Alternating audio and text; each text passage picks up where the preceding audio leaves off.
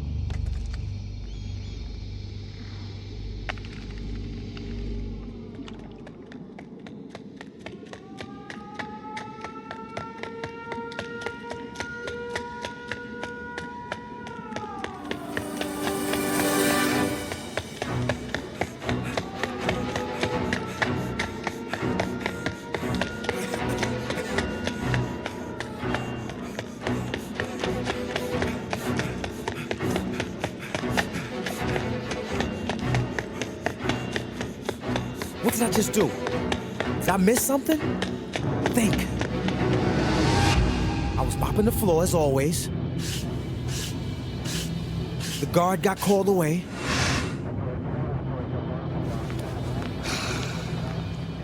I took a key. The key. It said, tunnel system. There was a door, and I went for it. And it fit. It can't be that easy. It can't be.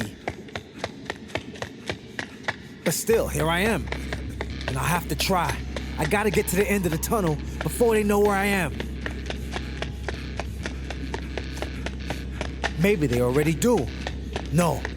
Whatever. I want my life back.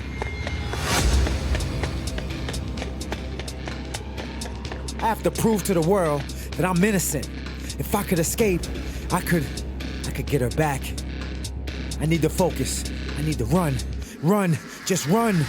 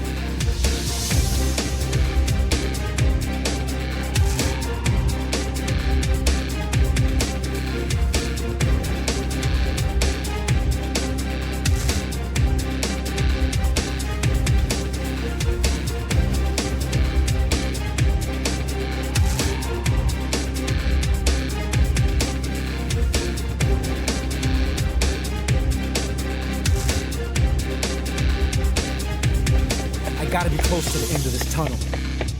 The light seems to cut off not too far from here. Soon I'll know if I ever stood a chance in the first place. But what if I'm just running towards another door? A door that I can't open by randomly picking up a key. What was that?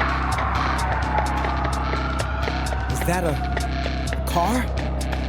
I must be nearing the end of this tunnel. Wait, that means they're still on their way too.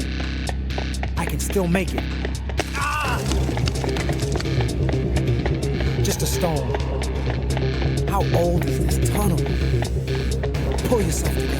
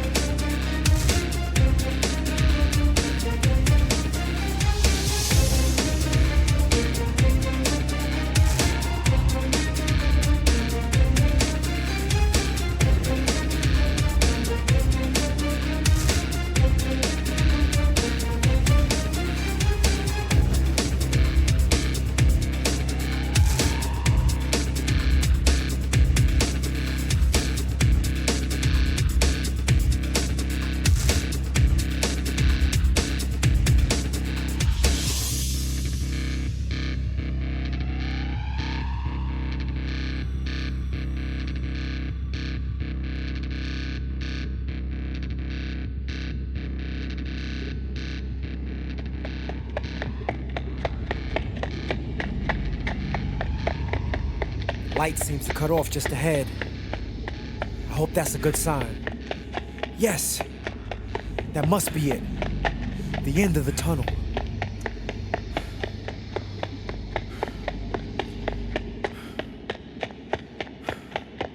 Damn, no, another door. What do I do now? It can't be. Please fit, please fit. Please fit. Fits. Again.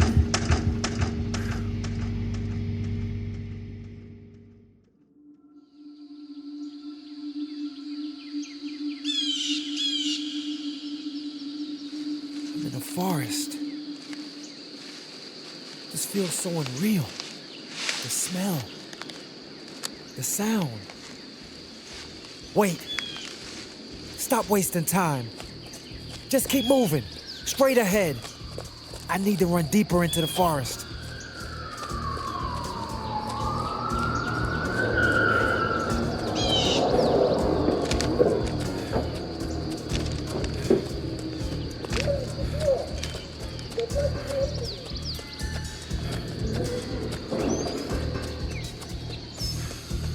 Damn, that was close.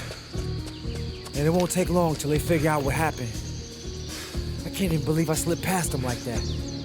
I gotta make my way to the nearest city so I can disappear, try to blend in. I need some time to reflect, try to understand what happened all those years ago. But I don't even know where I am. Gotta find a way somehow. If I can get the higher ground, I might be able to locate a city. I gotta keep running, keep moving, hope for the best. I just have to, that flower. She used to like those. Stephanie. She had been my only reason to wake up for the past 5 years. But never during that time could I sense her the way I can right now. I have to see her again. I have to. That dream, of coming home from work and seeing her face as I open the door. The same dream I dreamt each night. I catch a glimpse of her smile. She turns around and starts walking down the hallway. I watch her every step with appreciation.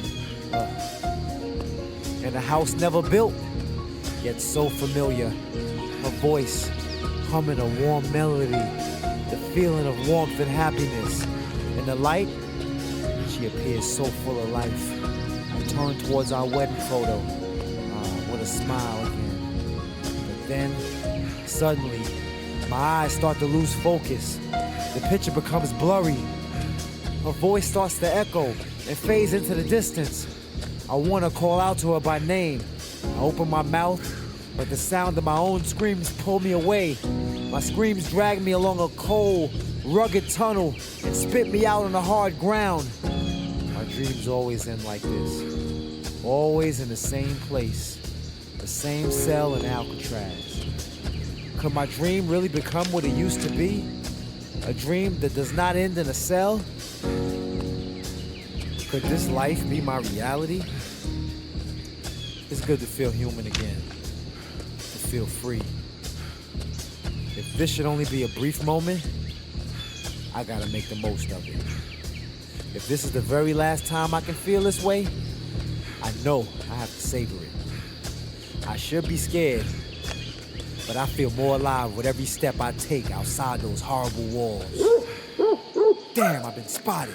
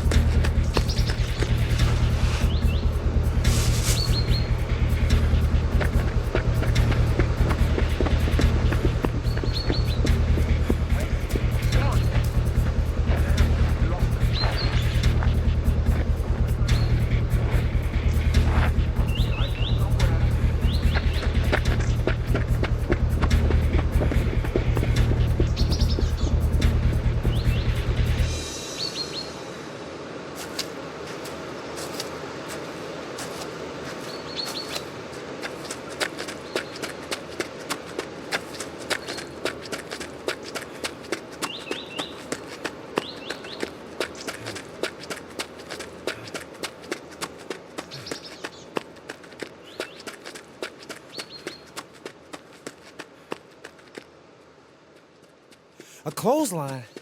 That's a house. I must be getting closer to a city. What should I do? They might be there already.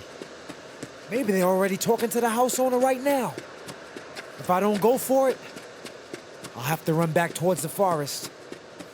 I wouldn't make it very far. I have no other choice. But first, I should change clothes.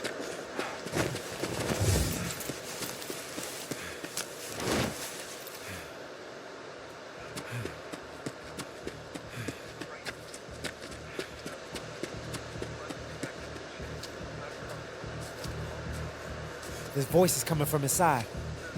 I gotta get around the house. Freeze! Don't move! Damn, it's over.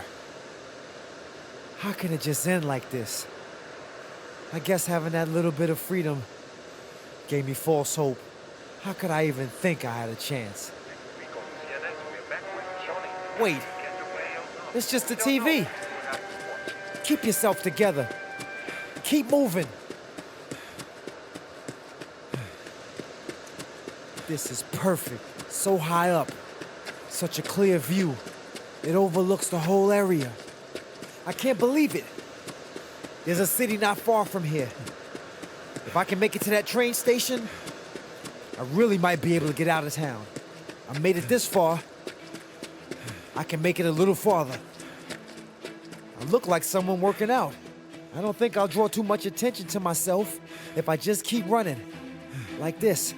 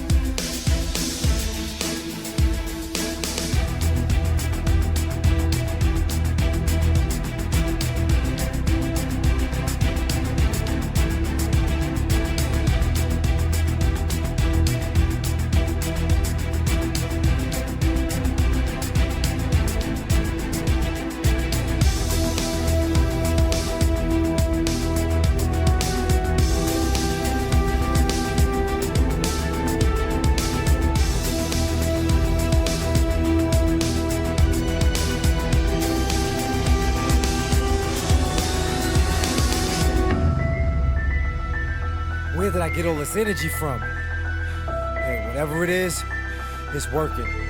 If I can just make it to that train station, I'll have a real chance to escape. Speaking of trains, it's so ironic. I spent so much of my youth studying to be an engineer, trying to advance our train system. And now it seems like the trains are gonna have to help me. Even more ironic, depressing really, is the fact that my studies made me the perfect fall guy. That day they broke down my door and started screaming at me, sometimes I imagine I can still feel the bruises. The moment I was laying on that floor and those handcuffs clicked, I knew everything would change. The judging eyes of my dumb neighbors, an industrial spy, corporate espionage. Me? Saying those words always sounded so far-fetched. Even when I was sentenced and locked away, it just didn't make sense. I still can't quite wrap my head around it. The trial took one day. I hadn't slept for weeks. Witnesses I had never seen, a company I never heard of, Horizon Tracks Enterprises. I had questions, but nobody talked to me. No one would listen. They all seemed to know I was guilty. And now, there's still so many painful questions. Why me? Who was behind all this? Questions I've thought 1,000 times, but knew I would never get the answers to. But now, those answers seem closer than ever. Do I really want to know what happened? What's really going on? Of course I do. And I'm gonna start right at square one. Horizon Tracks Enterprises.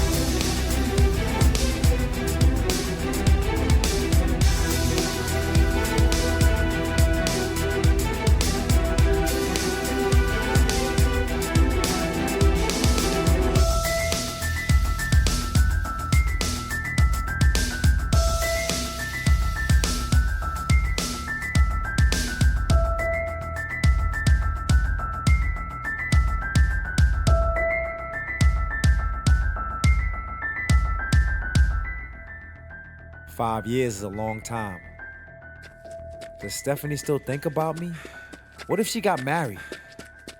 I spent so much time keeping her alive in my mind, just the way she was. I never thought about her new life. What will she say? What will she do when she sees me again? I just want to see her face one more time. I want to tell her how much she means to me. I need this chance, and somehow I can't shake the feeling that someone is helping me. Damn, I've been spotted.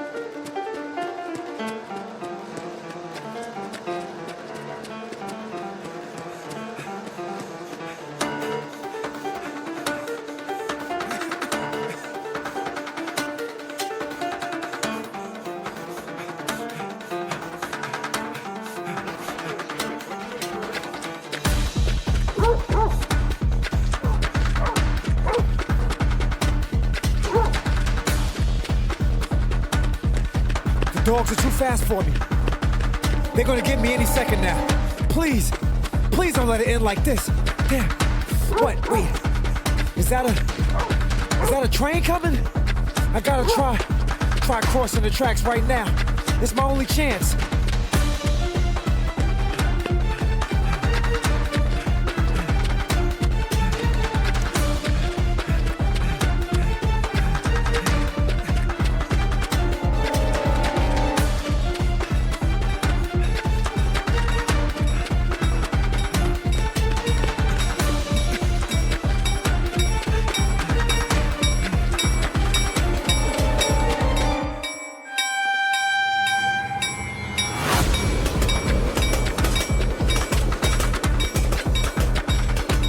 God, that was close. Too close. If I follow this street, I should be able to get to the train station in no time.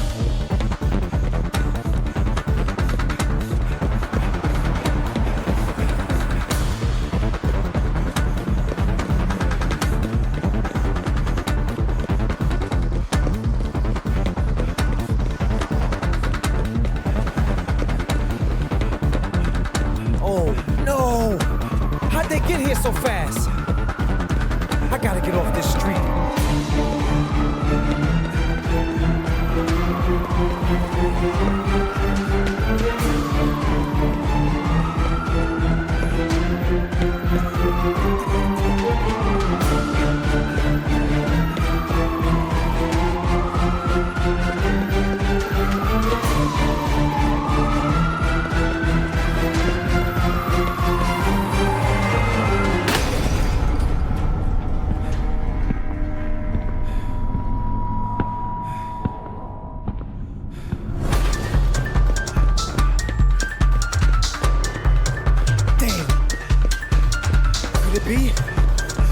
the bad luck of the last 5 years is changing today.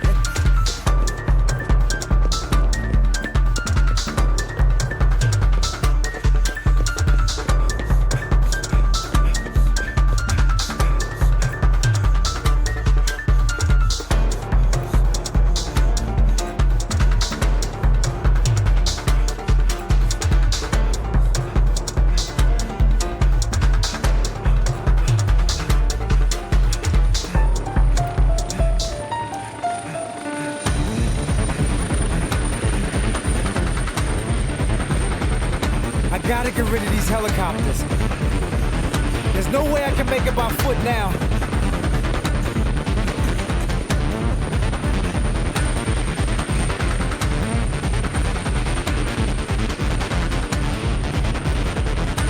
I gotta get to the trains. There's a train station. I can do it.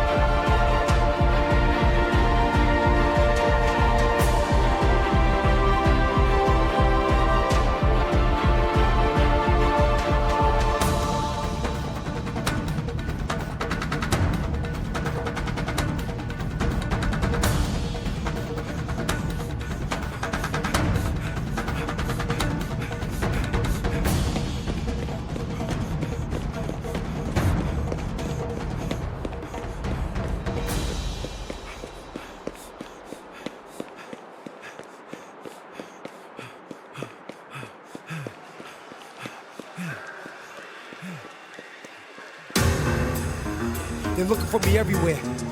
I gotta find a train that leaves now.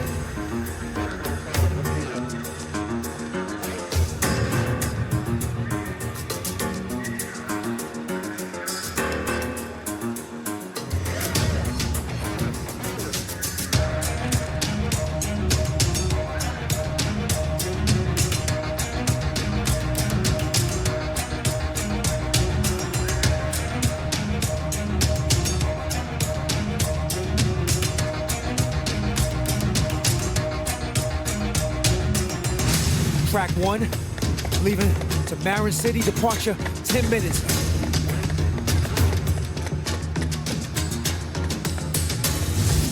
Track 2, leaving to Richmond, departure in 40 minutes.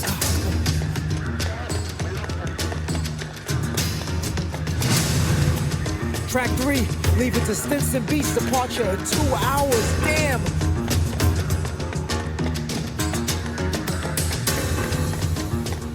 This is unbelievable. All this coming down to a stupid timetable. Track 4, Santa Rosa, departure and it's leaving now. Oh man, I gotta hurry.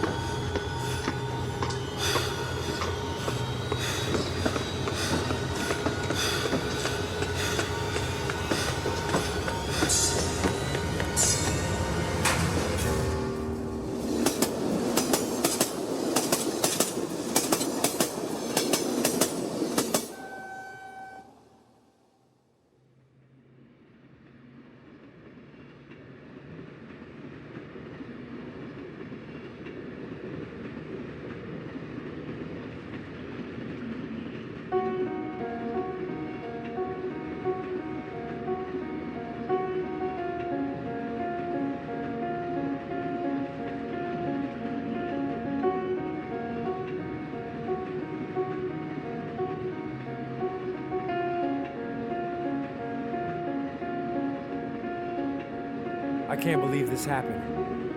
It's insane. I haven't felt so alive in years. And finally, I get the chance I had stopped hoping for a long time ago. To prove my innocence. To live a normal life again. Wait. I gotta slow down. How could I have just escaped like that? Why did the guard just leave the key behind? That was too easy. Did someone help me? I don't even know if I'm still thinking straight. This all seems so surreal. Before asking more questions, I should try to find some answers first. Answers to the questions that have been haunting me for years. Who did this? Why me? And most importantly, how can I prove my innocence? I know what I have to do next. Though it's scarier than running from dogs and helicopters, because now I feel like I have something to lose again. The chance to see her.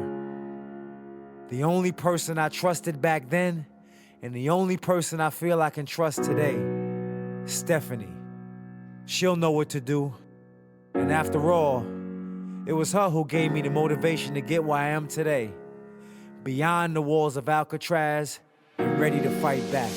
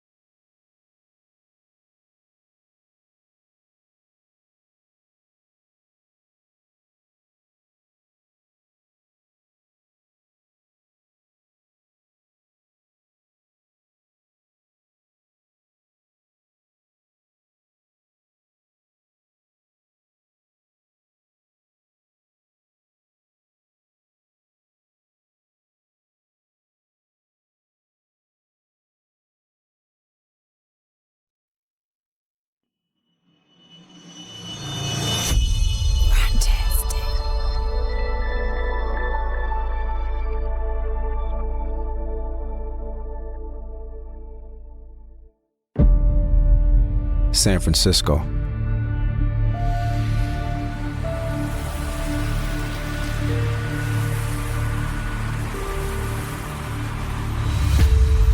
I would often look out my cell window, wondering if I would ever make it back to these vibrant streets. I would imagine I could hear streetcars buzzing through the traffic on a warm day.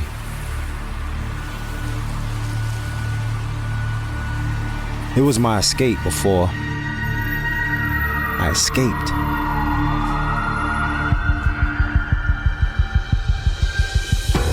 Making it through the woods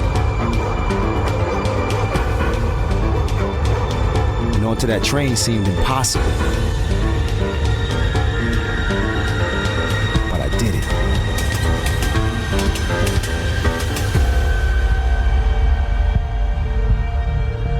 I was determined to get back here, to San Francisco. I suppose if I hadn't stolen those clothes hanging in those people's backyard, that elderly couple wouldn't have been so willing to give me a ride the rest of the way. That prison jumpsuit would have gotten me caught for sure. They were nice people. Married 31 years. Wow. It was nice to have a normal conversation with normal people. For the first time in 5 years? I can't believe it's been that long.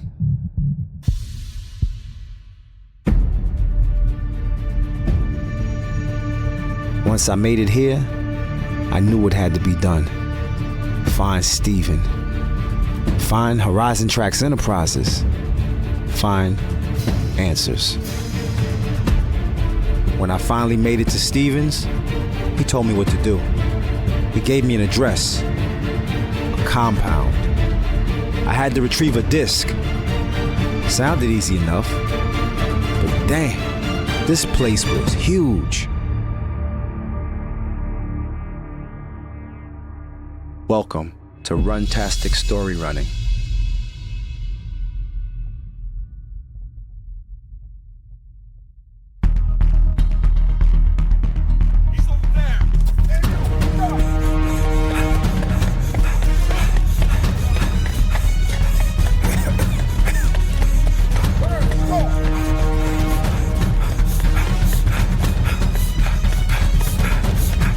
This is crazy.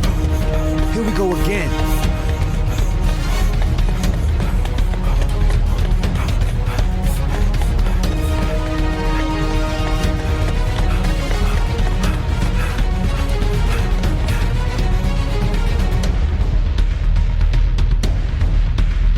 Steven didn't tell me about all these guards. I thought maybe 2 or 3, but these guys are big and angry. And if they catch me, well, that's not a beating I want to take. How do I get out of this compound? The barbed wire fence goes all the way around. Where's that hole I cut? I need to find that hole.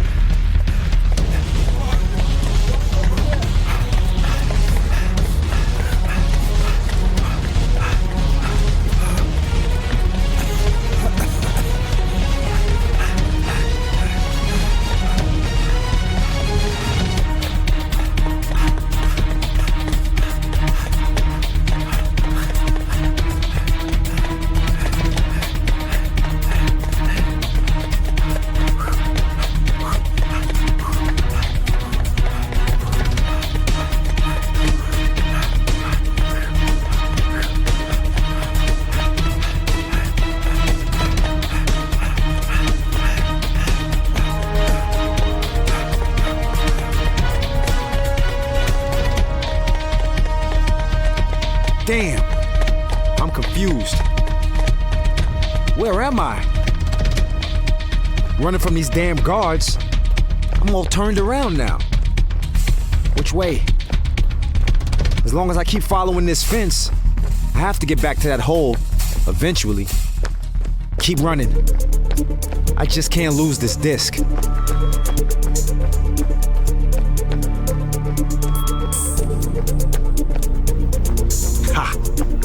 Looks like I lost those stupid guards already. All those muscles, but they don't run very fast. I gotta get out of here as soon as possible and get this disc back to Steven.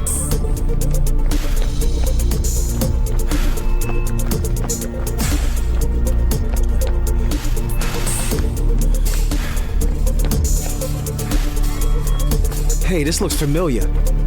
I remember that green container. The hole has to be right around here somewhere. Can't be much further. I gotta call Steven. But I need to get away from here first. Put some distance between me and those guards. Will this disc really help me? I need to know why I was framed in the first place. And by who? I can't worry about that now. Steven is the only person I can trust. And Stephanie. Not now. I gotta concentrate. Stay focused on not getting caught.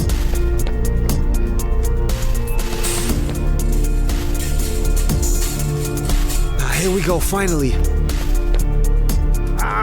Damn, my arm. Stupid fence.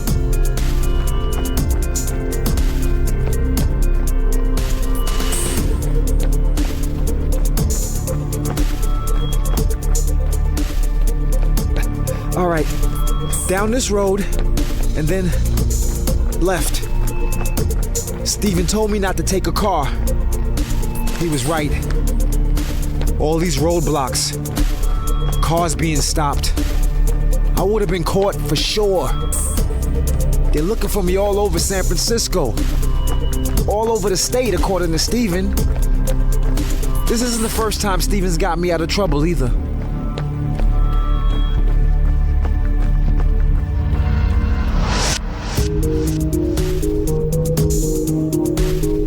Back in high school, I was the quiet type. I was the new kid. I was always getting into fights, but I had to defend myself. I must have come home with a bloody nose or a black eye every week that first semester. But one or two of those guys, they went home bruised too. Then one day, Steven helped me. I didn't know why. I found out later. Steven understood me because he had been the new kid before. Unfortunately, no one helped him. Steven saw something in me. Himself, maybe. Once those boys saw I had him as an ally, they left me alone. I had forgotten about those boys, but I never forgot Steven. We became brothers that day. I was grateful for our friendship. I had Steven's back, and more importantly, he had mine.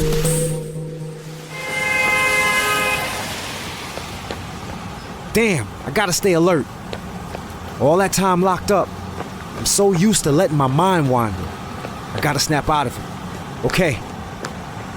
I think I'm far enough away from the compound now. I need to call Steven.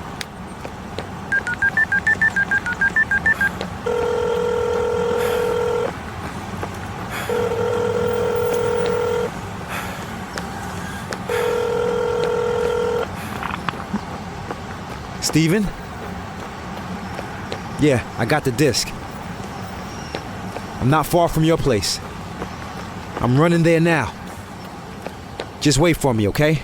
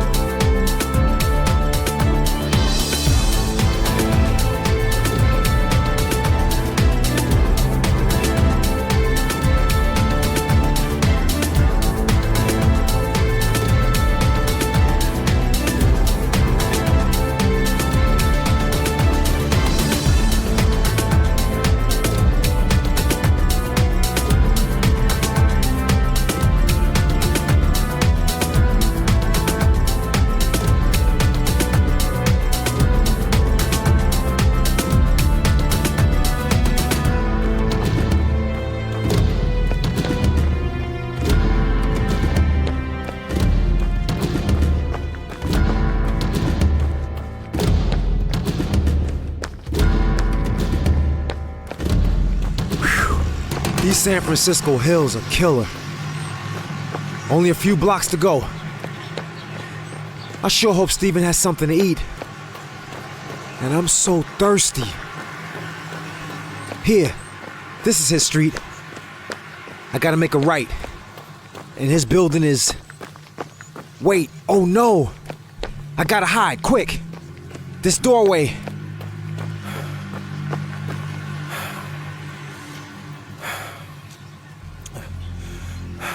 Steven! Oh no. Who are those men? They're wearing masks. Wait, is he handcuffed? Why are they throwing him into a car? Tinted windows. I can't see the driver. What's happening? I gotta think fast. If I lose him now, I may never see him again. Damn, who are these people? They can't be the police. Not wearing masks. Nah, definitely not cops. Whoever this is, they must have something to do with what's going on. Why did they come for Steven? Do they know he's been helping me? Maybe they know about his research on my case. Ever since I got locked up, he kept digging. looking for answers, trying to help me. I bet that article he wrote about Horizon Tracks Enterprises and their shady business dealings got somebody's attention. Ever since he wrote that article, his career as a journalist has gone off track. His boss demoted him to doing fashion columns last year, but secretly, he never stopped searching for answers. This disc, according to Steven, is supposed to contain a list of employees, a list that has been wiped from their archives, employees that had been flagged. Apparently, he was able to get a copy of this list on a disc before they deleted it from their system. Steven claims that one of the names on that list was mine. But why? How? I never worked for them. If something happens to Steven, I'll never forgive myself. I have to help him. Wait, they're pulling off. Damn. I gotta get that license plate number. If I can just run behind them. Damn it. They're too fast. I'll never catch up. Wait. The car has to turn left at the bottom of the hill. If I run through here, I can cut them off.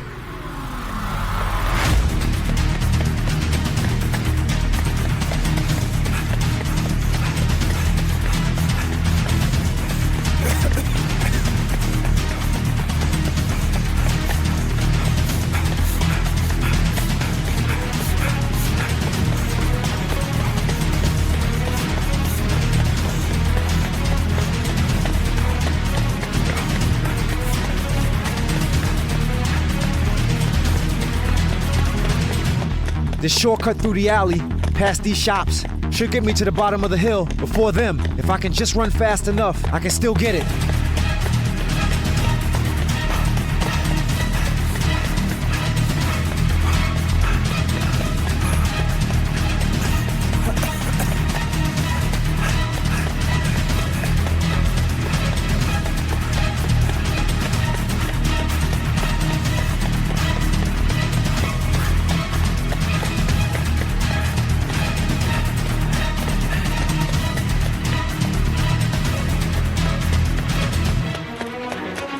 I can make it to the bottom. I can beat them there. I really gotta move though. A few more steps. They're making that turn now. I'm almost there.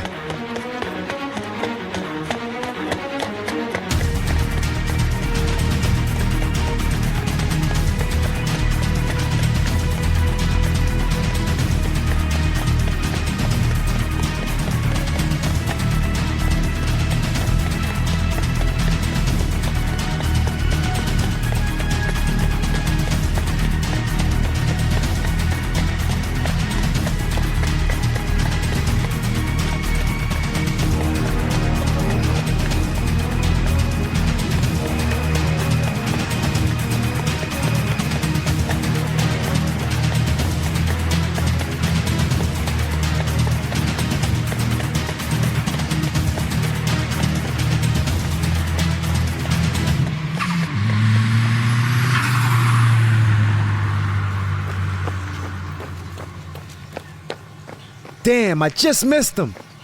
It's too late. Wait, there's a symbol on the back of the car. I've seen this before. A diamond, the spider on top. Think. Yeah, the Ben Chow restaurant. It's in Chinatown. That's where I need to go. Maybe they've taken him there. I can make it.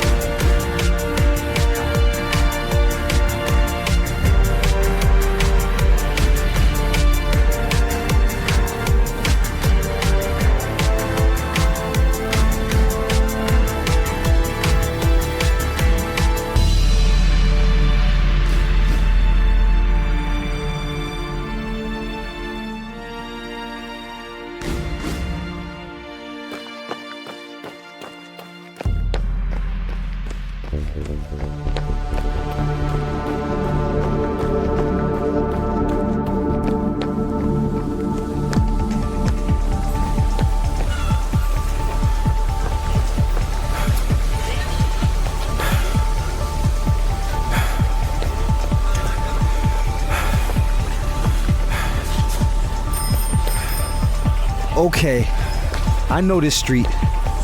It leads straight to Chinatown. I remember this area. Some of the shops are still here after all these years. I can't remember the last time I was over here. I must have been in college. Smelling this restaurant food brings back so many memories. It's strange how breathing in certain smells can transport you back to a place in time from your past. It's like I'm connected to something special through a simple aroma. My brain remembers where I was when I last inhaled this wonderful bouquet of tasty promises.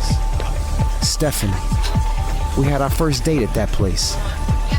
Those times meant something special to me, and they still do.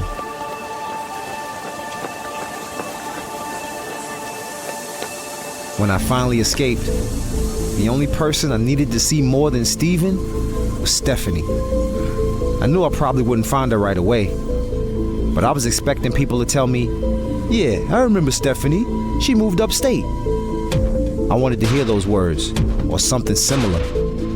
I went to her address, hoping I would find her, or at least her parents. I just wanted to know where she was. When I walked down the street, that same street we used to walk down every day, it was like I could feel her presence. The smell of the trees made me shiver. The house looked the same, just as I remembered it. I couldn't believe it had been 5 years since we saw each other. I rang the doorbell. An old lady opened the door. It wasn't her mom or anyone in her family that I had ever met. Hi, I just came by to see Stephanie. Is she home? But no, she didn't know her. Had never even heard of her. And even more strange, she told me she'd been living there for the past 30 years. What? How is this possible? I double-checked the address. It was the right house for sure. We sat on that same porch years ago, drinking lemonade and imagining what our future together would be like. Was I confused? I needed to get some clarity. I tried other places we had been.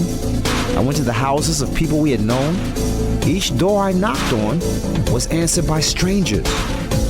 I don't know any of these people. The houses were the same, but it was like somebody had switched the people. There was a nice couple, Mark and Inga.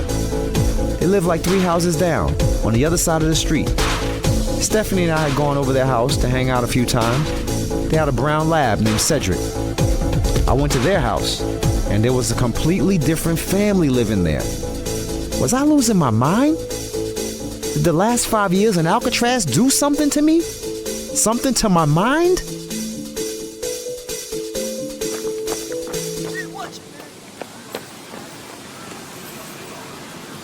Yes, I'm here.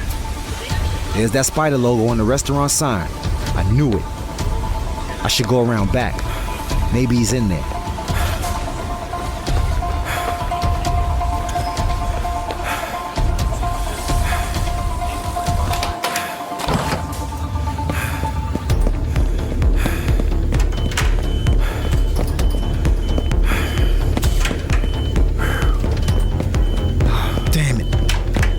Not here.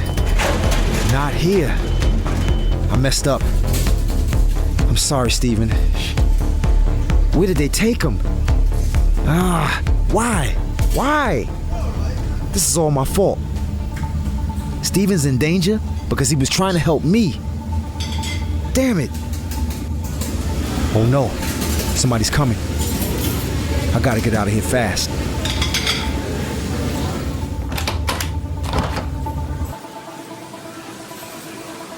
That van. That's definitely one of theirs. Same spider logo on the door. Nobody's back here. Let me take a look. Shit, doors are locked. That briefcase on the seat. HTE. I know those letters. Horizon Tracks Enterprises. Could it be? It's worth a chance. I gotta get that briefcase. I need something. Something to break this. Hey, this should do the trick.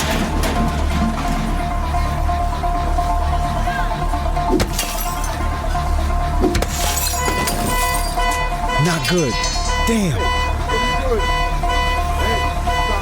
I gotta lose him. This is the only thing I can do. I gotta run. Again. Just run.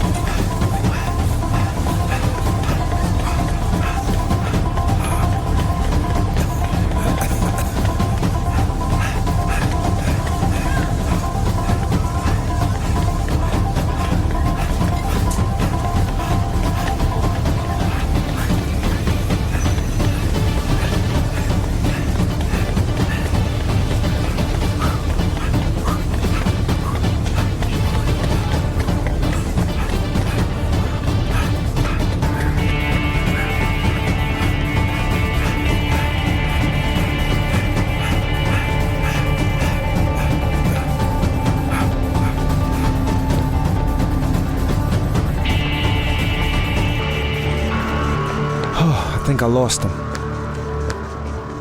There, that footbridge. It's a good place to get this briefcase open. Damn, it's locked.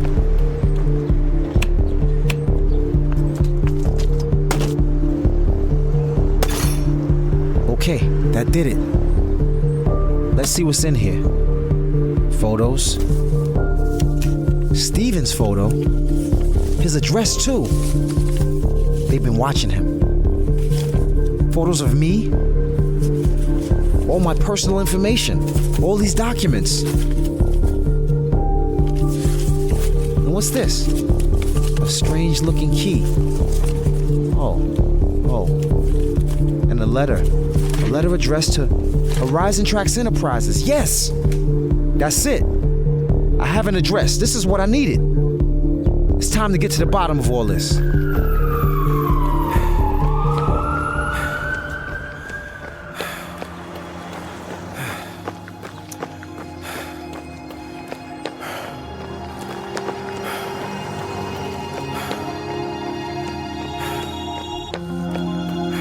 I can't think clearly anymore. So much has happened. I must keep running. My mind is as busy as these city streets. Everything I pass, each house, each shop, each car, each person, they all blend together and clutter my thinking. I can almost see Stephanie's face smiling at me, mocking my failure to find her. Steven's voice calling me for help. My legs are carrying me to the address on that letter from the briefcase. I don't know what the chances are that I find anything, but I can't let doubt slow me down. I have to try to find answers, to find out who framed me and why. I have nothing to lose. I just gotta keep on moving. I won't give up until there's nothing left to hold on to. Life behind bars was all about certainty. I knew it was gonna happen every single day. But now, I'm being forced to function without certainty. This is the hardest thing I've ever had to do. Because now, nothing is certain. Let's see, this building should be at the next traffic light. Whoa, that's a big building. I don't know what to do next, but I can't be spotted. I should go around back. Maybe there's a A way in. Wait. That's the car. They're here. Steven could be here. I need to think. No time to think. I need to keep moving.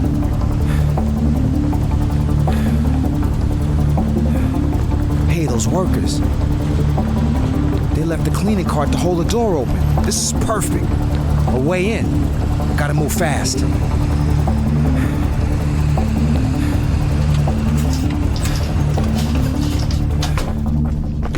Now here, up this first set of stairs. Gotta go. But where am I going? I need to find out if Steven is really here. All these rooms, I can't possibly check them all. Can I? If I do this level by level, just maybe I have a chance.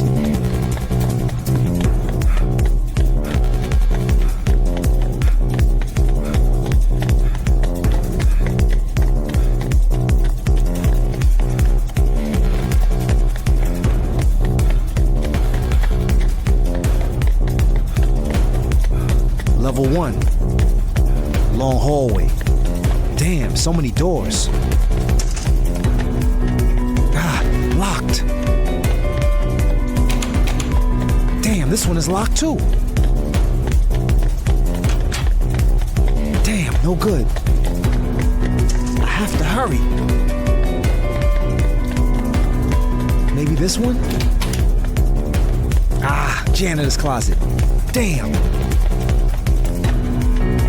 Nothing on this floor. Gotta go upstairs. More doors. This is impossible. Either way, I gotta try. Oh, sorry.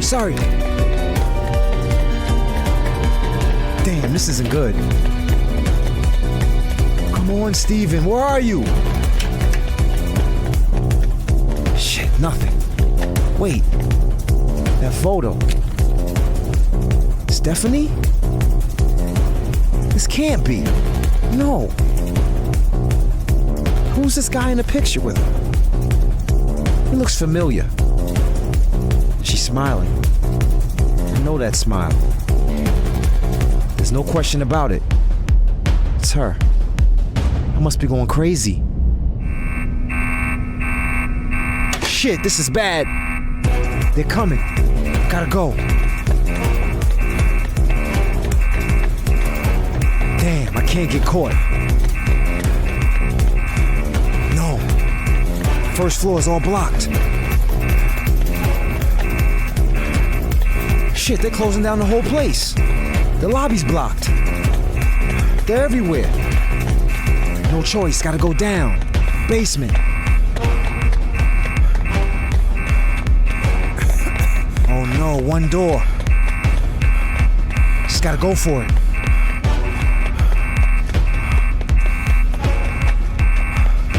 It's locked. No choice.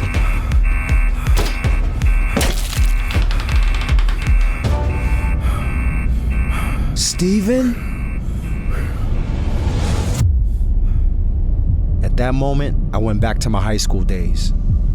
So many times before, Steven had helped me, got me out of harm's way. I looked at him tied to that chair, tape over his mouth, struggling to get loose, and I realized it was my turn to help him. It was my fault he was in this mess. I found the letter opener in the top drawer of the desk and began to cut his ties. Wasn't very sharp. We didn't have much time, but finally, after several cuts, he was free. He stared at me, weary, I assume, from being questioned for hours, and relieved that I had found him.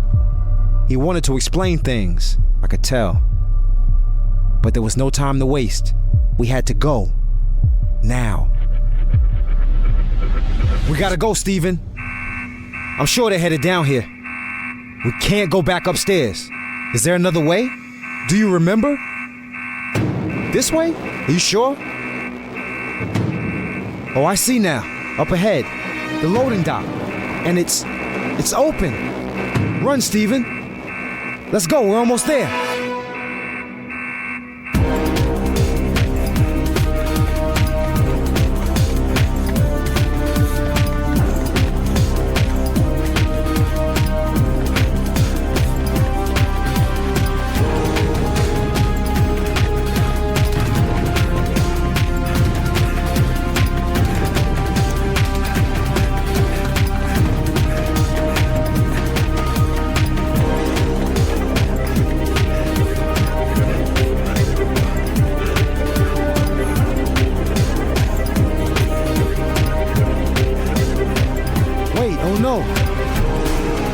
gate is going down. If we don't make it, we're caught. Hurry!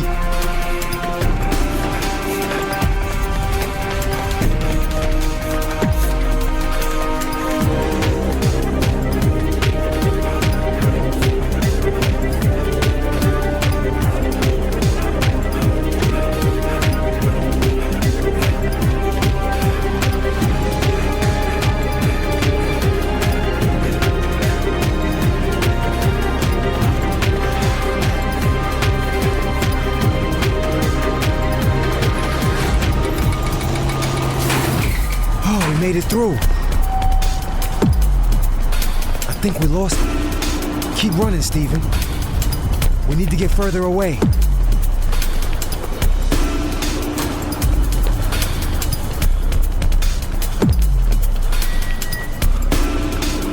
We lost him. I can't believe it.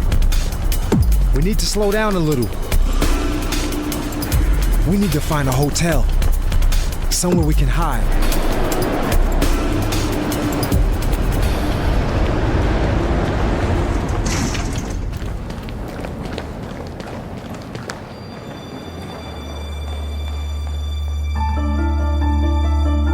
I can't believe we got away. We're safe for the moment. Steven looks exhausted, but relieved. I try to calm down and reflect on everything that's happened. There's so much to take in. I know one thing for sure. We're both fugitives now.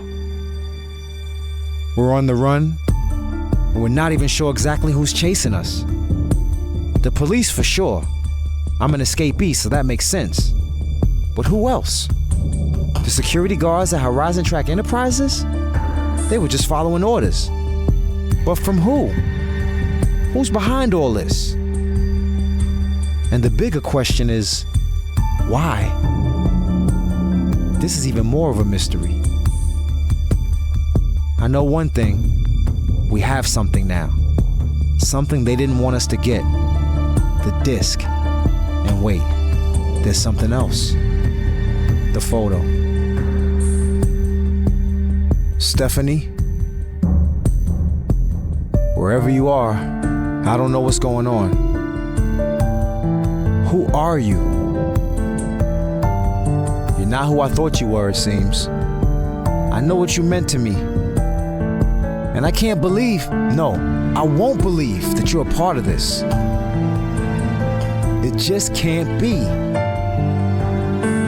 I have to believe that we were real. What we had, what we said to each other, that was real. I gotta find you. I need answers from you. That's all I know. And this disc, the one with all the names on it, including mine, there has to be a connection. A connection they don't want us to find. I bet they're getting nervous now. I can feel it. We got something to work with, some research to do. But first, we need to refocus. We need to rest. We need a place. Somewhere to plan our next move.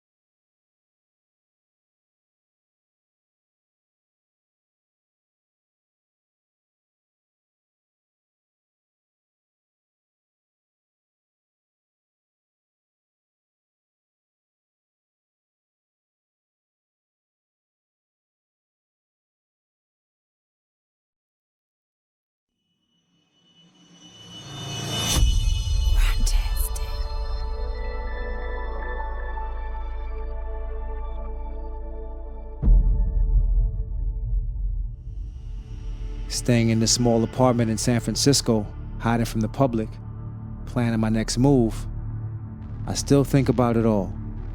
My arrest, the trial, how they put me away.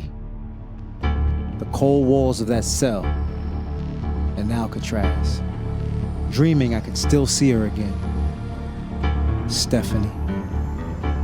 Arrested. No, framed. An industrial spy? That's what they called me? Played like a chess piece by Horizon Tracks Enterprises. And finally, my escape. How I found Steven, my best friend, and how he helped me.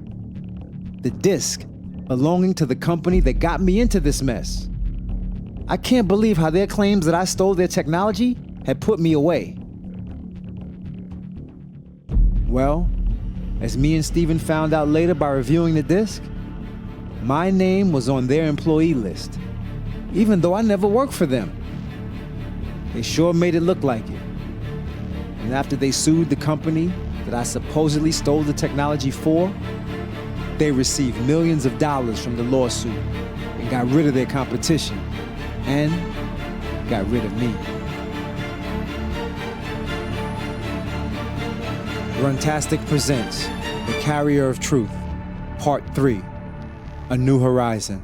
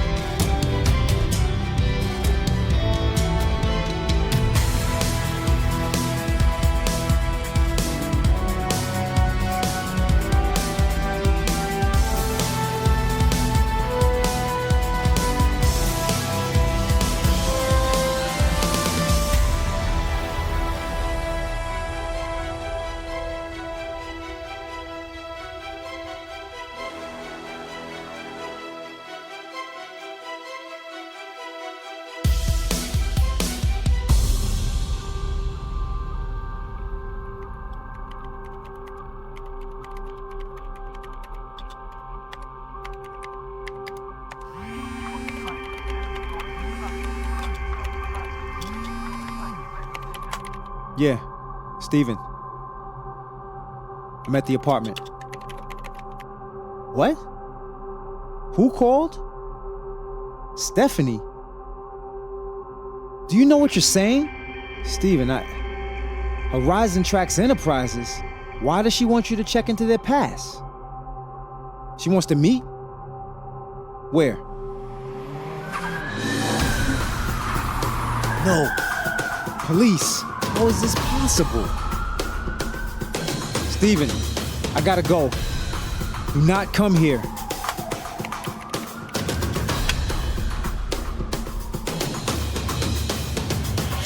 The back window. There's a fire escape. I need to make it to the park. The trees will give me cover.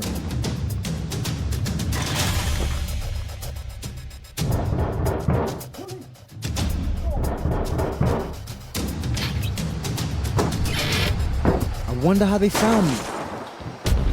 Anyway, I gotta reach the other side of the park. Come on, just go. Go.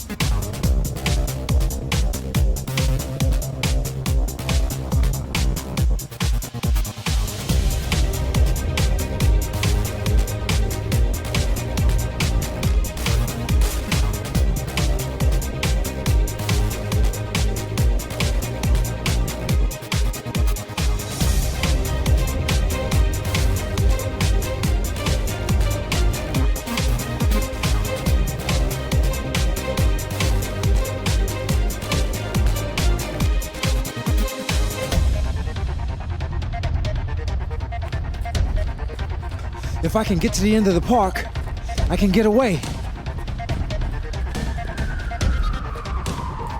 Damn.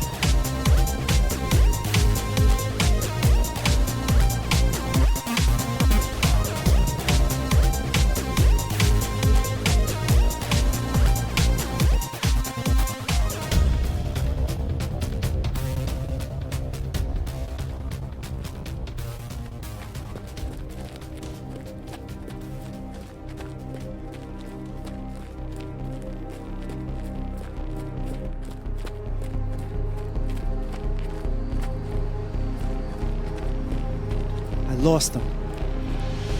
I feel strange. Last couple of days have been crazy. Waiting for news, hiding from the public, the police. I know I should be scared, but it feels like my mind is working overtime. I feel more. I remember more. Thoughts are flooding my mind like a tidal wave. Past memories suddenly seem so vivid and present. I can almost feel the heat of a long-gone summer, smelling the freshly cut grass. I can hear Steven saying, "You gonna marry her or what?" Maybe I should have. Maybe I wouldn't be here now. Steven would be a top-notch journalist like he should have been. He would not have been fired because he wrote that article about Runtastic Enterprises. I wouldn't have gotten him into all this trouble. And Stephanie, she wouldn't be, well, wherever she is now, whoever she is now. Well, we would be together, somewhere else. But I'm here. I'm here, and I can fix all this. I owe it to Steven and to Stephanie. I can get all our lives back. I know it.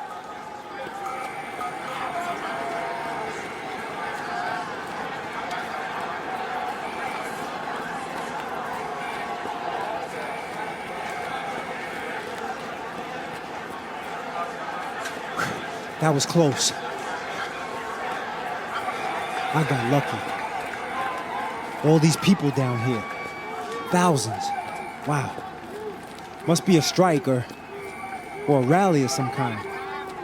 I can blend right in. I gotta keep moving though. Wait. What's happening? I feel strange. Dizzy. Something's wrong. Just a second. Gotta catch my breath. What is happening to me? I need to keep a clear head. Hello? Steven, I got away, but I know they're gonna keep looking for me. Where am I? At the pier. In the middle of some kind of big demonstration. I'm moving through the crowd. My head. Again? What's happening to me? What is Steven talking about? Concentrate. Go on, Steven. Horizon Tracks Enterprises was losing money before the lawsuit. Right. I know. It's my head, Steven. Keep talking. This is what put them back on the map and me in jail. Right. Who? Craig White? The name sounds familiar. Yeah. No, I'm here. No, I heard you. Yeah. So he was the team leader on the project that I was accused of stealing? Craig White. Okay. He was also the main witness on my case. And now one of the company's CEOs. Okay. Craig White. Now I remember him. from the trial. Okay, now what? Stephanie called you again? Where does she want to meet? At the Japanese tea garden. Okay, when? Tell her I'm on my way. Let her know. Again, this must be related to those dreams I've been having since I escaped.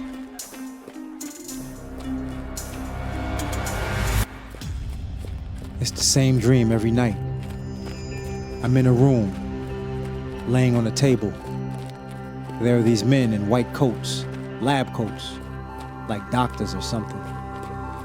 Then, this woman walks in and stands over me, staring at me. I know her face. It's familiar to me, but I'm not sure who she is. When I try to speak to her, every time, I wake up. This has been happening for weeks now. The same damn dream every night. Focus. Focus. I gotta get to the Japanese tea garden. I gotta make it across town. Police are all over the place. This area is too hot right now. Gotta get myself together. This might be it. I can see Stephanie again. I just have to. Steven. No, it's nothing. I have this headache that won't quit, but I'm okay though. What's the best route through downtown? From the pier. Okay, so Damn, gotta go.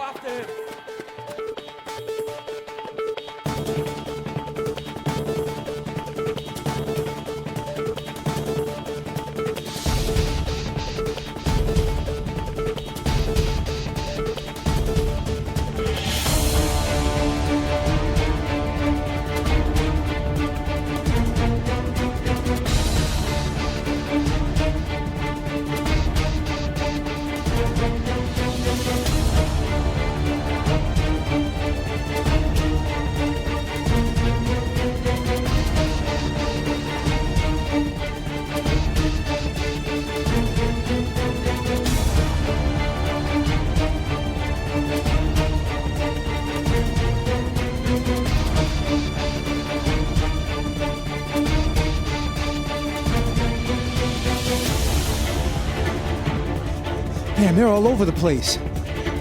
The main streets are not safe.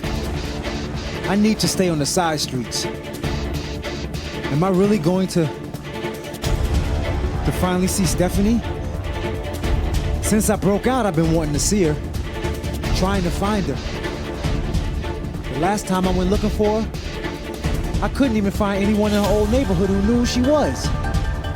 And then, that photo of her in the office at Horizon Tracks Enterprises. Even more strange.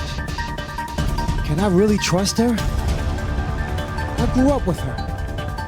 But is she the same person? My memories are blurry. My mind is foggy. Something is happening to me. I just hope it doesn't get me caught. I need to stay focused. These back streets are perfect.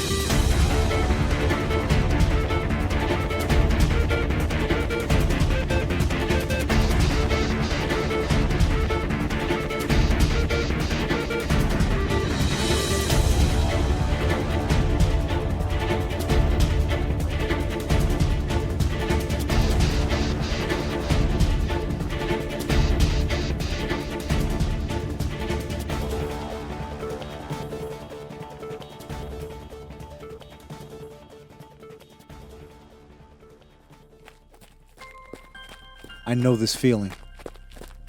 I know it all too well. Their boots, chasing me. Wherever I go, they're watching, searching, and feeling. No place to hide. Not for long anyway. Knowing that every step could be my last.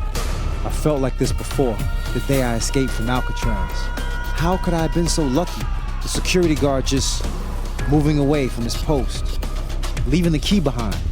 All I know is I grabbed it and started running. Found that tunnel. I remember breathing in that fresh forest air for the first time after 5 years. That feeling of freedom, the rush, running like my life depended on it until I made it to the train station. And that was only the beginning. All I wanted was to make it to San Francisco, clear my name, and see Stephanie.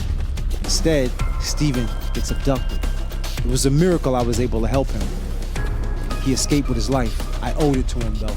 And again, here I am, running to avoid going back to Alcatraz.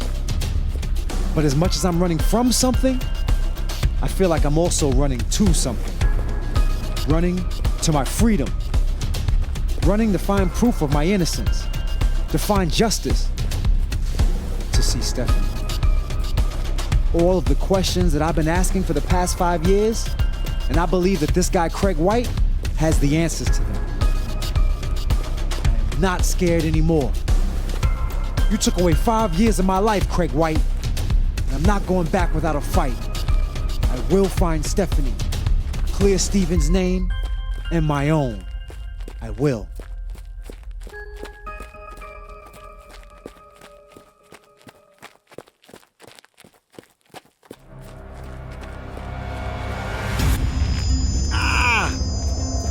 There goes my head again.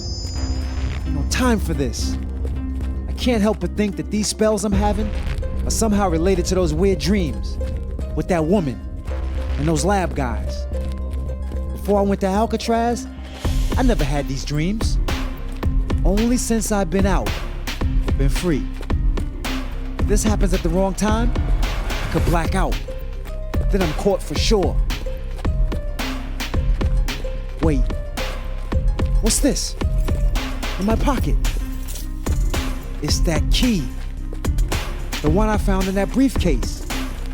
The one I stole from Horizon Tracks Enterprises. I had forgotten all about it. I never found out what it was for. I need to focus. I'm in trouble. If this gets any worse, I'm gonna have to stop running.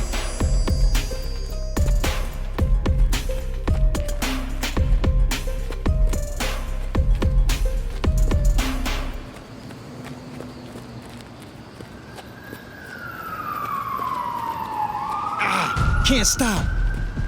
This can't end here. I need to see Stephanie. Gotta run. Run!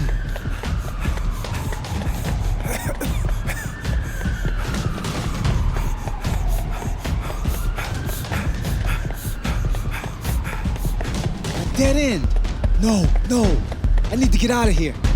Keep moving. This door maybe.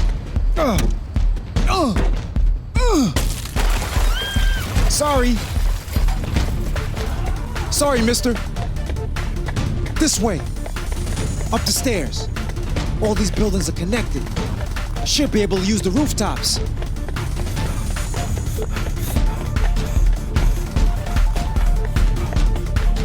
Almost to the top.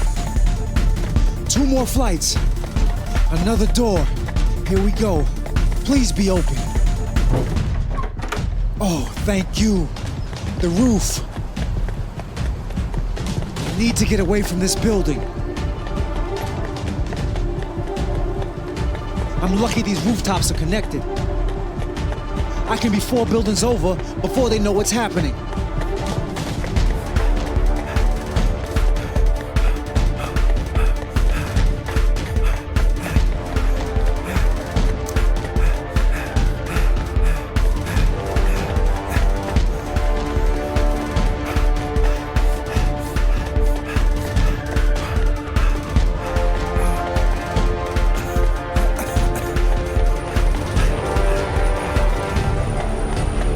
Helicopters? No. Don't tell me. They're for sure gonna radio my location to the cops searching that building. Damn.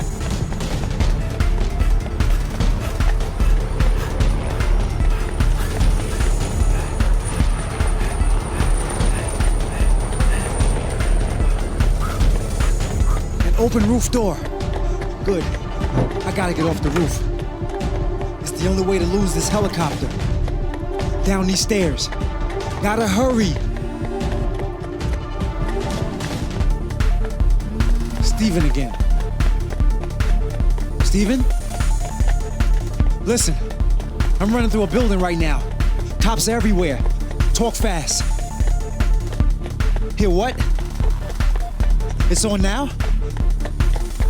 Okay, well, put the phone up to the TV. I gotta keep running. Has been found and is now back with her family, thankfully. In other news, scandal, Alcatraz about to shut down as allegations that prisoners have been drugged and that brains experimented on for years have been confirmed by an independent witness. Investigations are ongoing. Drugged? Can this be true? My memory of that time has never been very clear. I know I was stuck in that cell for 5 years, but come to think of it, I can't recall all that much. Stay focused.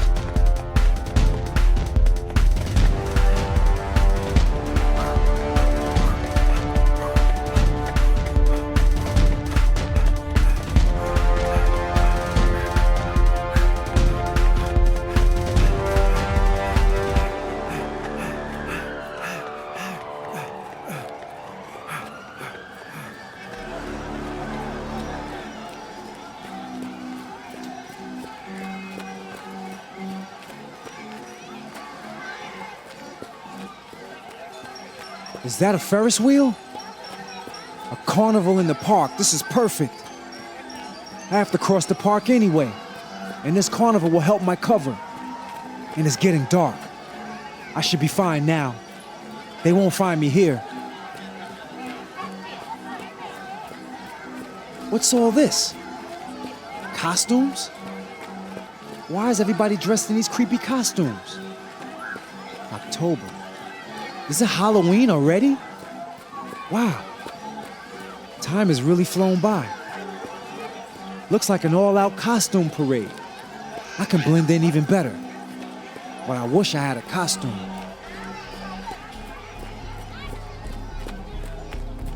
This situation is getting more and more complicated. I haven't even had time to think it all over. Steven called. Stephanie wants to meet me. It turns out that Horizon Tracks Enterprises used me to save themselves from bankruptcy. The news that Alcatraz inmates were drugged, our brains experimented on? Is that what happened to me? I haven't been able to recall a lot of things. Memories seem blurry. What happened in those years leading up to the trial? The only clear memory is Stephanie. Why was her photo in the offices of Horizon Tracks Enterprises? Why couldn't I find her?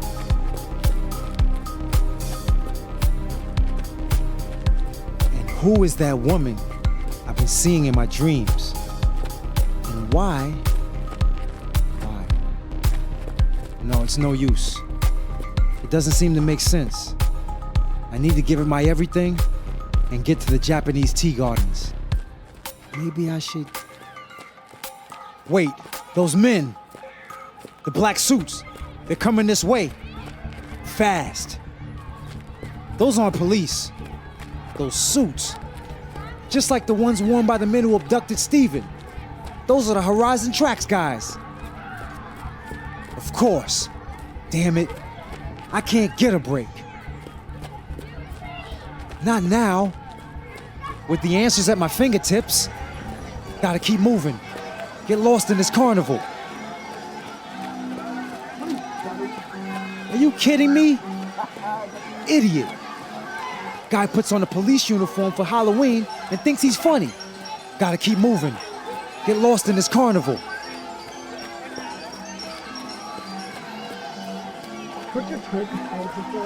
Sorry, no time.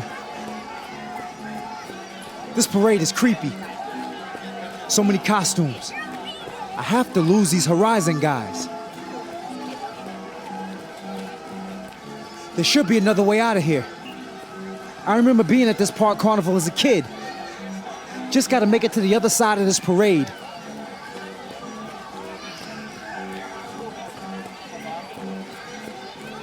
Those hats. People seem to win them somewhere. If I get one, it can help me blend in. Gotta snatch one. Now or never. Excuse me? Thanks.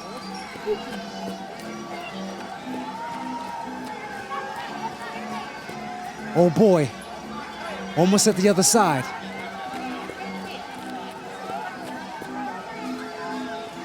Finally, the end of this crazy parade and the carnival exit. I'm out. I wonder if they're still behind me.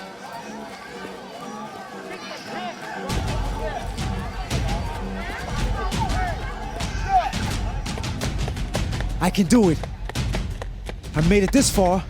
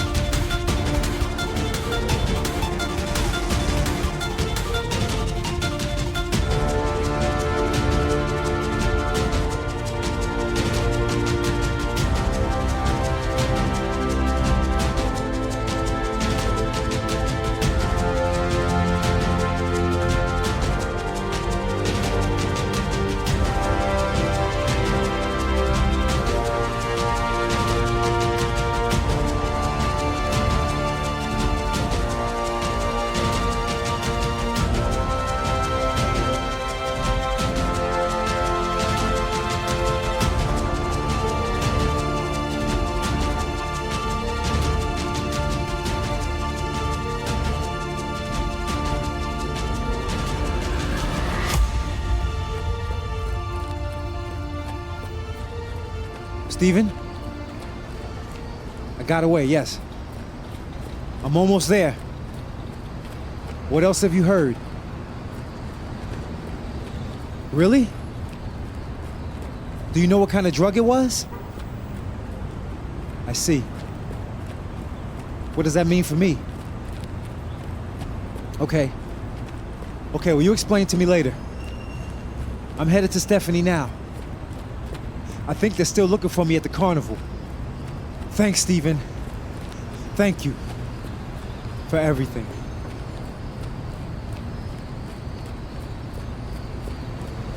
I did it! I made it! The Japanese garden. Now, where is Stephanie?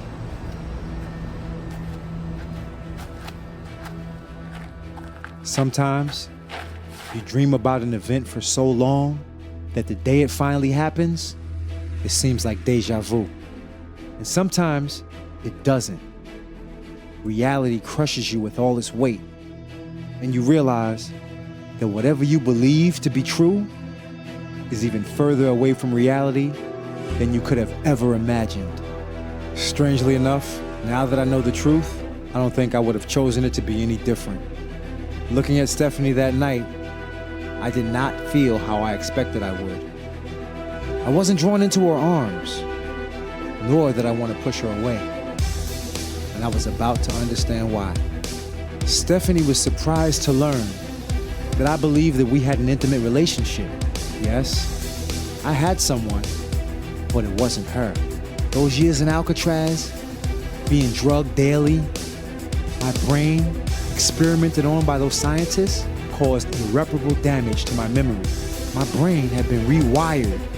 The wonderful memories of the love of my life had been replaced with someone else. Someone who was a part of my life in a very different way. Stephanie. During my search to find Stephanie, my mind was scrambled. I was convinced that she was the woman I loved before I went to jail. My mind led me to the wrong places. Everything felt off during that time. While my mind was capable of making me believe I was at the right place, I could not explain the lack of people I had known. Not until now. I felt like a rusty door had finally been opened after a dozen years. It turns out, Stephanie and I did not know each other as kids, though I did meet her in college, and we became friends.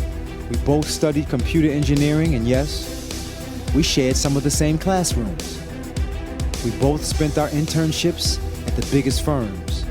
I with GTO, Grand Times Operations, and her with HTE, Horizon Tracks Enterprises. That's where she met Craig, who promised to fast-track her career. In return, she would help him frame someone connected to the competition, her old college acquaintance, me. She invited me to come to the HTE offices and pick her up for lunch a few times. I had to give them my ID when I came in the building, and that's how they got my personal information, and were then able to list me as their employee. So when GTO came out with their new and groundbreaking product, Craig decided to strike. Stephanie was the key to them finding me, the fall guy to take the rap. But I found out she was also the reason I escaped.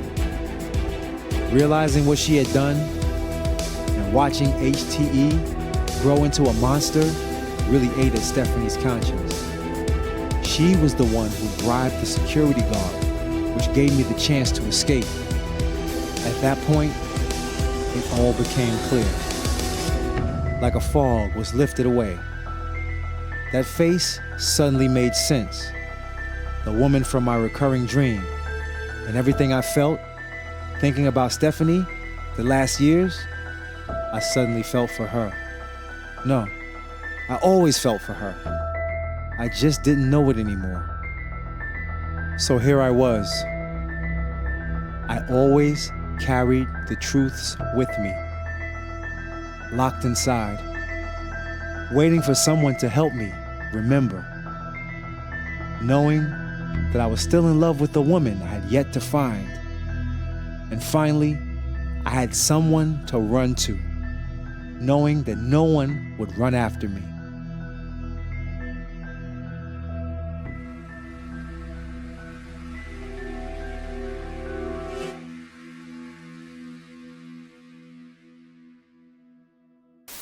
And you can listen to their new single Verified now. In other news, and to the public still unknown witness came forward claiming that Horizon Tracks Enterprises did in fact not come up with their latest invention from 5 years ago.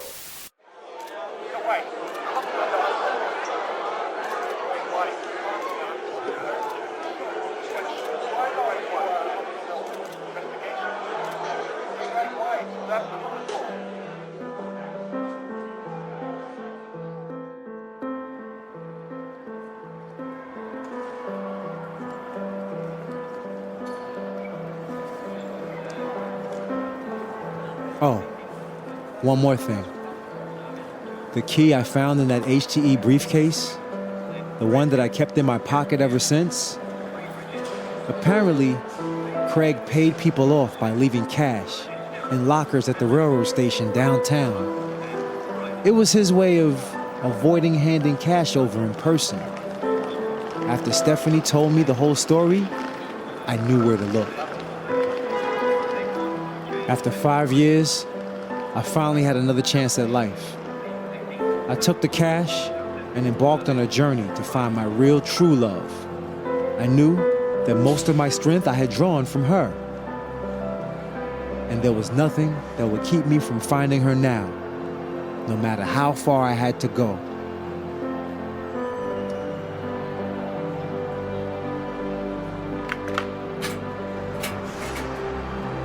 Wow, this should keep me running for a while.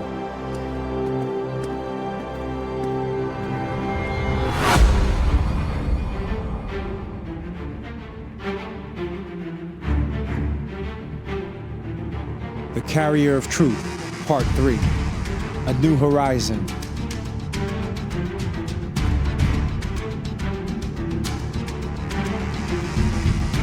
A Runtastic story run, written by Cedric Jacob and Master Ace. Sound by Masao, narrated by me, Master Ace.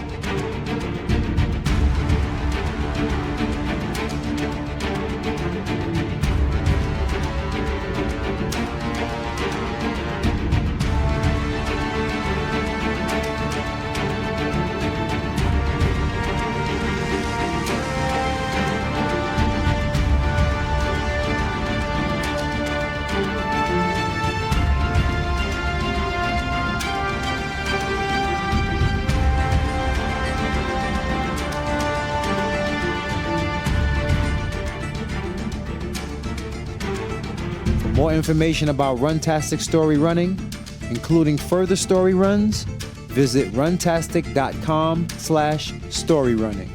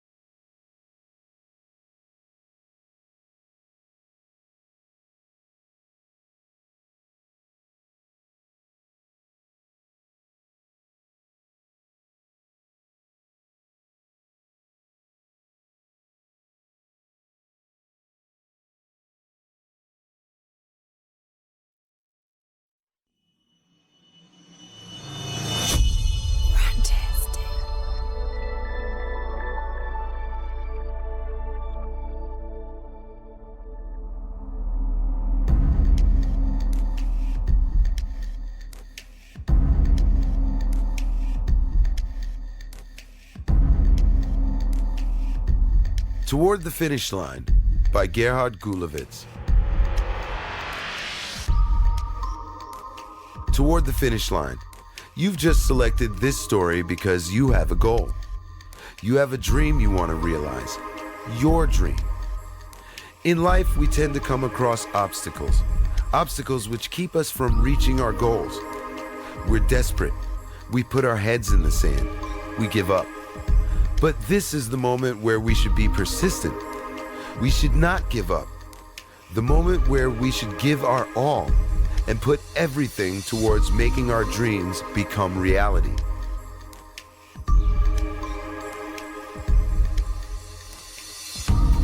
Goal setting, motivation, perseverance. These are the key elements in your quest for success. During this run, you'll learn how to identify your personal elements for success. Welcome to Runtastic Story Running.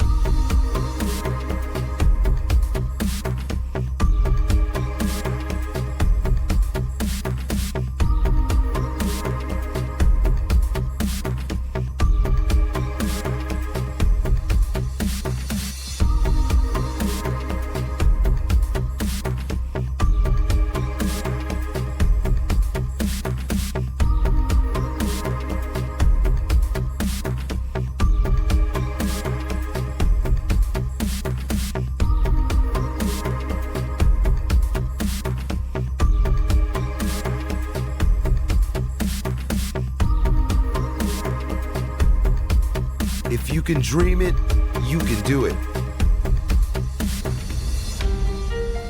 No one has ever put it better than the great Walt Disney. He had a dream, and he was determined to make it become reality. More than 100 banking institutes denied support to his vision. New obstacles seemed to pop up over and over again, but he never gave up. He never lost focus of his dream and remained goal-oriented at all times. Today, the entire world knows his name, his story, and his incredible entertainment empire.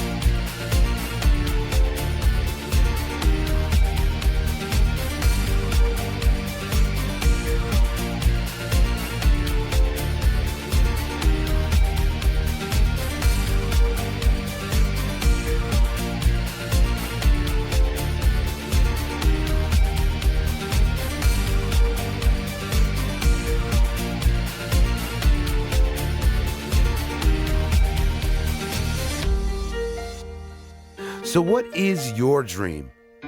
What do you want to achieve in life? This run will bring you one step closer to achieving your personal goal. So let's get moving.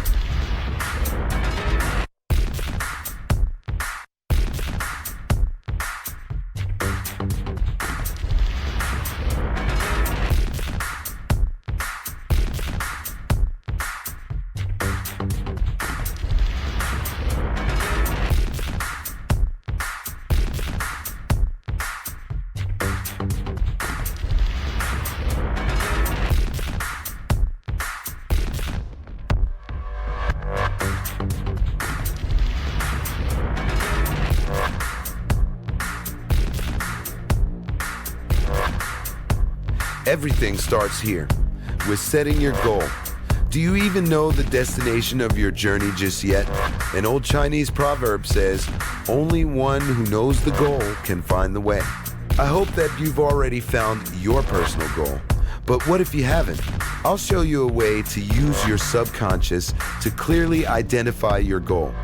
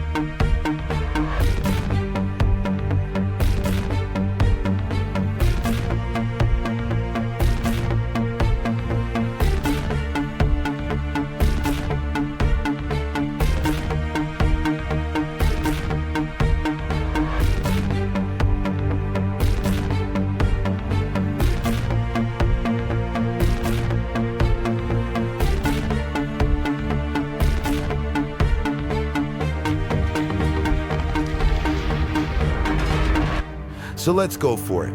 Think about a moment in your life which made you proud. Was it at school? Was it at work? Maybe a private moment, or even in the realm of sports and fitness. Doesn't matter. Put yourself back in that moment. Try to remember exactly how it felt, and now feel that feeling again.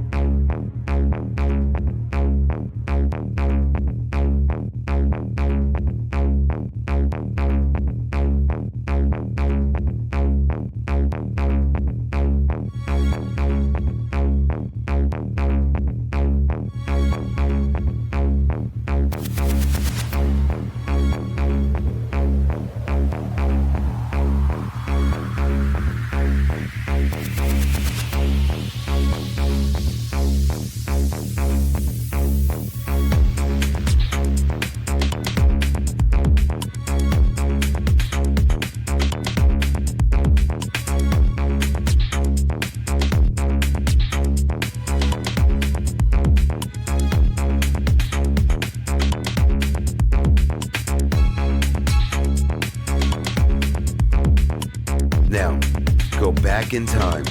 Think about a dream you used to have and still keep on chasing, even to this very moment. Think about what you wanted to achieve when you grew up.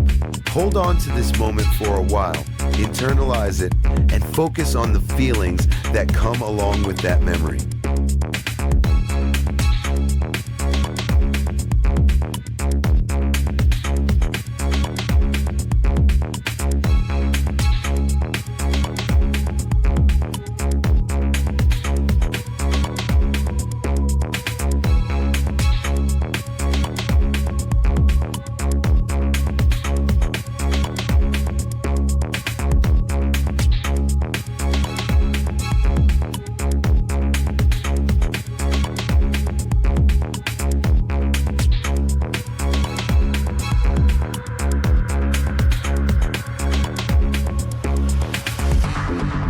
Now come back to where you are, present day, present surroundings.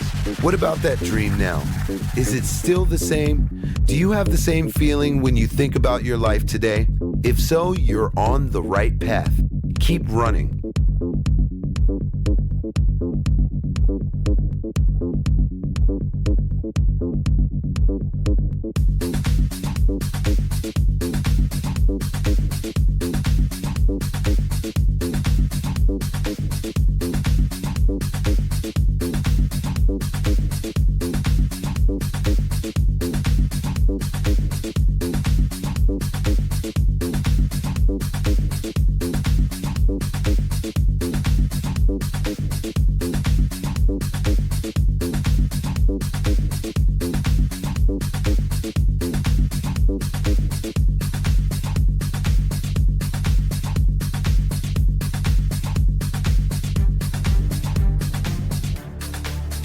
But what if your dreams have changed? What if something is missing? What if the life you've dreamed of is completely different than what you've expected and what's happening now? Or perhaps you've already achieved your goals. Isn't it about time for a new challenge? Let's try something else now. Put yourself into the future, a place where you've already achieved your goal, where you're already living your dream, wherever it may be, a high-flying career, a relaxed life, or maybe in your dream house, or even a smaller dream. And now listen to your gut feeling. Doesn't it feel sensational? Is it telling you something? If so, this is your subconscious mind telling you a very simple yet powerful message. Yes, this is the right way.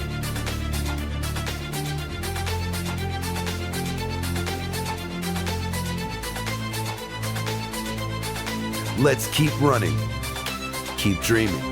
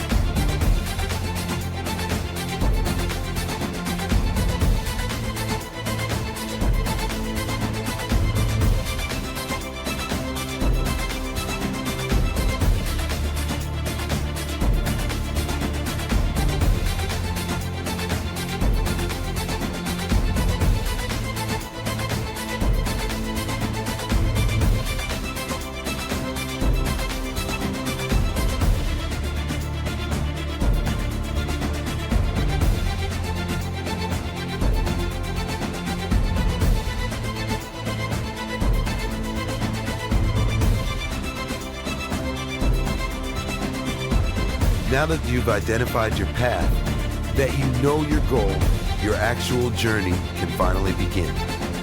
But I can imagine you're probably familiar with this situation. You have a goal, you're fully motivated to achieve it, but suddenly an obstacle appears in front of you. No matter what this obstacle may be, it keeps you from staying on track. Its sheer size alone blocks your line of vision and disconnects you with your goal. You lose motivation, you get sidetracked, and subsequently head in another direction. A short while later, you head back. You restart. Again, you're motivated. Maybe even the same obstacle appears in front of you. And what happens? You know the answer. You quit again. If you keep approaching your dreams and goals in this same way, you'll keep getting the same results. And even if you say, well, I tried, in the end, you will never get to the end of the road, thus never achieving your goal. A Japanese proverb says, if you fall down 7 times, get up 8. This is the very definition of determination and willingness to achieve your goals. All successful people had to overcome their very own obstacles, whether it be Sir Richard Branson, Serena Williams, or even the great Steven Spielberg. They all have one thing in common. They held on to their dreams. They got up. They fought back. No matter what obstacles came across their way, they did not quit. They kept on moving. They got creative. They found a way. They kept on running until the day that they finally achieved their goals.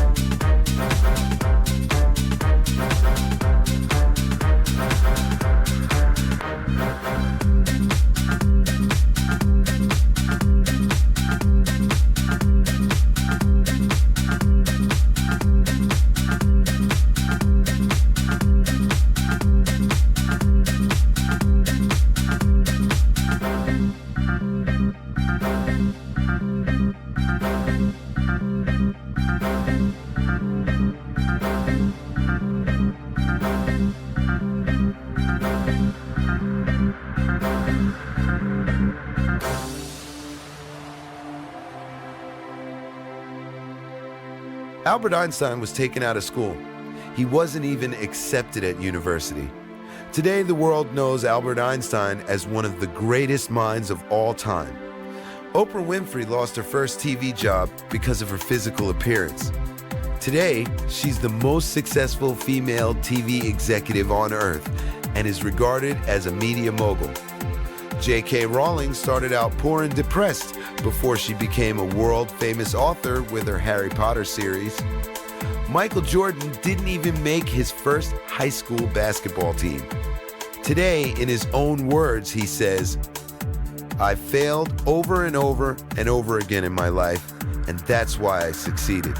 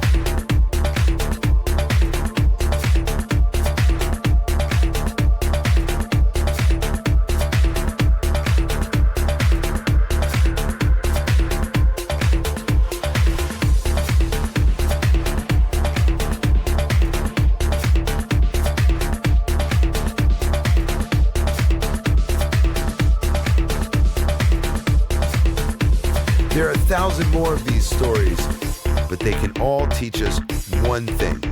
Whatever comes your way, never give up. Don't lose sight of your goal. Believe and achieve. And now, it's your turn. Don't hesitate. Let's keep running.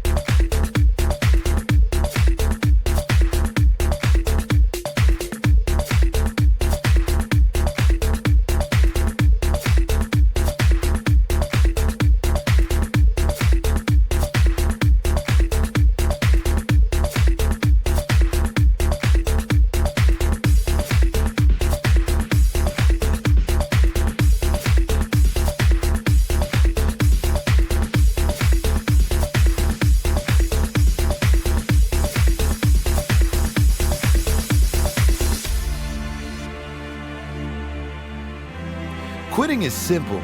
It's not hard to find reasons to fail. But failure wasn't the reason why you started this run. It's up to you. It's always up to you. It's your decision to fail or succeed. In the words of Anthony Robbins, your decision is the ultimate power. So let's make that decision. Let's keep moving. Make your decision to keep going. Keep running.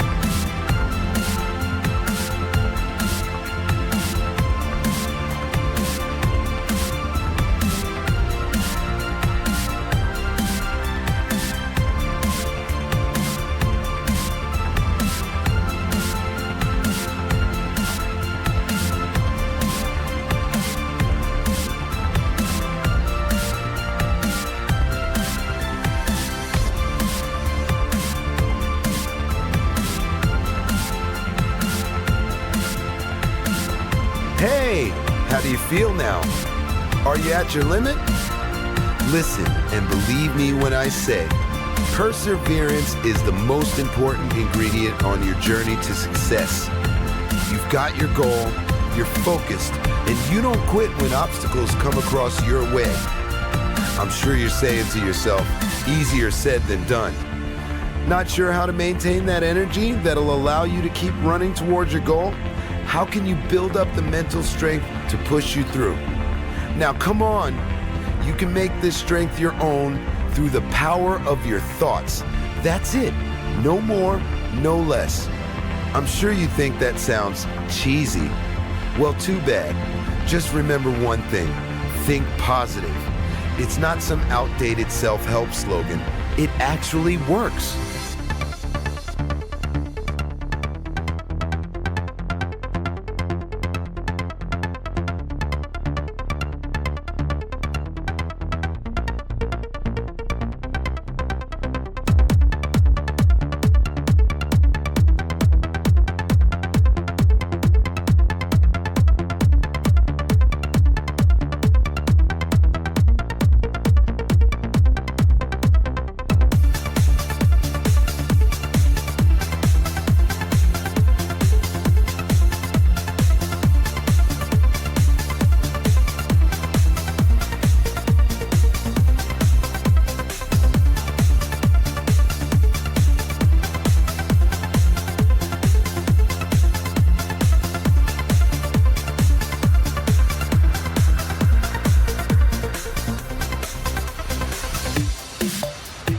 Our life is based on the connection between the conscious and the subconscious mind. We all know what our conscious mind is telling us, right? But it only represents 1/7 of our total awareness. The rest is represented by our subconscious mind. So let me ask you this. When it comes to the conscious mind and the subconscious mind, who do you think is boss? Right, our subconscious mind decides on how we evolve and grow. It's a gigantic computer with an almost infinite memory and capacity.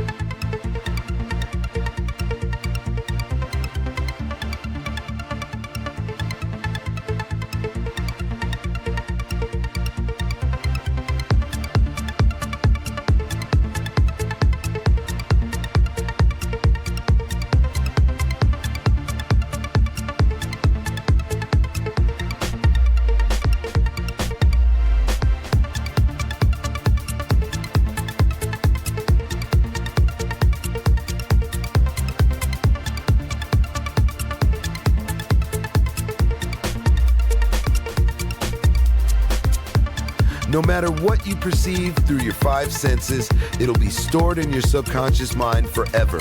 It's working 24/7 and there's no delete function.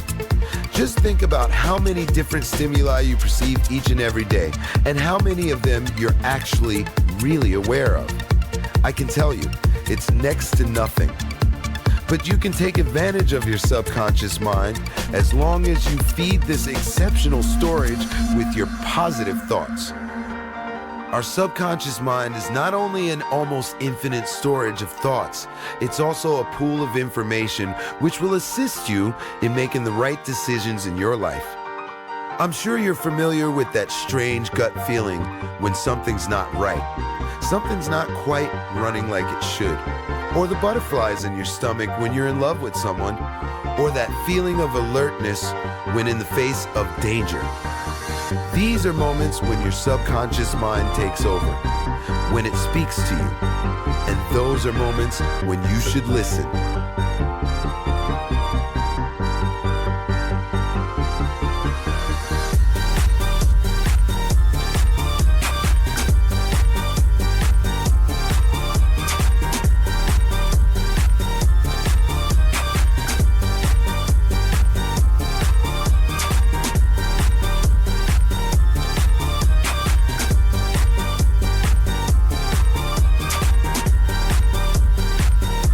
Positive thoughts lead to positive decisions. If you program your mind in a positive way, it will always show you a way to succeed when problems arise. It will show you the direction you should be heading, your best direction.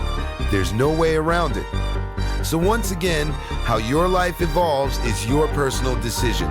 If you think negative, you will for sure run into problems. If you think in positive solutions, you'll always find a way forward. Think positive and your subconscious mind will always guide you in the right direction to reach your goals and to come out on top. Come out ahead.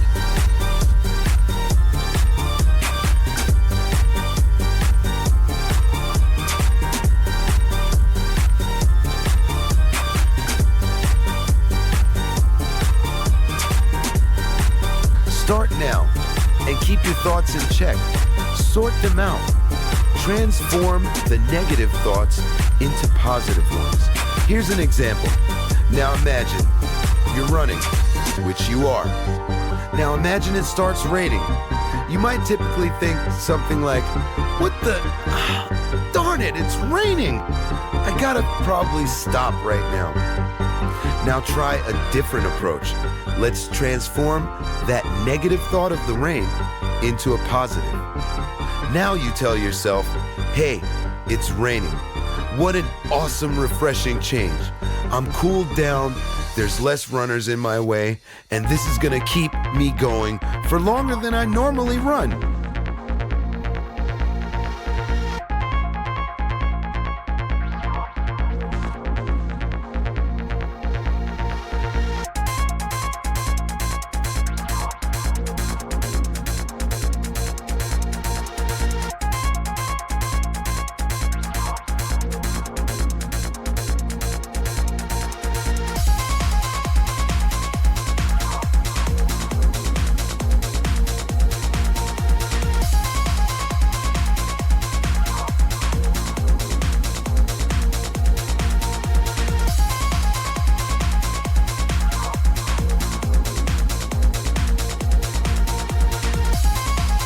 Now here's the point.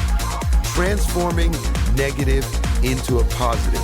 Training your mind to get results from your body. The more you train your body, the fitter you get.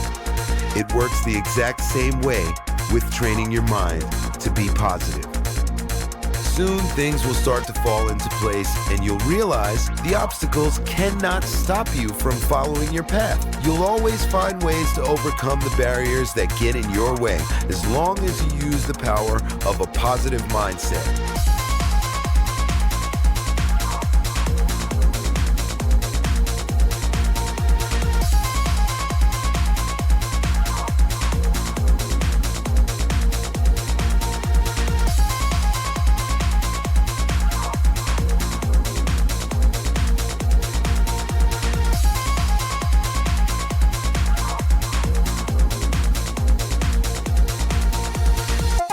In 1992, after Andre Agassi won Wimbledon and became champion, Agassi was asked how he felt about winning his first Wimbledon.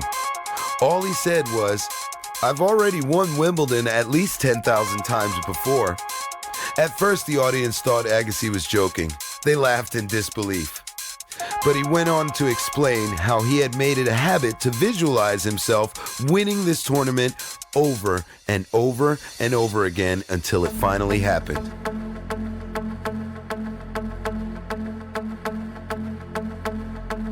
What an exceptional example of the unlimited power of positive visualization.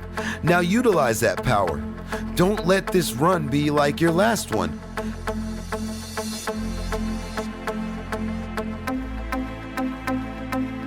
Think positive and take your life to a whole new level.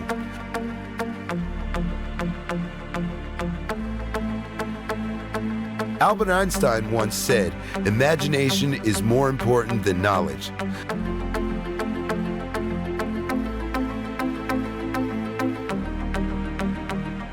Like him, all visionaries understand the power of positive visualization.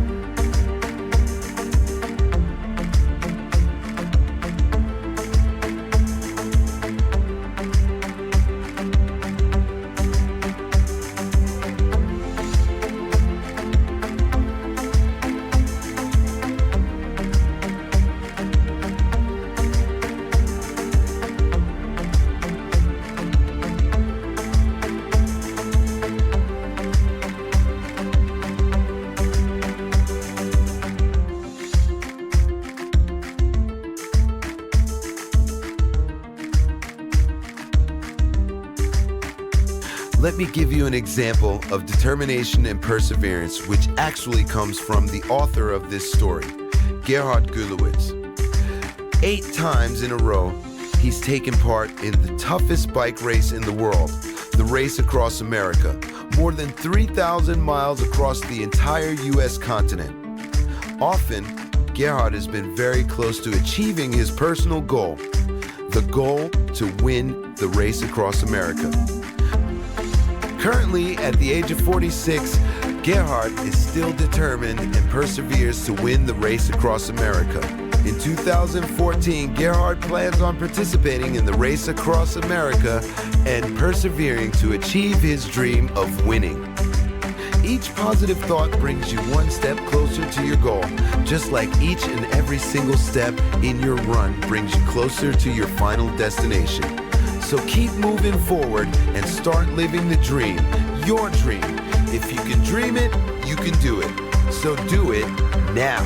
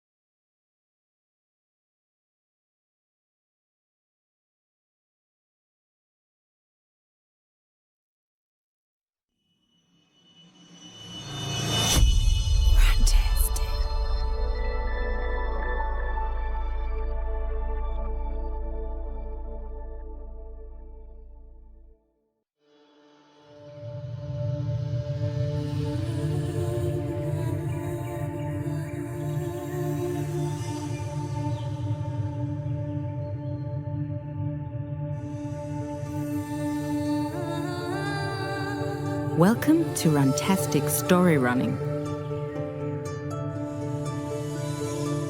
Journey of Yomluath, the tribe's savior.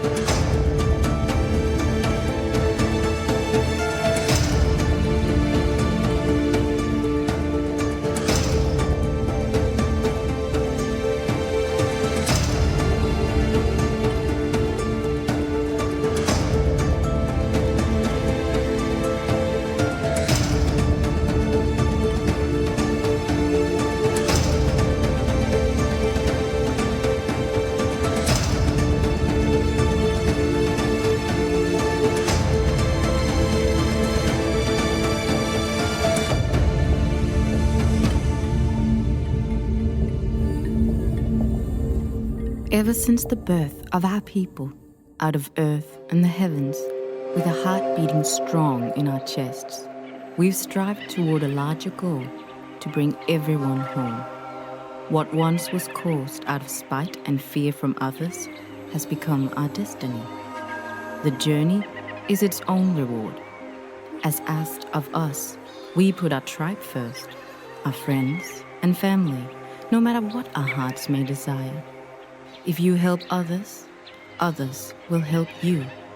This is our truth. We are the Umlath, the wandering people, and we will be wandering the earth forever until even the last of us has finally made it home. So this is it. None of us has ever ventured further than this point. That's not the way we do things. It's not safe. Still, no time for self-pity. I'm on a quest. Many of my people are ill. It's an illness we only know from old stories our elders sometimes tell. Yet, there seems to be no name for it, only symptoms that spread fast. First, it makes you weak, slows you down, but then it hurts terribly. I've only been in the healer's tent once, but you can hear them all around the camp. They are burning, so they say. Burning from within. Sometimes it takes days, sometimes weeks, but it always ends the same way, with a dried out body crumpling into ashes. Nothing else remains. I've been lucky not to catch it. There are not many of us left. I'm young, but I'm fast. Our elders told me about a possible cure. Eternal ice. We can't be sure, but we have to try. We can't just sit here and do nothing, or our people will die. Time is running out.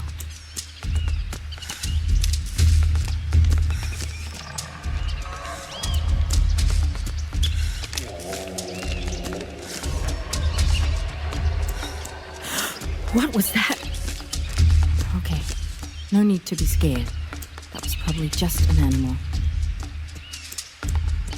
Whoa, this is amazing. I'm alone now, but somehow I don't feel lost. I feel like myself, but lighter, I know. A terrible thought when all I have are my people and the bond that connects us to each other. And still being by myself on this very important quest. It feels different, better than I would have ever expected. I wonder why there are not more of us that abandon the tribe and journey to find their way on their own. But we are the Iomloath. If you help others, others might help you. This is our truth. Yes, I must not disappoint them.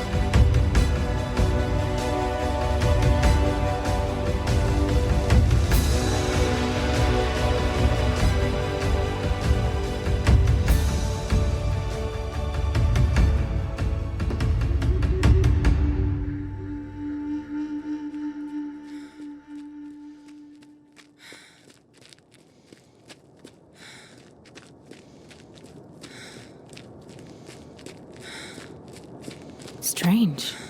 This part of the forest is very quiet. Too quiet.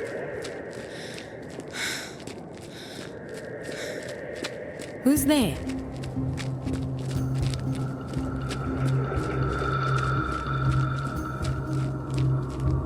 Show yourself. Wait, where are you? My people are very sick. An ancient illness has befallen many of my clan. Hello? I heard about creatures like you. You are a pixie, right? It's moving fast. I can't lose it. How do I get its attention? Is it true what people say about you? That you're just a moody, spoiled little... Ouch! I'm sorry I asked. Wait, don't leave. I really need your help. I'm looking for a cavern beyond the heart of the forest where I can find the fabled eternal ice. Now I see. You want to play catch. I can't play now. This is serious. I beg you to help me. Okay, fine. I'll do it. I'll catch you. But you must show me the way. I have to save my people. I'm relying on you. Wait!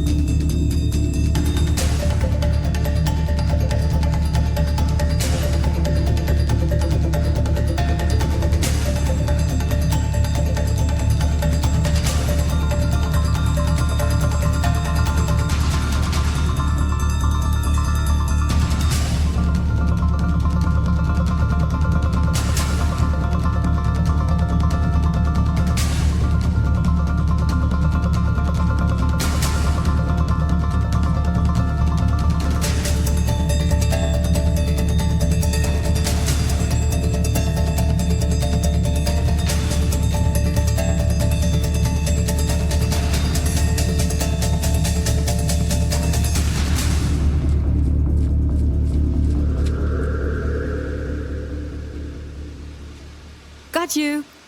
Hey, wait, you promised to help me. This direction? Are you sure? On behalf of my tribe, I thank you.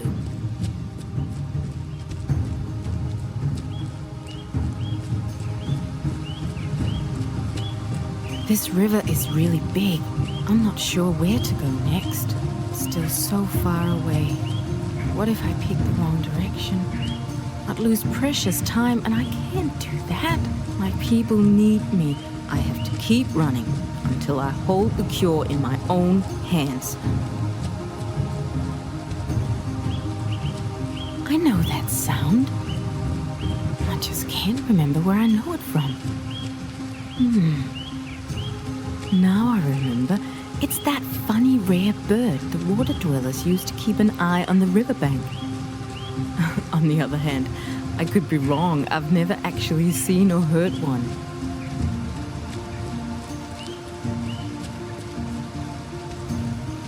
When you never leave the tribe, all you get is drawings and stories. But it seems to be looking at me.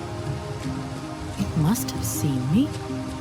Maybe I can use this to my advantage. It's worth a try, anyway. I'm a child of the Yumluath, the wandering people. An ancient sickness has fallen upon us, and I've been sent into the unknown woods to find a cure. But I have lost my way, for I have never known it. If you can hear me, I beg of you, not for much, but a sign of where I can find the legendary cave that holds eternal ice. I need to know the way. I'm not even sure if they can hear me. It could just be an ordinary bird. But maybe, well, please, old and most honored water dwellers, I put my destiny and the fate of my people in your hands. You know these woods and waters better than I do, for you listen to the many stories of the rain. I ask you to share your wisdom just once, and I will be forever in your debt. What's this? There's something in the water. Oh, it's a river maid. It's what? They're helping me. She's waving. I should probably follow her. Quickly now, she's fast. I need to speed up in order to catch her.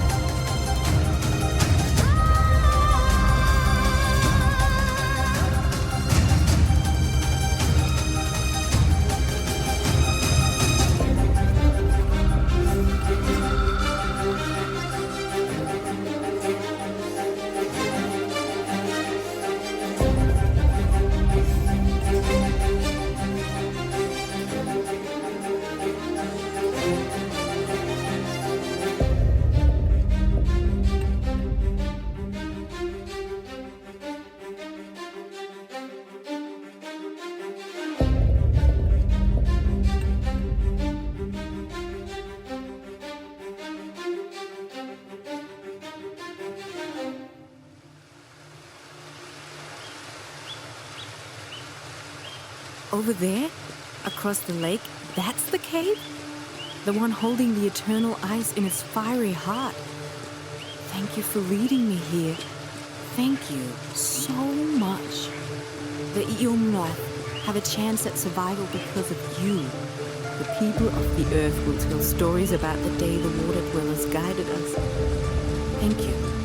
Thank you so much.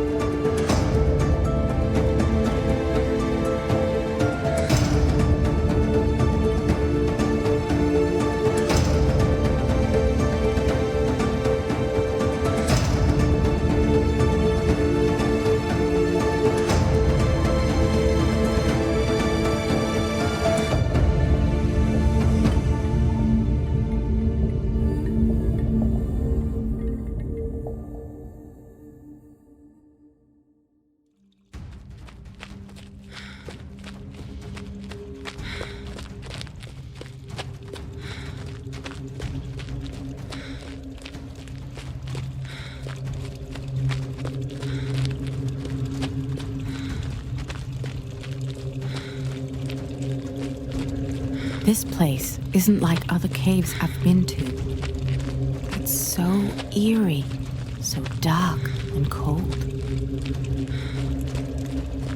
The plants on the wall are all dark. They look strange, somehow frozen, maybe rotten.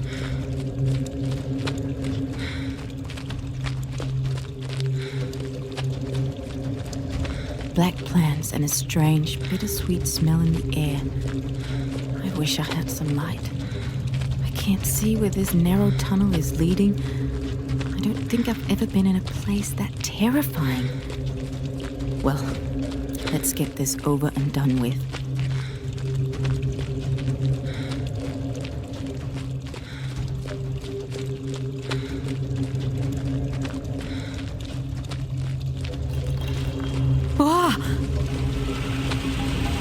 I guess that means that I should try to be silent.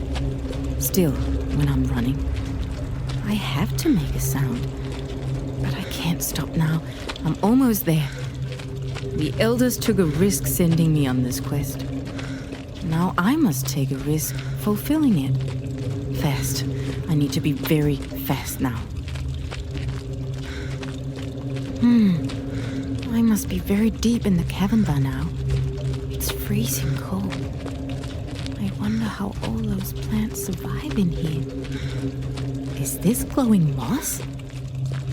If this has any special healing abilities, our healers sure never mentioned anything like this. But no, I can't let myself get distracted.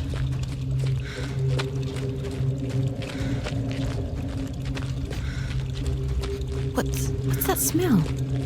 Ugh, there's water dripping from the ceiling. Whew, it's hot. I must be close. It's getting hotter by the minute.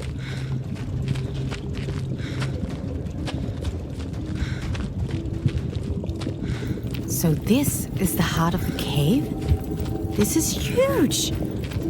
Who would have thought this hot, fiery place belongs to the same cave as the narrow, cold tunnels? There! I can see it. Over one of the big lava pits. That must be the eternal ice. Yes, frozen water, burnt but not melted. Amazing! This part of the cave is full of it. pits even growing out of the lava pits. And what an intense blue color it is. But how do I get close to it? My skin is likely to catch fire from the intense heat in here. Only the passing air cools it down a bit. As long as I keep running, it should be bearable. Still, I have to be careful as I pass so closely to the lava pits.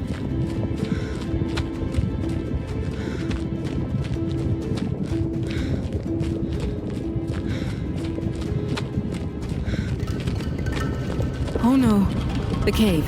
Something's not right, but I still have to get the eternal ice. There's ice coming down from the ceiling. Maybe I can pick something up and...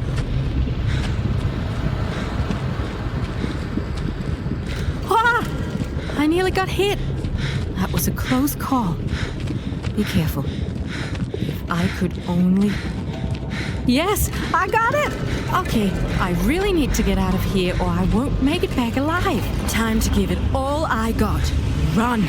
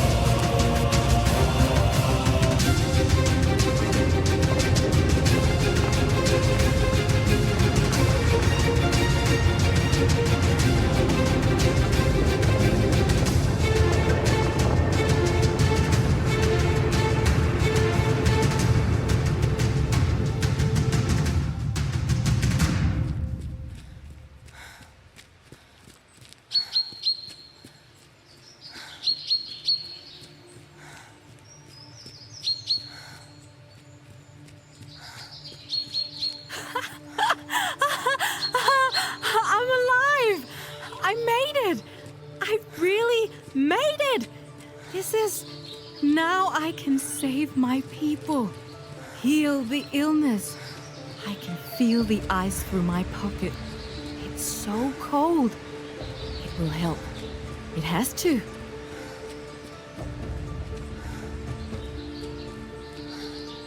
Now, where am I? I'm still so far away from home. Better try to get a look at the area so I know where to go. Let's see. There's a hill nearby. That will help to get a better view.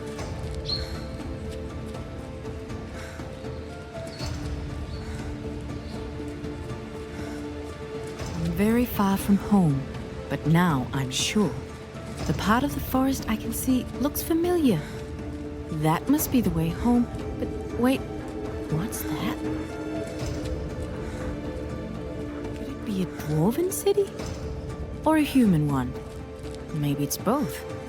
Some merchants have spoken of this. We usually keep away from big cities. I never thought that I would come this close to one.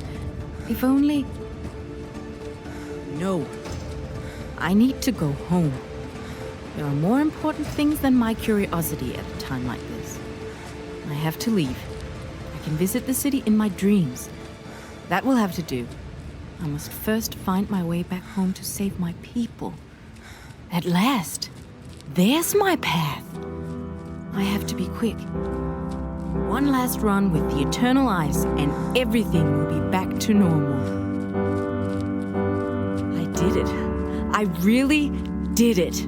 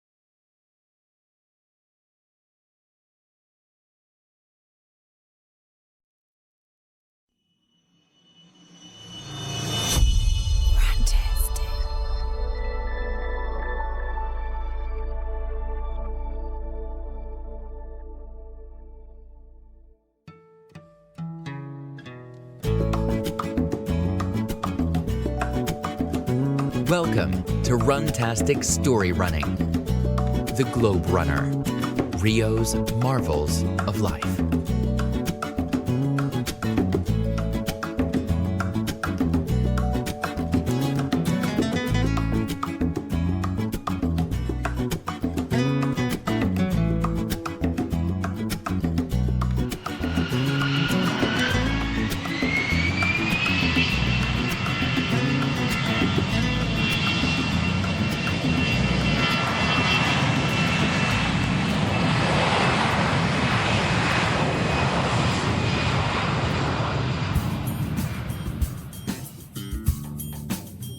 When I travel, it's normally a business trip to seal the deal. But the big trip I'm on now is completely different. There are a few places I'm visiting, but my first stop is Rio de Janeiro. You know, Brazil is a place I've dreamed about going to, but never thought I'd set foot in. I imagine Rio to be a little paradise. I think it has a lot in store for me. Now I have the chance to get to know the city firsthand, and I'm thrilled. Around this time last week, my phone was ringing nonstop. Work, work, work. But now, my new phone barely has any contacts, and I feel free. Until last week, I worked over 60 hours a week. I moved an incredible amount of money around the world and made people rich. Some extremely rich. I did what I thought I wanted. Work hard, play hard. I climbed the corporate ladder, buying nice things along the way. My goal was to join the big boys up at the top. So, power lunches on Fridays at the best restaurants in town were a weekly ritual. I went overseas often to lobby decision makers. That was the world I lived and breathed. I've had my time off too, but I was consumed by work. Creating graphs at the swimming pool, writing reports during breakfast, calling clients half a world away. I'd break a sweat so my boss would praise me and hand over a nice bonus check. Yep, I was after a big bonus. I called the old me a bonus slut. Until one day, I couldn't go to work. I woke up with a terrible sensation. I couldn't move my hand. I couldn't get out of my bed. I just lay there, still as could be, immobile. It was worse than anything I could ever remember. My brain freaked out. And at that very moment, something crossed my mind. What if I could never get up off this bed again? What good am I? Have I done everything I wanted? Am I happy with my life? The questions came one after another. The next day, I quit my job and booked a ticket.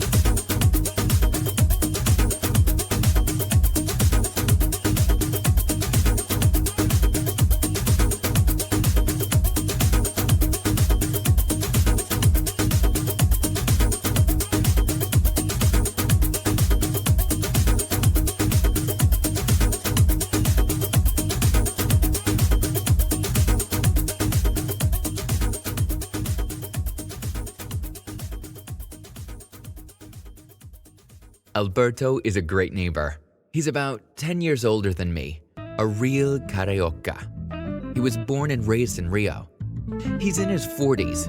He's cool about work and his approach to life. He has this attitude toward life that allows him to maintain a great work-life balance. I really admire that about him. And he loves to give me practical tips about the city. For example, tonight, there's a samba event in Urca. That name, Urca. Sounds intriguing, right? Well, it turns out Urca is the place to enjoy the best sunset in town. So that's my plan, to see this spectacular sunset and find out what all the samba fuss is about. Alberto will be waiting there for me, so I can't be late.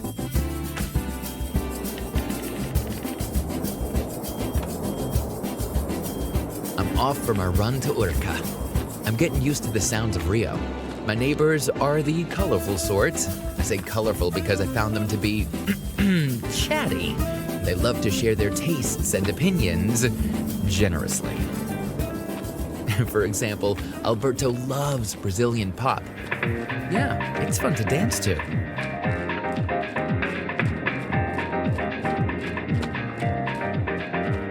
While the man living across my balcony has his radio on all day. The student house, on the other hand, loves to pump their funk day in and day out. But changes do wonders. In Rio, I feel good when I go out. I feel alive, something I haven't felt in years. I pound the cobblestoned streets that curls up along the hill. I can feel the breeze on the back of my neck, a relief in this tropical heat.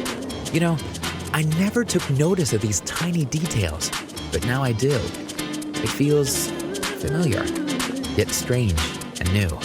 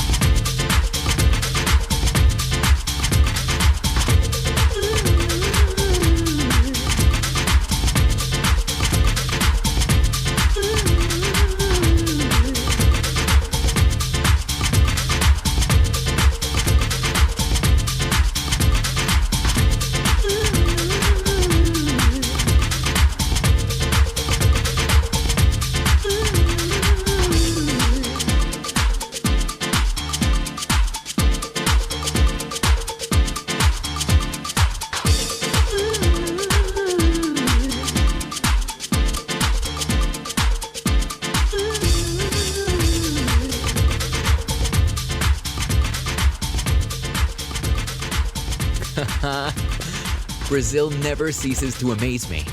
I cautiously eye an army platoon on the roadside, fully armed to the teeth. Looks like a movie set where the good guys are going to kick some ass. They look alert, as if they're expecting the worst. But what can happen in broad daylight? Everyone around here walks carefree, so I'll just jog casually.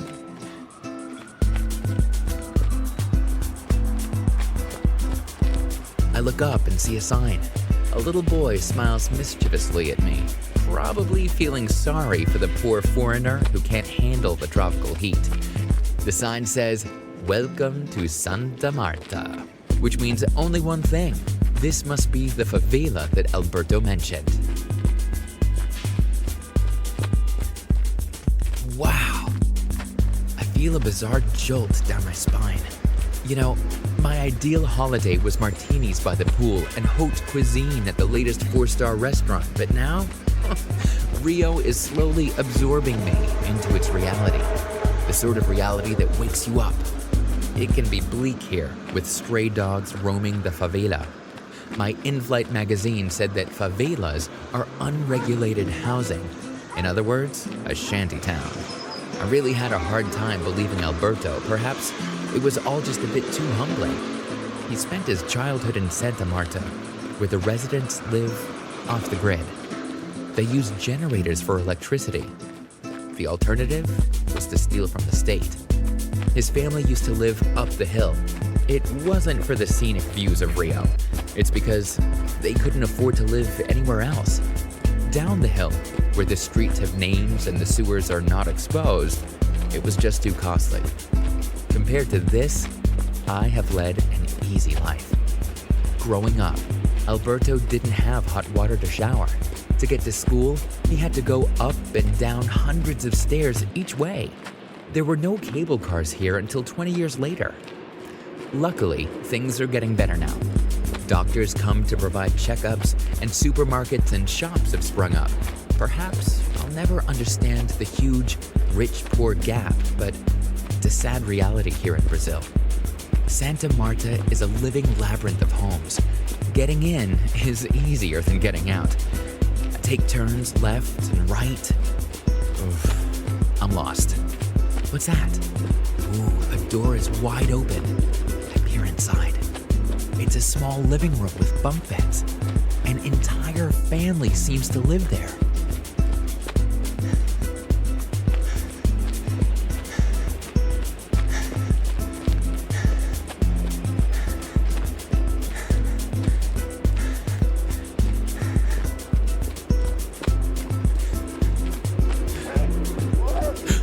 Someone is screaming behind me. Ooh, it's an unhappy voice. I'm guessing I'm not welcome here. Okay, I get it. I need to leave. My feet stumble on the stairs down the hill. Oh, are those guys chasing after me?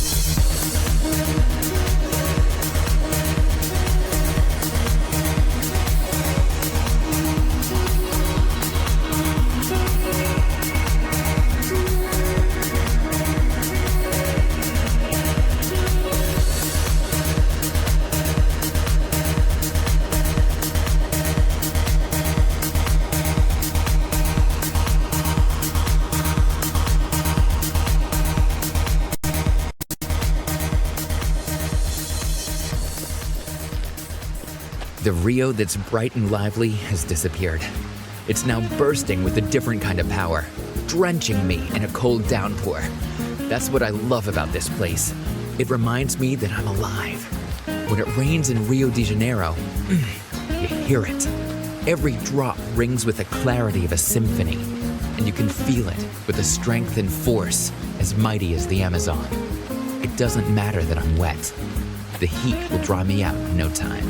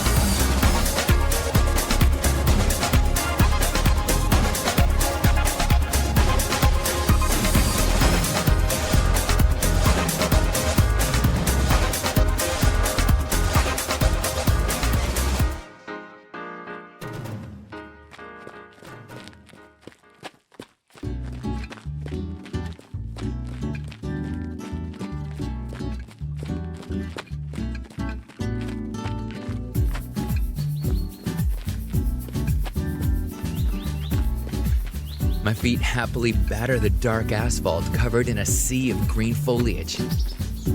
Here's the narrow road that goes up I have to take, Corcovado. I see a road sign. I've seen that name before, but where? I feel certain this tropical forest hides something.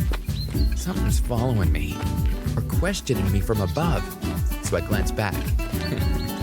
Out of the corner of my eye, I can see it. It was the statue of Christ the Redeemer. For a statue, it's huge and iconic. You can see it everywhere in Rio. It's just impossible to avoid its impressive presence. I feel so small. Really, beliefs were never important to me. Work was. In fact, it was the only thing that I cared about. Work gave me money and power, and that's all that mattered. Funny how I see my former self. I was defined by how much I made, the clothes I wore, and the food I ordered. Of course, all paid for by the company. And now, I've swapped my corner office for a pair of running shoes tucked in a suitcase.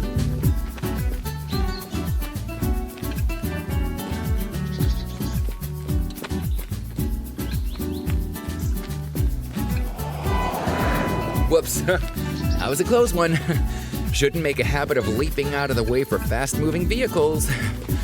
Oh, and that reminds me, I don't have much time before the sun goes down. I'm eyeing up the horizon, looking bright and turquoise. I can't make out if it's the sea. My view is obscured by legions of skyscrapers. I'm so glad I'm here and not up there in an office. Yes, many called me a fool for leaving my career, but I wasn't happy anymore. And when you're not happy, it's time to pack up and go. I know I'm not escaping from life. I'm embracing it.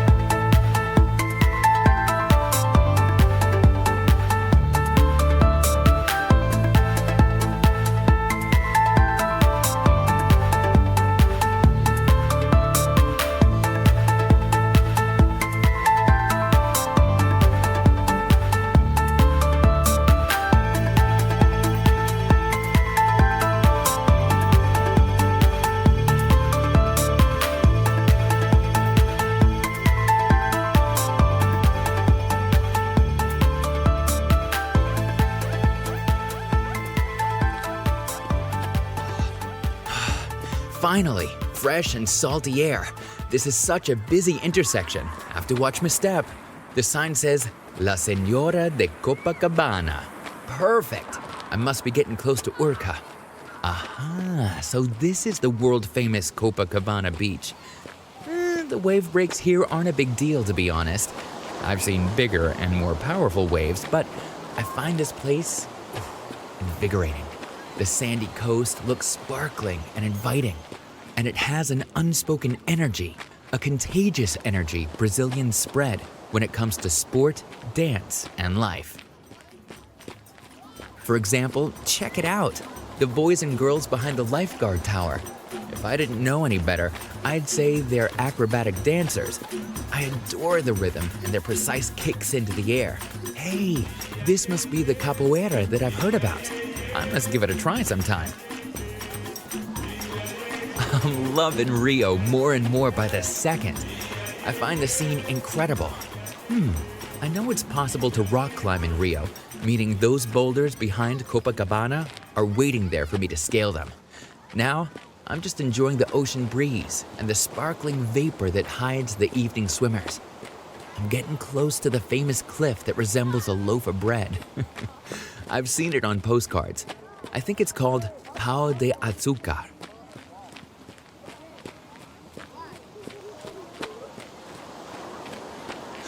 Now a ball is flying across a net. It's a 2-on-2 game. They have complete control over the ball. So outrageous. But hang on. They don't use their hands, just their feet and head to knock the ball back and forth. And it's a soccer ball, too. Could this be the local game Alberto told me? Fuchi volley? I like the look of this sport. I'd love to have a go at it, but I can't right now. I can't be late for Urca.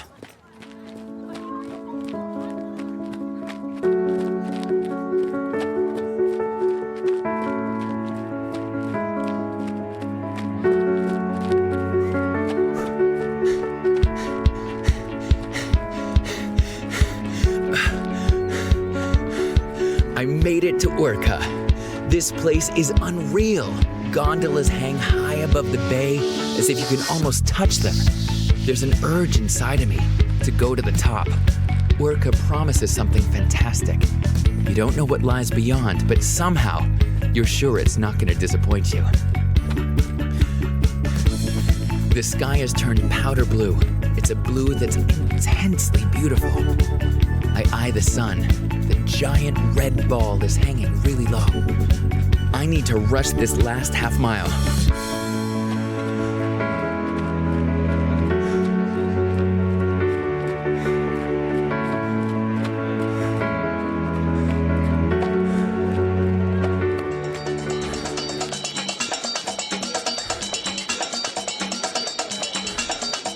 I can already hear the commotion and the crowd is gathering.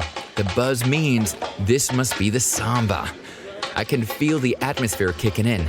I glance over. They're stacking tables in a circle and placing beans on them. What's going on? These beans will be used to make feijoada, a dish that unites the whole nation and is enjoyed during a traditional samba night. Isn't this incredible?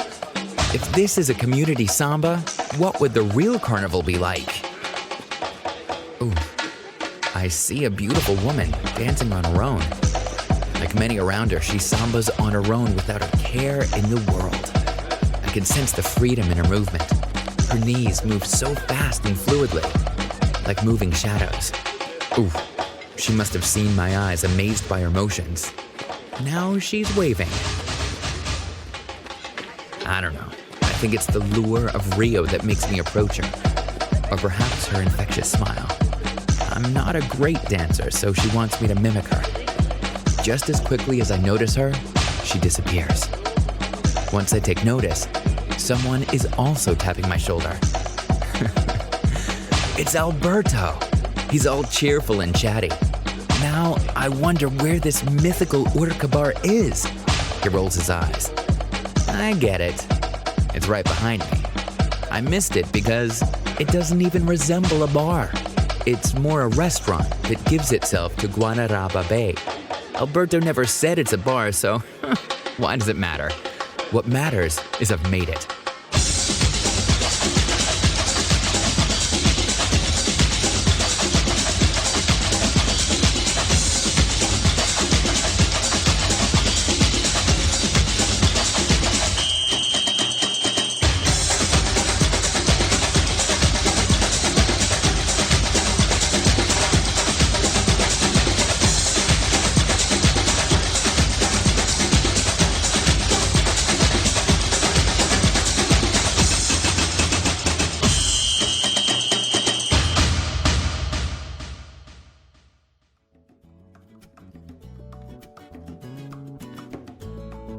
To experience Urca is having something you're familiar with, but in a special setting.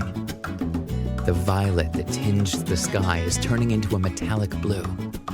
Well, Urca is tiny and great. But to call it spectacular, you'd need another element.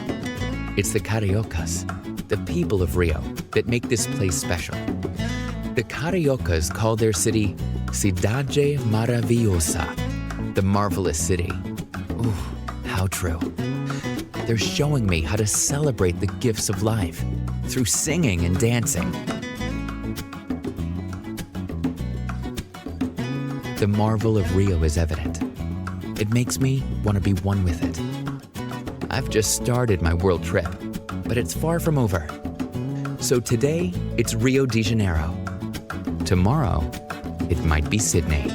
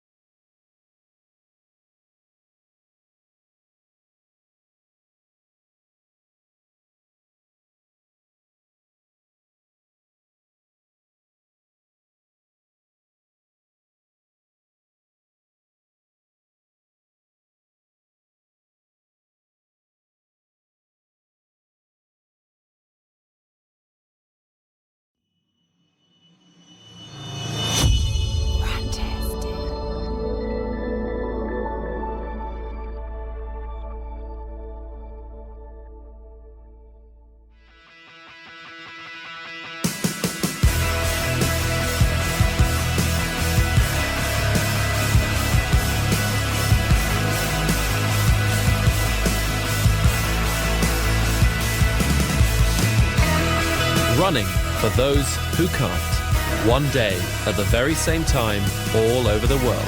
A Runtastic story run in association with Wings for Life.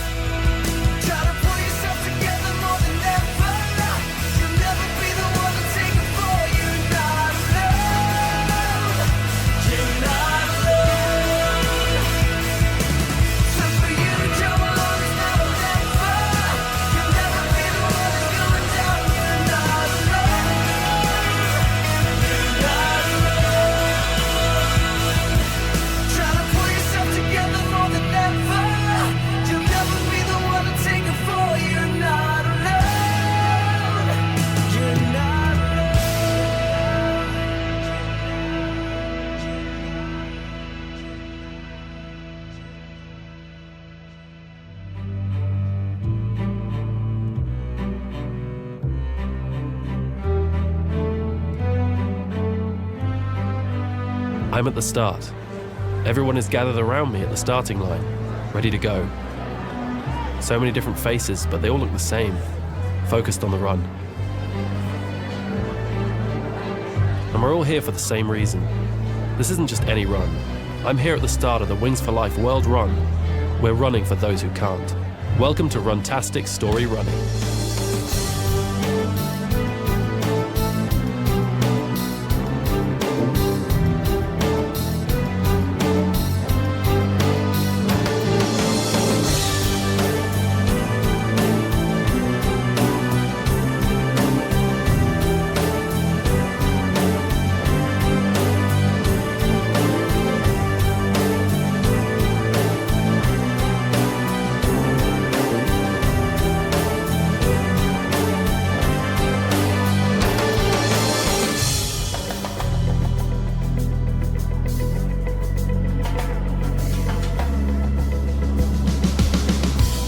It's weird to think people like me are gathering all around the world right now, all starting at the same time, miles apart but running together. We're running so one day spinal cord paralysis will become curable. We're here today as the heartbeat of Wings for Life, which is looking for a cure. Everyone here, or halfway around the world, has the same goal as well.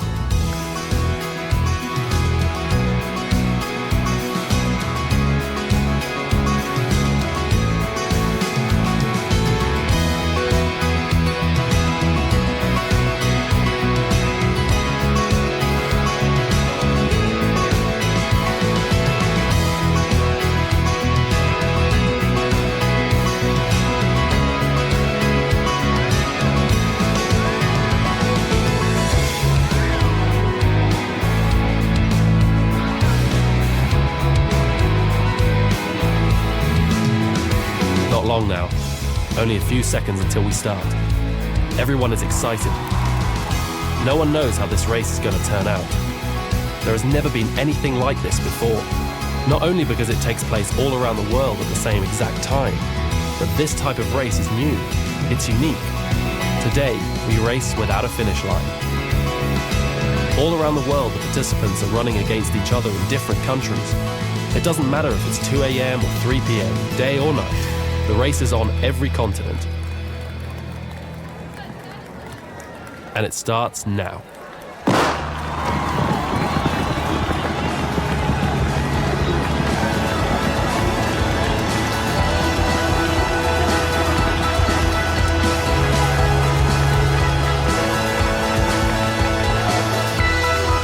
Here we go.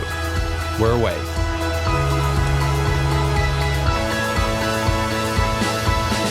I need to keep my speed slow at the start, but as soon as this crowd of people starts to dissipate, I'll get going.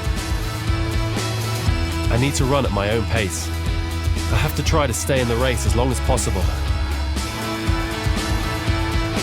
15 kilometers is my goal before the finish line gets me.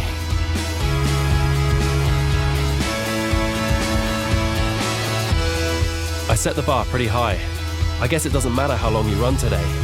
I'm here, and with everyone else, we're supporting Wings for Life.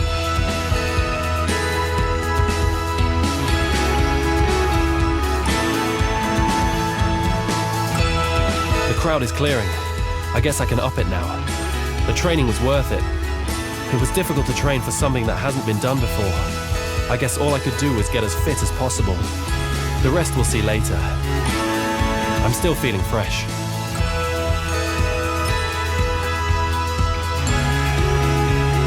I love running, to feel your feet pounding the ground, one step after the next, just loving the run, focusing on my lungs filling with fresh air, overcoming the increasing pain, and just keep running.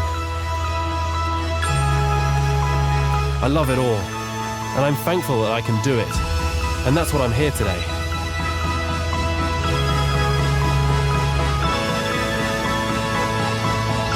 Not being able to do this would change my life in such unthinkable ways. I'll never forget the inspiring story of Annette Ross. She's one of the primary reasons I'm taking part in the World Run this year.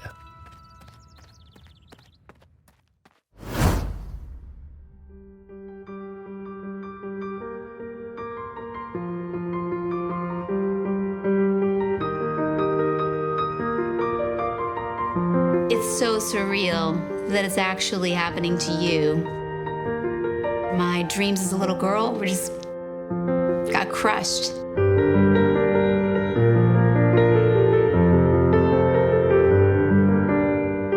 My injury happened when I was giving birth to my second daughter through an epidural. The doctor had a drug issue. The injury is about more than just not walking. I mean, that's sort of the obvious thing that everyone sees, I think. And depending on your level of injury, even just having your hands is huge. Being able to breathe, some people are on a vent, that's enormous. Well, yesterday when I saw Dr. Strittmatter's lab and I got a chance to ask him a lot of questions, and he's so great at explaining things, I felt like that they're gonna get there. I just think what takes a long time is the understanding and the process itself, and science and approvals and clinical trials, and all those things are, they have the course that they have to run for the reasons that they need to do it that way, and it takes time.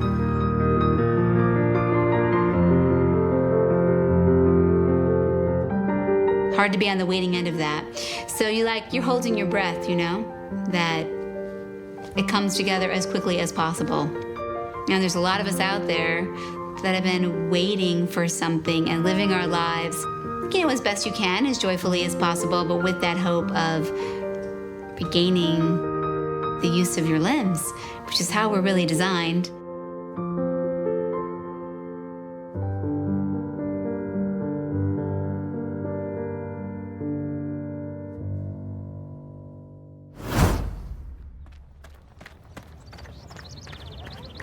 I've run in many races, but this one is different. The Wings for Life World Run brings people to the most beautiful areas in the world. Every track has its own advantages. You run along the sea, along the river, or through green fields. Some tracks lead through deserts, others through the most beautiful cities. Some tracks are in tropical climates and others in colder climes. Every run is unique. The atmosphere is relaxing. You never feel under pressure to perform. 7.5 kilometers down, halfway to my goal. From time to time, I forget that I'm participating in a race. It feels more like we're running together, not against each other.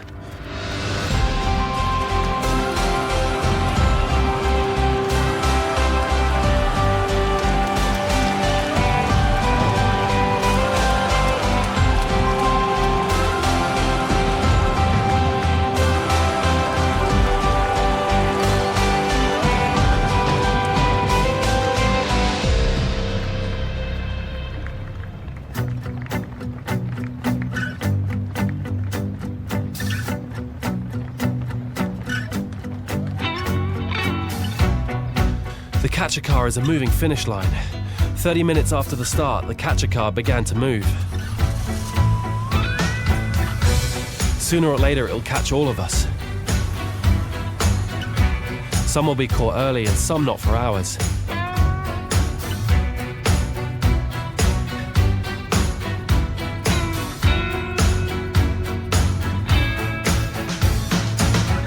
Today, everyone can set a personal goal and hope they can outrun the car.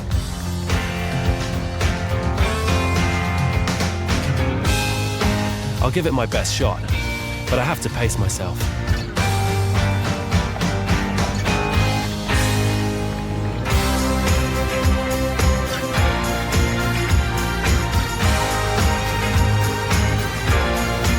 $10K, still feeling good. But I have to be careful not to demand too much from my body. My legs feel loose, my breathing is okay. I think I've found my pace.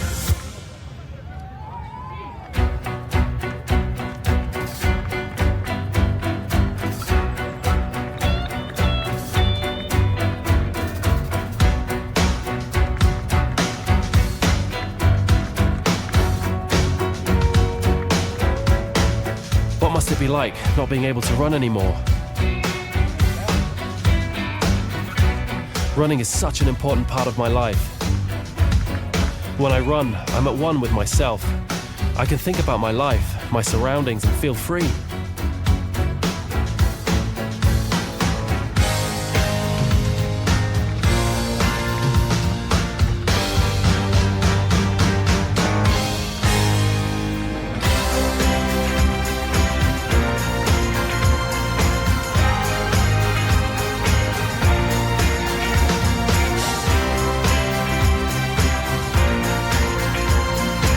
I can't imagine losing all of that overnight. This is why I'm here today. I'm doing my bit to stop spinal cord paralysis from being a life sentence. Wings for Life. Hopefully the research they promote will help find a cure soon.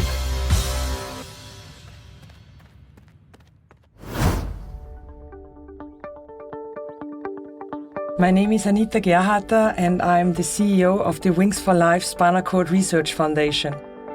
The clearly defined goal of our foundation is to find a cure for spinal cord injury. With the help of donations, we finance high-profile and promising medical research projects at well-renowned institutions and medical centers around the globe. With the Wings for Life World Run, we aim to raise funds to move spinal cord research forward. So all the money raised through registration as well as sponsorship will go straight without any deduction to spinal cord research. And at the same time, we aim to draw the attention to the tragic fate of people suffering from such an injury. It's important to make people aware of the hardship these people have to endure. So, spinal cord injury is an extraordinary, severe condition, and it could happen to anyone within seconds. And the effects will last a lifetime, potentially changing your life forever. It is a very popular misconception that only adrenaline junkies or extreme sports athletes are affected by spinal cord injury. this is not true.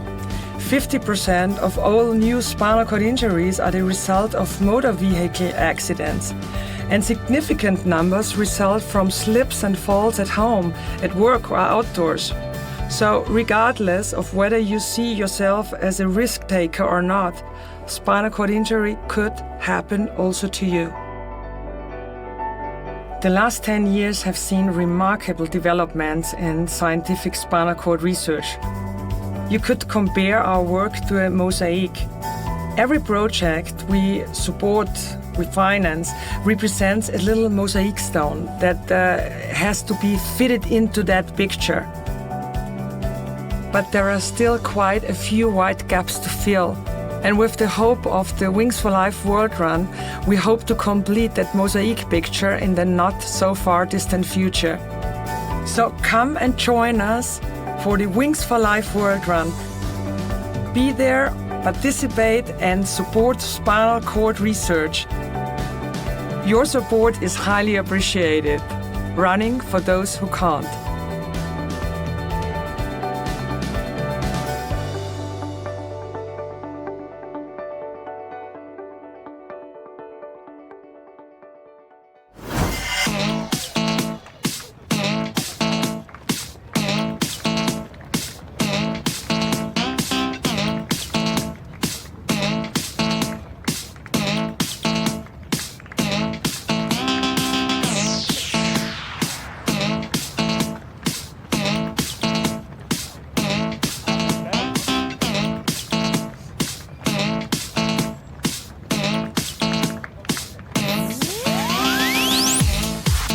It's getting hard now.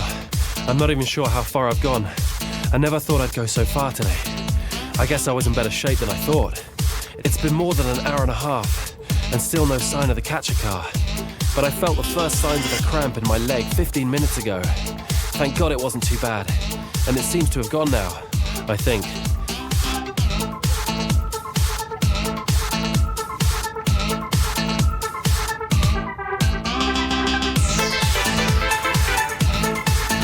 Another climb coming.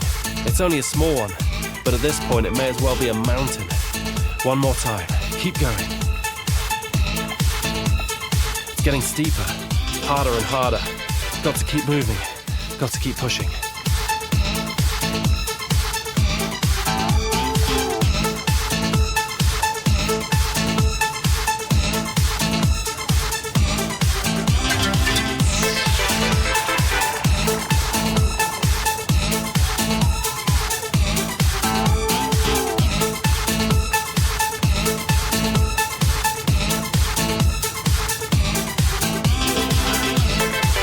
A new goal now. After I passed the 15-kilometer mark 20 minutes ago, now I want to hit 20k. Ambitious.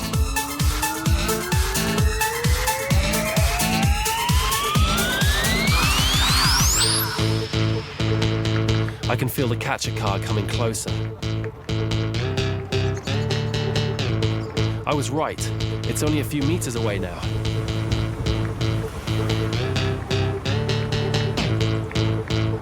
Hearing the car is giving me another push, a rush of adrenaline. I don't want it to be over now. It can't be over now. I need to hit my new goal. I have to hit 20k. I can't be eliminated now. I have just enough for a final push. My lungs are burning. My legs and arms are killing me. It doesn't matter anymore. I can hear the car coming closer. I don't have much time left before it overtakes me. The sound is too loud. The car must be right behind me. Is that what I think it is ahead? Is that the 20k mark? It is! So close, and the car is practically on top of me. I'm at breaking point, but I don't care. So close. I can't come this close and not get there.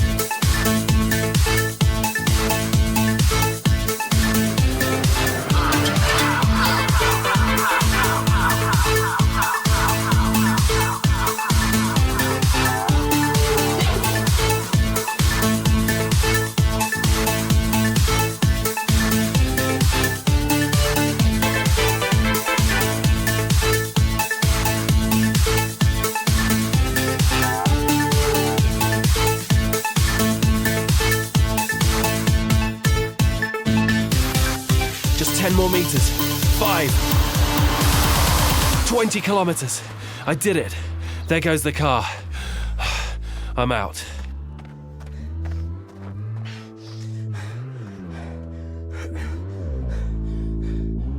I watched the catcher car's rear lights go by, and I slow down. I can't believe I made it. What a feeling. I never knew I could get this far. But I didn't just do it for me, but for a great cause too. I've been part of the Wings for Life World Run. I'm still coming down off the adrenaline, but I can't help thinking of the people who aren't able to do what I just did. People who haven't been so lucky.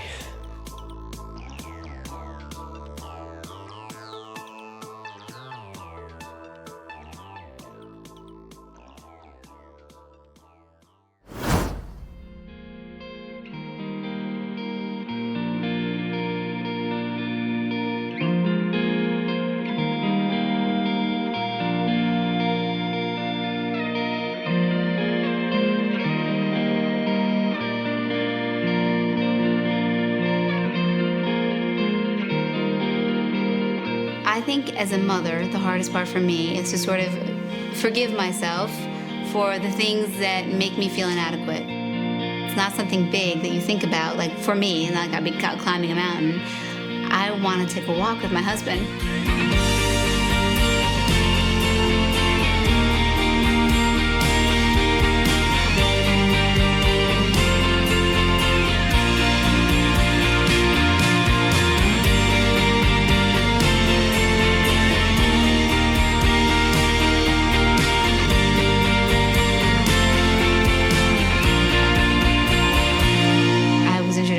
It was the millennium, I guess.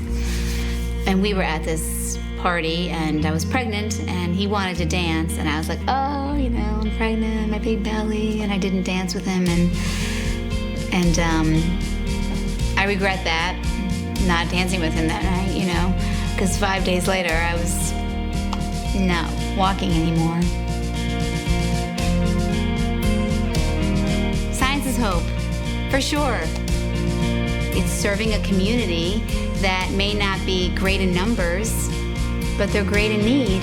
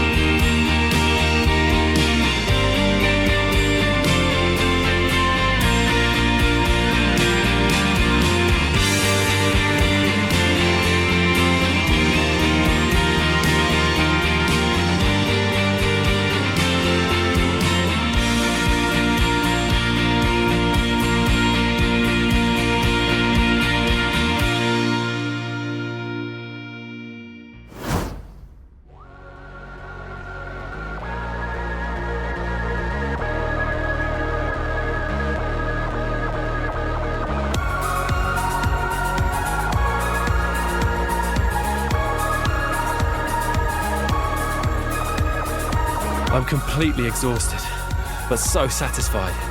I never thought I'd get so far. And with a few other participants who have just been overtaken, we're heading to the side of the track to wait for the shuttle to pick us up. The atmosphere among the runners was incredible. It was a very special experience to get caught by the finish line instead of running towards it. A race that keeps going, as long as you can. I went to my limit, running away from the catcher car, side by side with thousands of other runners, all around me and all for a good purpose. I'm overwhelmed by my performance today. Giving my best has never felt so good. Because today was about running for those who can't.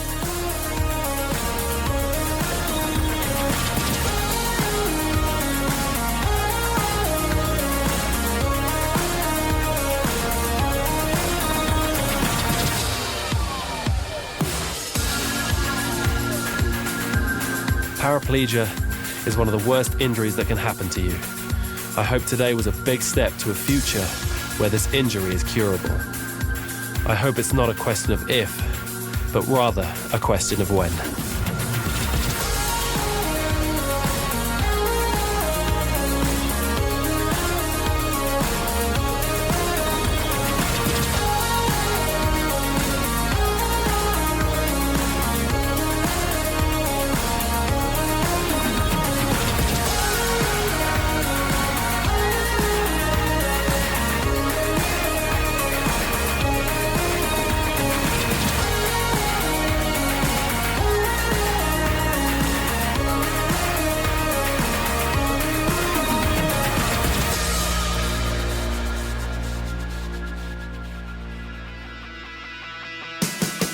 You heard a Runtastic story run in association with Wings for Life within the Wings for Life World Run. Be part of it and sign up now. www.wingsforlifeworldrun.com. For further information about the inspiring work of Wings for Life and how to support the foundation in the future, please visit wingsforlife.com. Is there anything we cannot see the lights when there is everything to make you feel alive? And I say raise your fist, we'll take away the night and we'll do anything. The world belongs to us. Try to pull yourself together more than ever. You'll never be the one to take it for. You're not alone. You're not alone. Time for you to come along, it's now or never. You'll never be the one who's going down. You're not alone. You're not alone. They will feel something when darkness turns to light. Now spread your broken wings and rise against the night. Yeah, this is everything. We're bringing back the brightness. We will be the change. The world belongs to us. Try to pull yourself together more than ever. You'll never be the one to take it for. You're not alone. You're not alone. Time for you to come along, it's now or never. You'll never be the one who's going down. You're not alone. You're not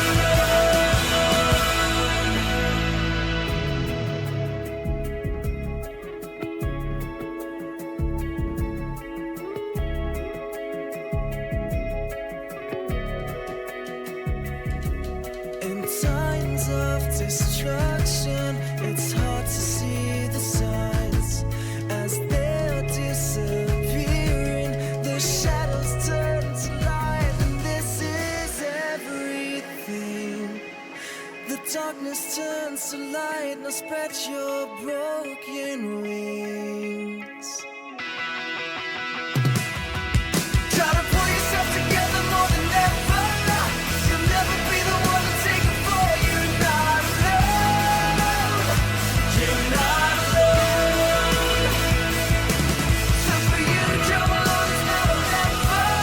You'll never be the one who's going down. You're not alone. You're not alone. Try to pull yourself together more than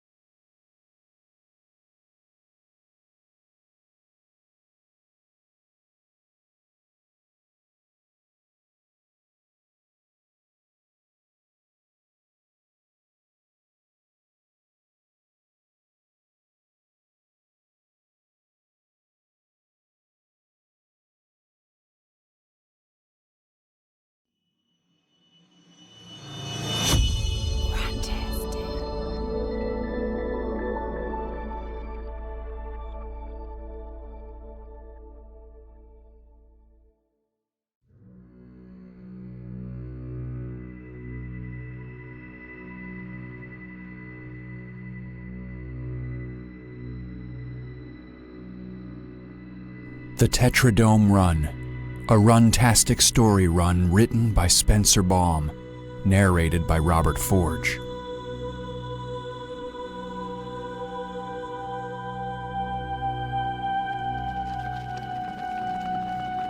The middle of the pack. That's where she told me to put myself. If you're in front, the wolves will pick you off the minute you step through the gate. If you're in back, the wolves will catch you from behind. I hope she's right. Everyone's counting on me to finish the run, and I'm counting on her to be right.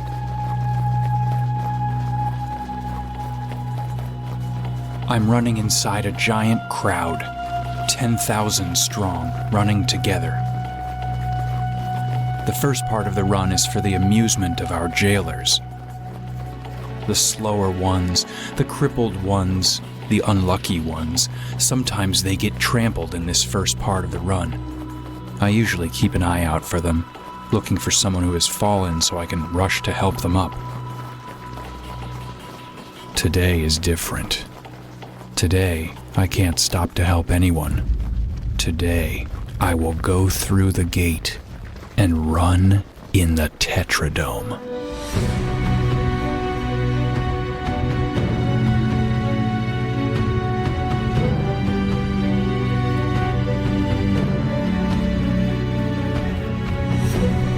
Welcome to Runtastic Story Running.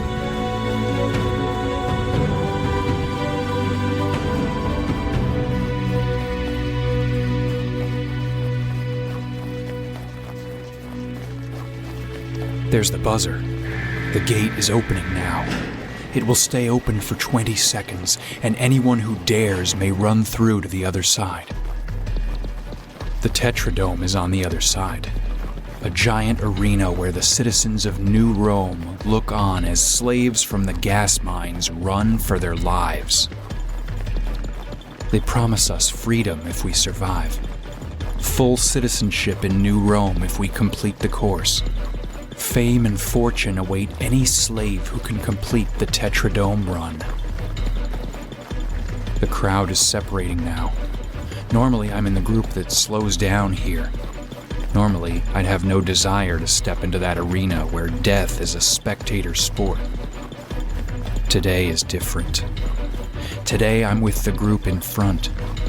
The group that goes for it. Middle of the pack. That's where she told me to be. Got to stay in the middle of the pack. We are passing through the fields now.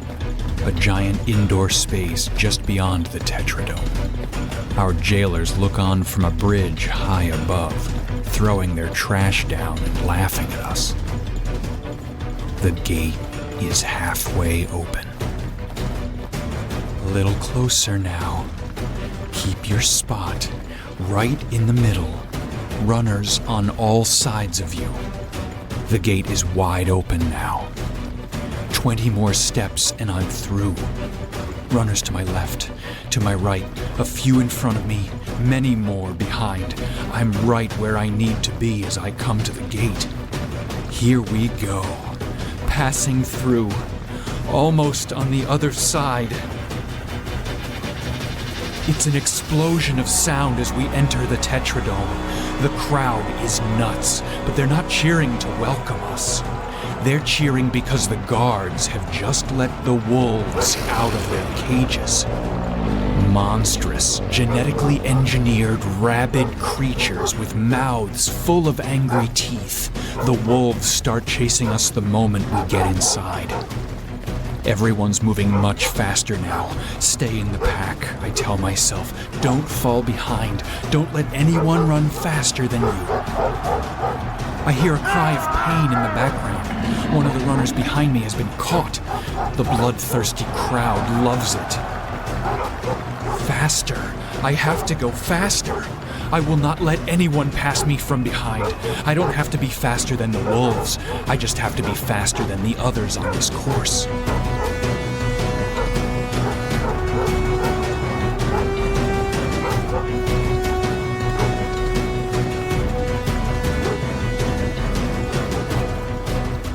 Two more down behind me. I've got to go faster. The road cuts into a forest up ahead. The woman, the eagle, she told me the wolves are trained to stop at the forest. Get there and you're safe, she said. At least until the next threat.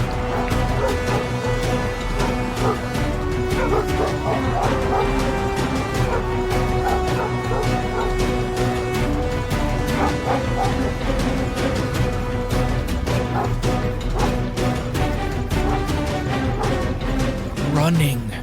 Come on. It sounds like everyone is going down behind me. Am I the slowest runner left? Is there anyone between me and the rabid wolves?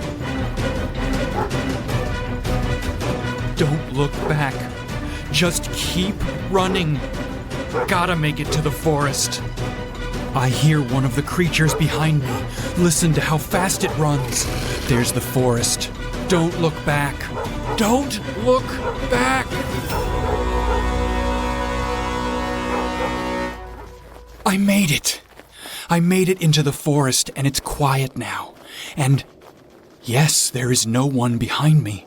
I'm the last runner to make it into the forest. That means the timing of the next challenge is up to me. Steady pace, I tell myself. The eagle told me there are 2 rules once you get into the forest. The first rule is you cannot stop running, no matter how safe you feel. The second is that you must save some energy for the end.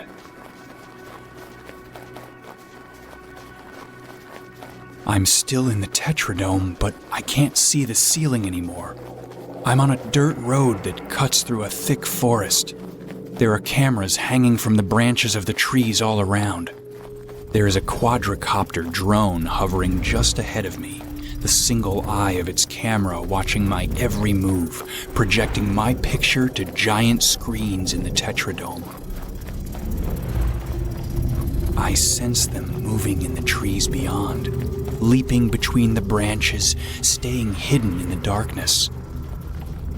Harpies. I remember when the woman I came to know as the eagle, told me about the harpies. All you need to know is that they are programmed to attack you if you stop running or if you leave the path. That's what she said to me when we met in secret. But what are they? I asked her. Hideous, horrible things, the eagle said. Mutant freaks designed in a laboratory. Part human, part something else. But they'll only come out if I stop running or leave the path? That's right. People want to see you run. The harpies make certain you do. I'm so thankful for the eagle's advice. I'd already be dead if it wasn't for her. There's a terrible noise ahead of me. One of the runners must have stopped moving. I don't want to know what made that sound. I don't want to see what's happening. But I will see. Before this is over, I'll see plenty of harpies. I have to if I'm going to follow the plan the eagle laid out for me. The plan to get me out of this alive. The eagle's plan requires me to leave the road soon. To go out there, into the forest, where the harpies are. I'll worry about that when the time comes. For now, I just need to keep on running. The first time I met the eagle was in the gas mines. We were assigned to the same workstation. She waited until our supervisor was distracted. Then she said, "I see you at the front of the pack every week, but you never go inside the Tetradome." "I guess I've never worked up the nerve," I said. "You're going to work up the nerve this week," she said. "What are you talking about?" "Pick up your hammer and look busy," she said. "We don't have much time and I've got a lot to tell you." She told me she wasn't born in the gulag like the rest of us. She said she was a free woman, a citizen of New Rome, who was part of a conspiracy to end the Tetradome run and destroy the gulag once and for all. She said I had the power to free the many thousands of slaves consigned to a life of misery. That is, if I could run fast enough. "Who are you?" I asked her. "I gave up my real name a long time ago," she said. Then she placed her hand in my jacket pocket and dropped something inside. I didn't get to look in my pocket until I returned to my cell that night. I found a letter inside. The letter described an enclave of free people living in the wilderness beyond New Rome. "Together we will free the slaves. Then you will lead them beyond the city, into the wilderness where they will be free," she wrote. She didn't sign the letter with a name, but rather with a picture. She signed it with a drawing of an eagle.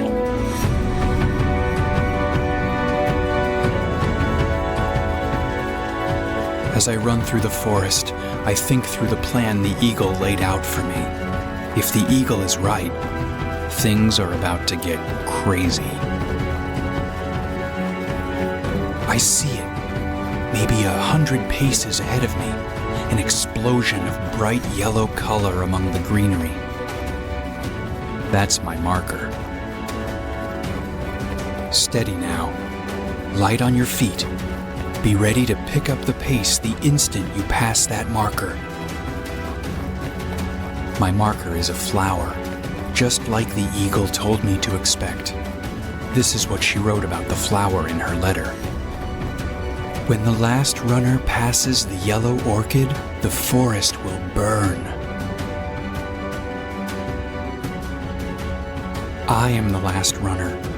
When I pass the orchid, and then it happens.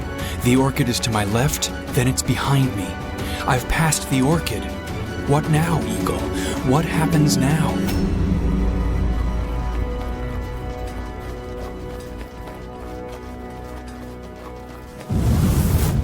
All around me, the forest erupts into flames. It's so bright I have to shield my eyes with my arm. I duck and dodge as burning branches fall all around. The heat is enormous, a towering inferno on both sides of me. The road gives me just a few meters of clear space to my left and right. The only place in the forest that isn't burning up.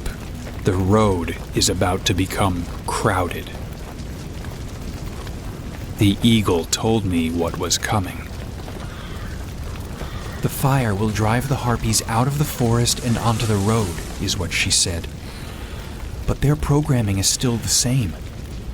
They will leave you alone so long as you keep moving forward." Easier said than done. A mob of angry, burning monsters is pouring forth from the forest all around. More horrifying than I even imagined, the harpies are a dreadful combination of witch and bat. Screaming through snouts of knife-like teeth, their giant wings on fire, their claws flailing, the harpies have turned the road into a wild obstacle course. I slow down for just a second as one gets in front of me, and it's like I've set off some alarm. They all come charging at me. It's only because I know to pick up the pace that I'm safe. Once I start moving again, they ignore me and turn back to their own misery. I'm looking for a break in the fire. The eagle told me I would find a path in the flames that goes down and to the right. How many times have I imagined that path in my mind since first reading it in one of her notes? The forest on fire all around, a path in the flames. Come on, look. Down and to the right. It's so hard to see. The light from the fire is blinding. The harpies are everywhere. I have to find it. If I miss the path, I'm dead. That's what she told me. The path is everything. Now I'm getting scared that I've missed it already. It isn't a path I'm meant to see. The eagle described it as some sort of service road, some bit of logistics necessary to make the Tetradome work, not meant for runners at all. As soon as you step on the path, you're leaving the course, she wrote. The harpies will try to stop you. There! down and to the right. Without thinking, I step off the road and start down the path. I'm running right into the burning forest now. The fire is so close on either side of me, my skin hurts. And the harpies are furious. Fast as I can now. Run! Run!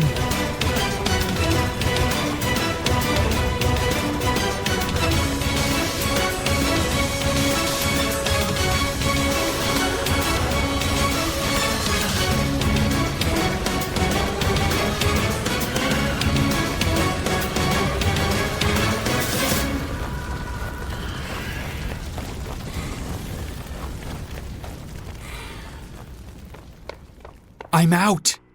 I've made it out of the forest and the harpies have stopped chasing me. Now I'm in a... well, I guess I don't know where I am. There's a dark tunnel ahead of me. I have no idea where it goes. A flashlight clicks on far ahead of me. Over here, calls a familiar voice. It's her. I run down the tunnel to meet her. As I approach, she starts running with me. Time is short, she says. I'll tell you what comes next while we run together. I can barely make out her features in the darkness, but I know it's her. It's the eagle. The beam from her flashlight is pointed at the ground ahead. We run side by side. We're underneath the Tetradome, she says. Where are we going, I ask. Will this get me out of here? No, the tunnel doesn't cover the length of the course, she says. What it will do is shortcut you past the next 2 challenges. Wait, I'm not going back out there again, am I? Just listen to me, she snaps. We don't have much time. Right now, the audience thinks you burned up in the forest, but the producers know better. They saw the harpies chase you down the service road. They know something's up. Runners never leave the main road after the fire starts. A search team is on its way down to this tunnel to look for you. We have 2 minutes max to get to the end. When we get there, you'll re-enter the course at the ruins. The ruins, I ask. It's a dangerous, elaborate set piece, she says. The ruins are the Tetradome's tribute to the wreckage of the old world. The ruins are also the final challenge of the course. You mean I just need to get through these ruins and I'm free? Not exactly, she says. Listen carefully. The ruins are built as a giant maze. It's meant to confuse you. Most runners get lost and they stop running. That's when they get you. They get you? Who? What's gonna get me? Spiders, says the eagle. Overgrown spiders with an appetite for human blood. But don't be scared. The spiders have terrible vision. As long as you keep running, you should be okay. We're nearing the end of the tunnel. I'm not happy to see the end at all. Apparently, I'll be running from giant spiders once I get to the other side. A noise behind us. Footsteps. Lights fly on and we see our own silhouettes on the wall. You there, comes a bellowing voice. Stop! We're out of time, says the eagle. Take this. She holds out her hand, giving me a small silver key. What am I supposed to do with this? I say. At the end of Victory Road, there is a green door, she says. Use this key to open it. Once you're inside, pull the main switch. My people will do the rest. We've arrived at the end of the tunnel, a few steps away from a small staircase leading up to a hatch in the ceiling. Stop! Shouts the voice from behind us. I command you to stop! Through that hatch, says the eagle. Go now! As I run up the stairs, the eagle goes back towards the men chasing us. Hold your fire, she shouts. I surrender. I'm coming to you now. She turns to give me one final look, willing me with her eyes to go through the hatch, telling me a single word with her expression. Run. I open the hatch and climb through to the other side. I find myself in the remains of a stone city, surrounded by the rubble of old buildings. What's this? Comes a voice over the speakers. We have a new runner in the ruins. A contestant we thought had died in the forest. Still alive! The crowd roars, reminding me what I have to do. I'm back in the Tetradome. Back in the race.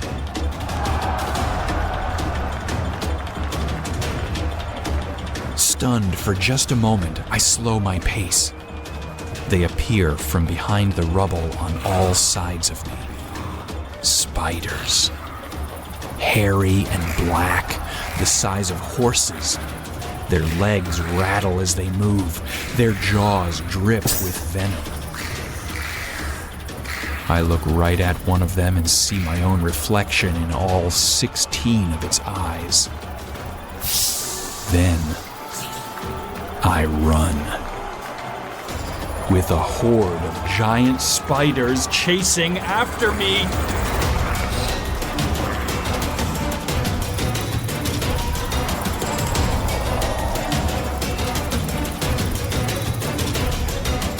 Where can I go? The ruins are like an antique metropolis, with roads and alleyways, half-fallen buildings and rubble everywhere. And the spiders, while easy to confuse, are so numerous they're forcing me to turn in directions I don't want to go. Yikes! There's another at the end of this road. To the left. I'll turn left and head down this alley.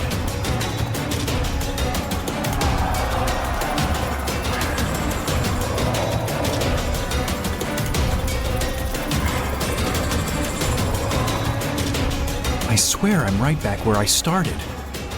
It's so hard to get my bearings in here. Oh no, that spider is running right at me. I'll run down this alley.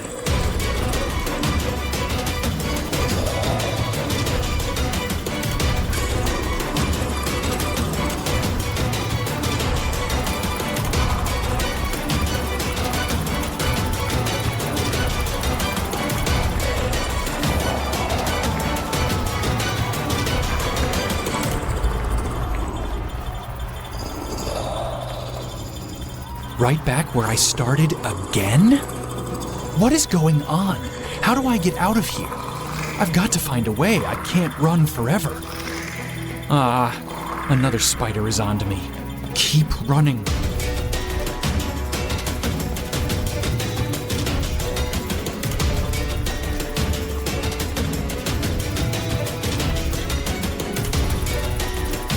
Okay, something strange is happening here. I know I've been in this spot before, but the last time I was here, the crowd was oriented differently.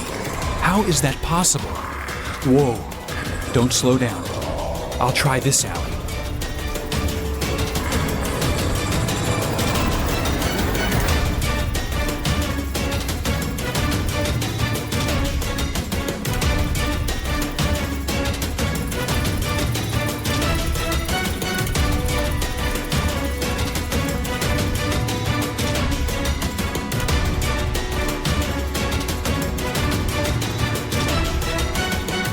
The ground is moving under my feet. It's the only explanation for what's going on.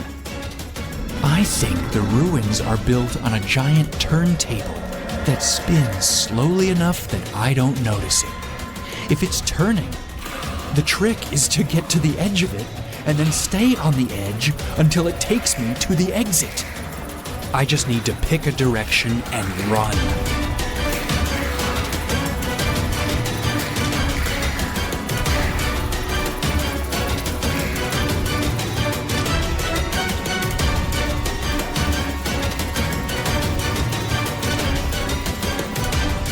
I'm circling around the edge.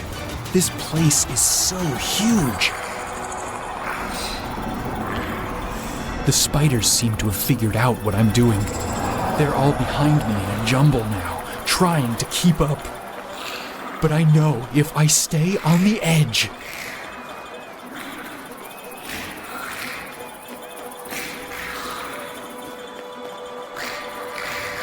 there! A bridge over there! That's the way out! Faster now. Find the energy to run faster.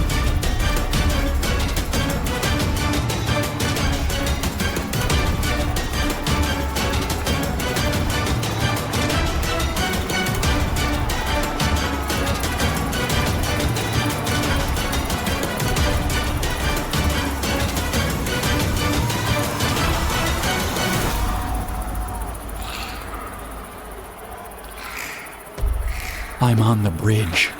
The spiders are still chasing me. Their feet are clanging on the steel. There's a river flowing beneath me. The crowd is going crazy. I can't really see what I'm running towards. It's like a giant curtain or something. Can I go through it? Wait, the curtain is rising. There is light on the other side. I hear music. The spiders... I look over my shoulder and see that they are turning around and going back. What is this? Have I done it? Have I reached the end? I pass through the curtain to find myself in an outdoor stadium. Open blue sky above me. How long has it been since I've seen the sky?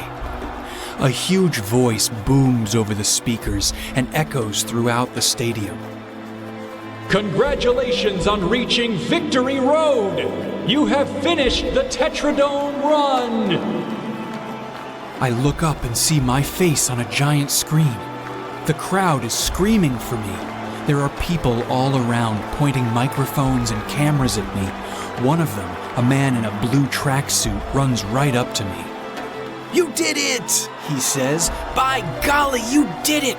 Come on, it's time for your victory lap. My victory lap? The man puts his hand on my shoulder. It's tradition, he says. One circle around Victory Road, waving at all these people, letting them cheer you on. You're about to become a big star, you know? I am? Oh yeah, hey, keep running. That's it now, don't stop running.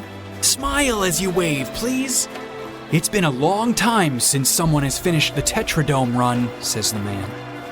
Last time someone actually made it through, well, let's just say fame and fortune await you.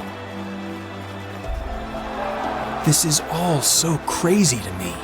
Just 30 minutes ago, I was a slave. I've been a slave all my life. My mind still swimming from all that's happening. I see it. On the other side of Victory Road.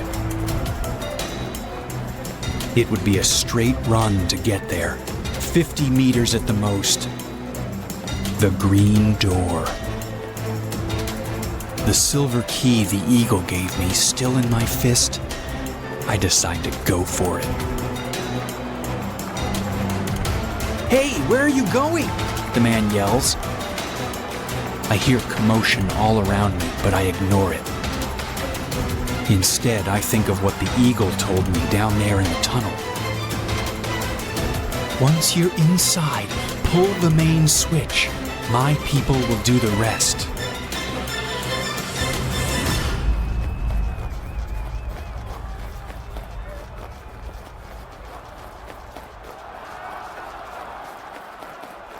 I sense people coming after me.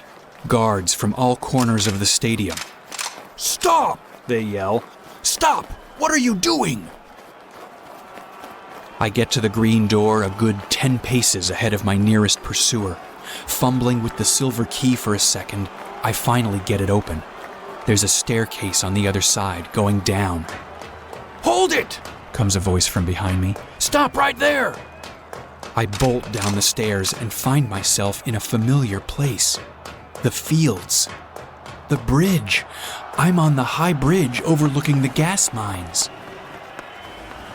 My people, the thousands of prisoners who have been my family my entire life, are toiling away beneath me, while I stand on the very bridge where my jailers threw trash at me before the race. There! Down there! Comes a voice from the catwalks above.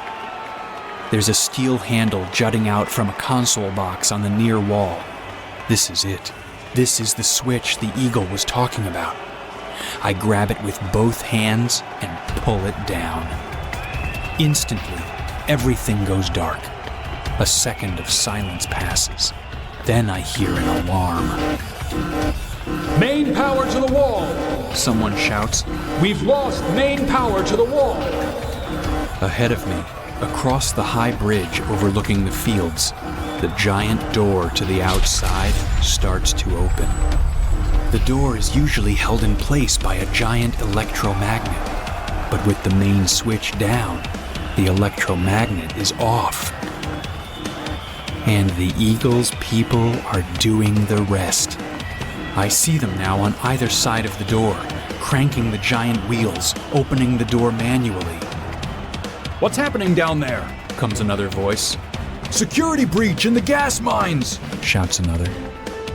The first crack of light comes through, and the prisoners go crazy with elation. Thousands of them rush at the door at once, realizing this is their chance to escape. It's my chance, too. I start running across the bridge.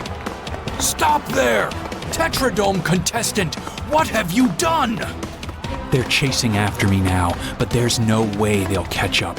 I've survived everything you people threw at me. You think you can catch me now? Just try it.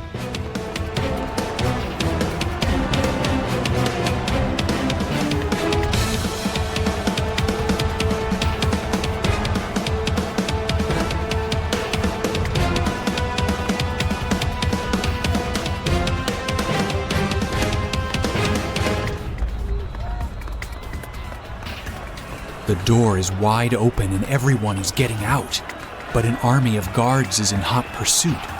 From my vantage up on the bridge, I can see it all coming together. My people are escaping into the city, but the guards will overtake them before they get far from the mines. Still running, I get an idea. There is a lever underneath the door. If I can get there in time, I can close the door behind everyone, locking the guards inside and giving us all time to flee into New Rome. Can I get there in time? Do I have the strength in my legs for one final push? Just a little bit more. Can I run just a little bit more?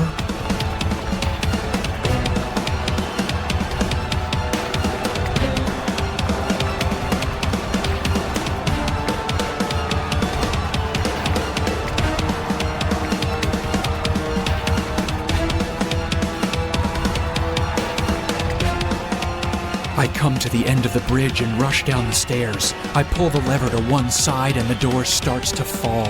I duck underneath, escaping to the other side, just as the door hits the ground, trapping all the guards inside.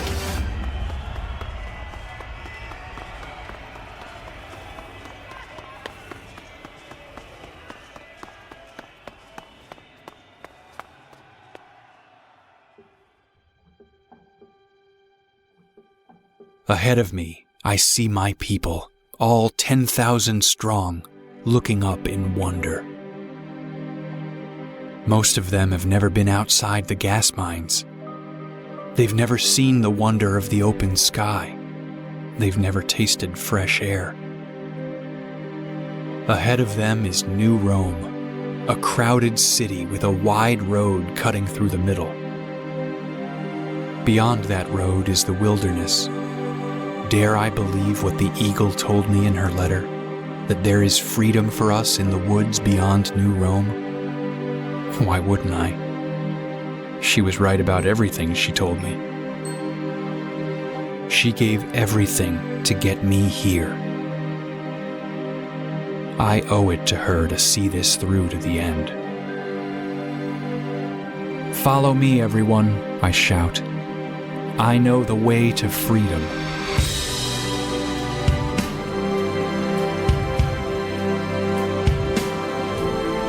We run onward, into the distance, through the city, towards the wilderness.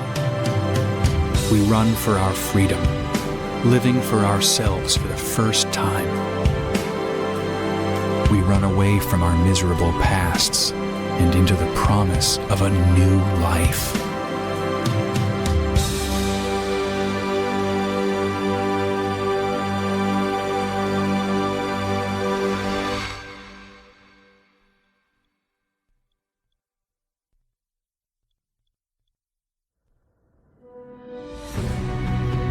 The Tetradome Run, a Runtastic story run written by Spencer Baum, narrated by Robert Forge. For more information about Runtastic story running, including further story runs, visit runtastic.com/storyrunning.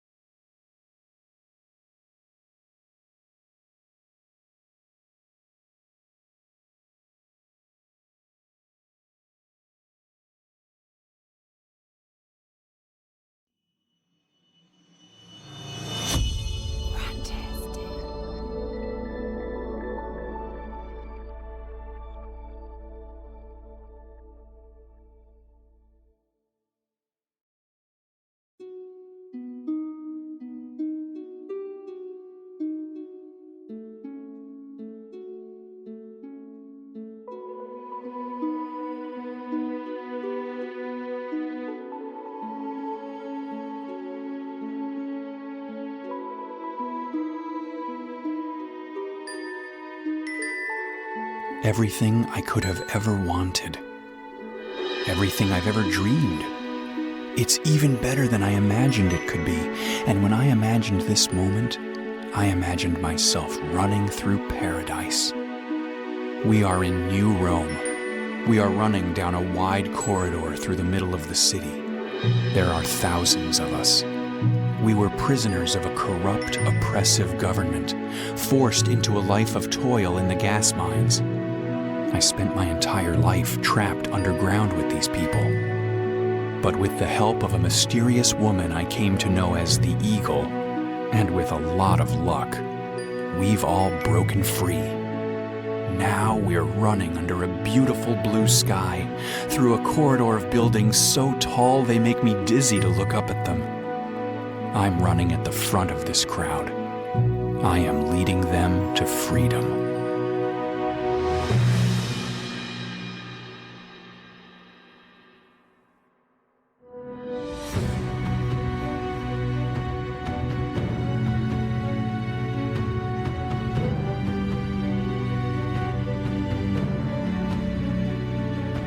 Runtastic presents The Tetradome Run, Part 2.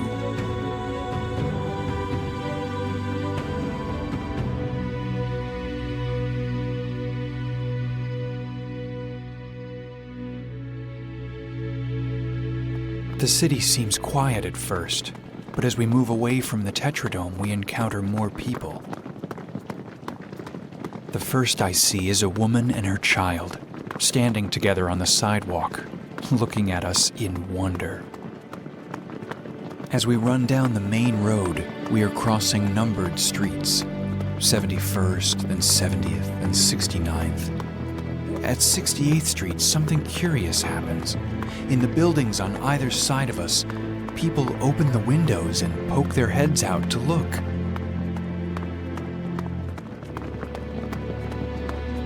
We're nearing 67th when one of these people cheers. By the time we reach 66th Street, many of them are cheering and applauding. I don't know what to make of it. I don't know what I expected to find in New Rome, but it wasn't this. I didn't expect the people to cheer for us as we ran through the streets. As we near 65th Street, a teenage girl walks out the front door of a building just ahead of me. She's carrying a metal can. She shakes it and then starts spraying its contents on the wall of the building. She's writing something on the wall in huge letters. She writes a single word, Then she turns around and looks right at me. The word she painted on the building is Spartacus. The word gives me chills. Spartacus was the hero of a legend about someone who freed the slaves and led them in revolt against the government. I thought Spartacus was just a story that we slaves told to each other. But here we are, out in the city, and a citizen of New Rome is writing the name on the wall. It must be that they know the story of Spartacus too.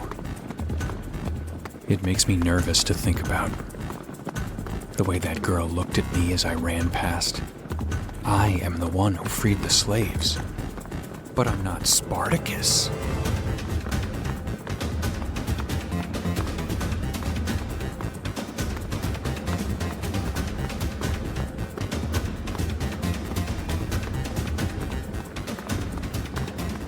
As we come up on 64th Street, I make eye contact with a man standing at the corner.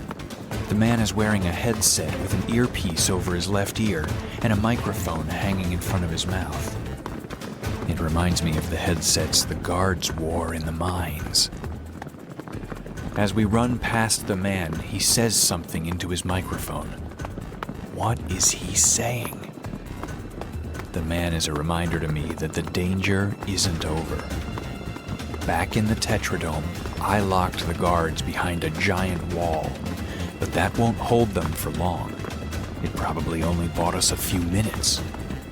I've been so enamored with the blue sky and the beautiful city, I haven't thought about how we're getting out of here.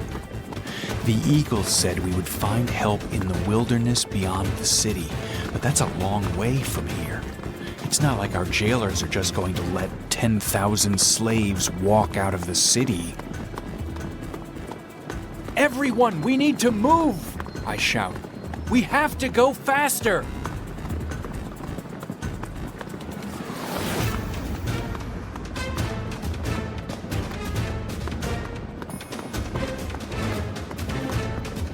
As I run, I'm certain the crowd around me is growing. At first, the people of New Rome were cheering and applauding as we ran. Now they're running alongside us. They are pouring out the front doors of buildings as we approach and joining our group. Some of them look right at me before joining in, always with determination, maybe even a bit of anger in their eyes. And that name, Spartacus, it keeps appearing. It's painted on the sides of the buildings we pass. It's plastered on posters that are stapled to the poles that line every intersection. And I swear I'm not just seeing it, I'm hearing it too. People in the crowds are chanting it. Spartacus, Spartacus. The numbered streets continue to pass, 61st, 60th, 59th. I'm hearing lots of noise on the roads surrounding us. Cars and trucks and sirens and shouting. Lots of shouting. I feel like something is about to happen, even though I don't know what it is.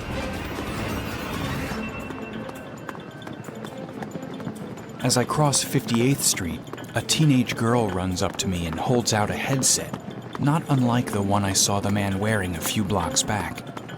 I take it from her. She gestures to me to put it on. Why? I say, but she's already gone. As soon as she gave me the headset, the girl disappeared into the crowd. I consider tossing the headset aside. I don't know who that girl was, and I don't know what I'd do with a contraption like this. But I don't toss it. I reach up and slide the headset on, covering one ear and stretching the microphone in front of my mouth. A man's voice comes through the earpiece. "Hello, Spartacus," it says. "Hello? Who's talking?" I say. "You can call me Bobcat," says the man. "We don't use our real names on this channel, understand? Whatever your name is, it's gone. Starting now, your name is Spartacus." Spartacus? No, I don't want that to be my name. Listen to me carefully, the man says. The people of New Rome have been waiting for years for Spartacus to come. You freed the slaves from the mines. To them, you are Spartacus. Get used to the name. Like it or not, it's who you are. It's not who I am at all, I say quietly, thinking of the legend of Spartacus we used to share in the mines. In the story, Spartacus overthrows the government, then delivers a particularly brutal form of justice to the mayor and the Senate. I just want to get out of here, I say. And I will help you, says the man, but it won't be easy. As we speak, the military and police are organizing. This mob needs a leader to get through this. They've already chosen you. I will tell you what to do, but you have to trust me. Trust me like you trusted the eagle. The eagle. Hearing the name makes my heart swell. She was the one who got me out of the mines. I trusted her, and everything worked out. Okay, I tell the man. What am I supposed to do? You are coming up on 58th and Main. That's the last intersection you'll be allowed to cross peacefully. There is an army of guards and police lining the roads on either side of you.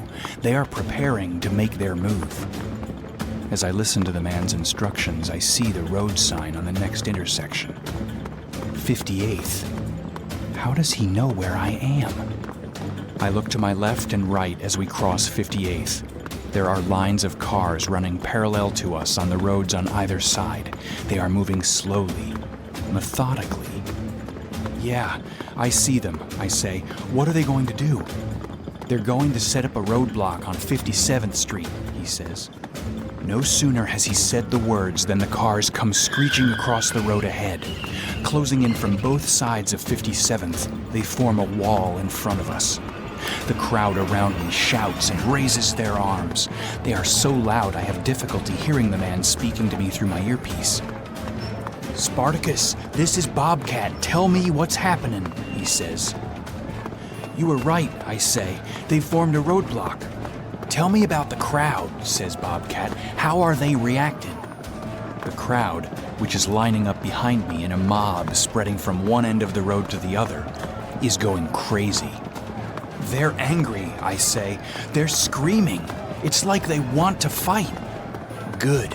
This is an important moment, Spartacus. What you do next will determine whether you and everyone else gets out of this alive.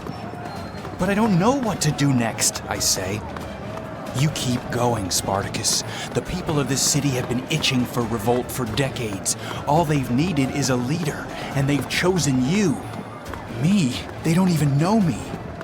They saw you on TV. They saw what you did in the Tetradome. They looked at how many of you escaped. They believe, Spartacus. They believe that now is their moment, and they will follow your lead. Ahead of us, there are people pouring out of the cars and trucks. They are all in black suits, with helmets, body armor, and big shields. They are forming a line in front of the cars. Bobcat, what am I supposed to do? I say. You run, Spartacus. You run faster. You show no fear, and you lead that crowd into the roadblock. There are far too many of you for them to stop. The people behind me are chanting now. Spartacus, Spartacus. You've got to act, Spartacus. There are no other options. They have every exit blocked. If you want your people from the mines to get out, you must seize the energy of that crowd. It seems crazy, I say. What if I run at them and nobody follows me? They will. Trust me, Spartacus. Trust me like you trusted the eagle. I don't know. Do it, Spartacus. Do it now. My heart racing. My blood boiling, the crowd in an absolute frenzy. Go, Spartacus. It's time to go. Okay, I say. Here I go. Then I turn to the crowd behind me. People, here we go!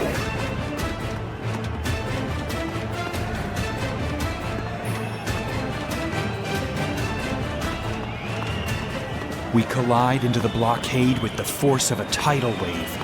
There's nothing the soldiers can do but try to stay upright. There are far too many of us with far too much energy for them to stop. Retreat! Comes a voice through a bullhorn. All units fall back and regroup! The crowd screams with elation as we push through the blockade. The soldiers and police race to get out of our way. We're doing it, I say. We're getting through. Come on, everyone. Let's run.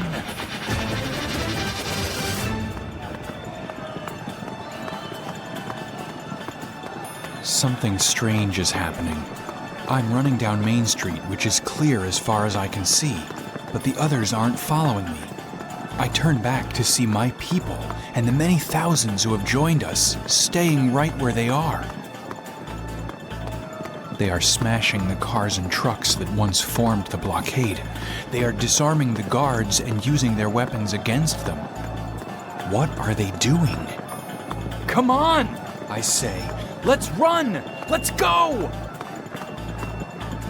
No one can hear me in the chaos. No one is coming.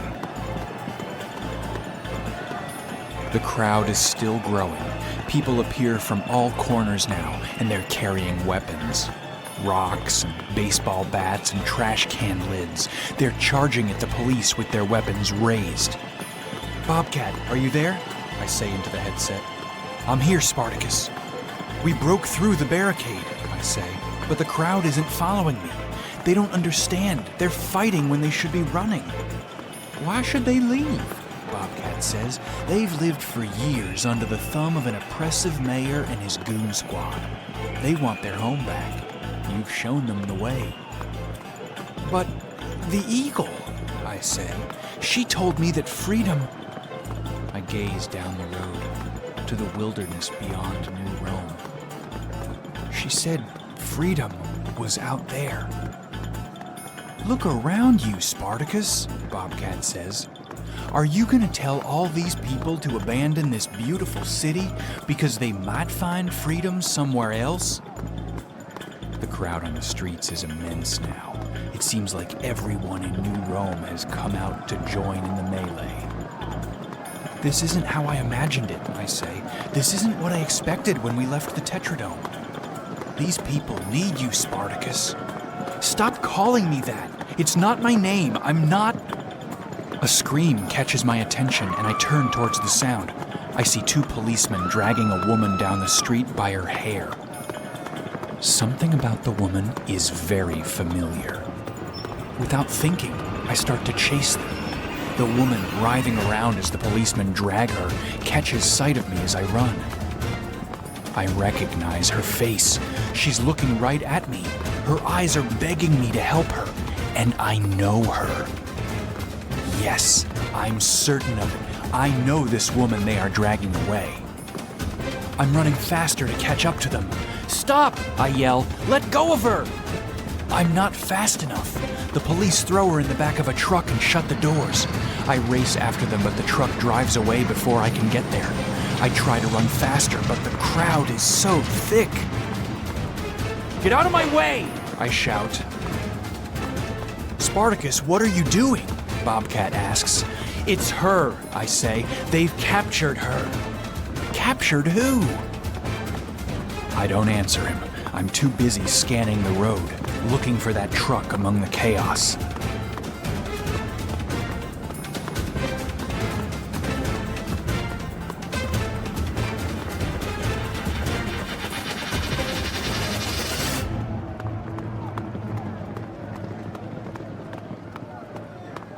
There! The truck is at the corner. It's about to get away.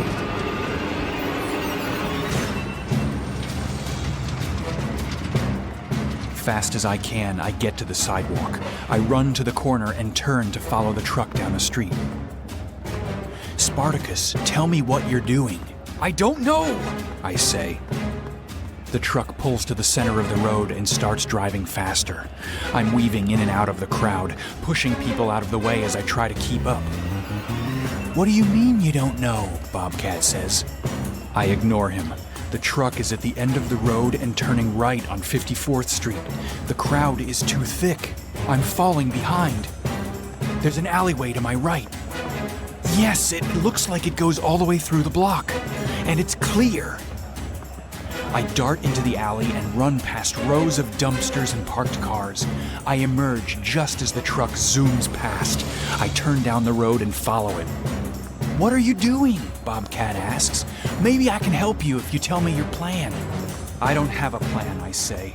Not anymore. There is someone I care about in that truck, and I won't leave her behind. Not again. The truck gets held up by a crowd of people at the corner. I get closer to it. I don't know what I'll do if I catch it, but I have to try.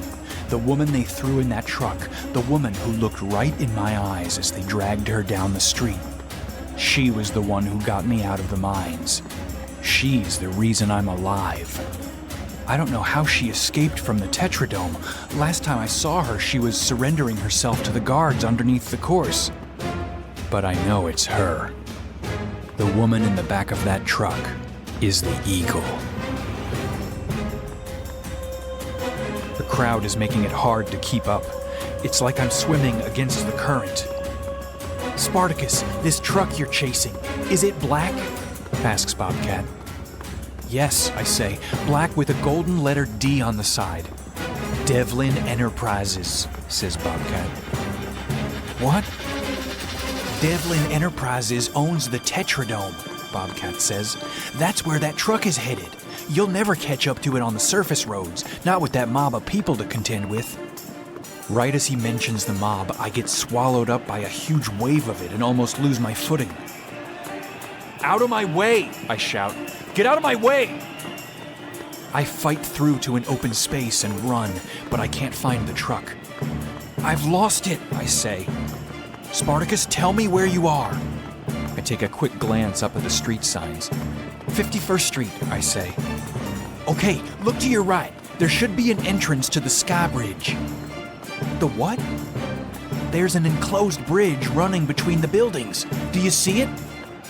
I look down the road and spot a glass tube elevated above the street. Okay, yeah, I see it, I say. That bridge goes all the way to the Tetradome, says Bobcat. There are stairs to the bridge half a block down from you. I see them. I sprint to the stairs, 2 winding flights of concrete steps. I run up them as fast as I can. Then I'm on a bridge, 2 stories removed from the chaos below. There's the truck, I say. It's a block ahead of me. Good luck, Spartacus. I hope you find what you're looking for. The path in front of me is clear. I start to run. On a bridge above the city, I'm running back the way I came. Back to the Tetradome. From high on the bridge, I have a bird's eye view of a city destroying itself.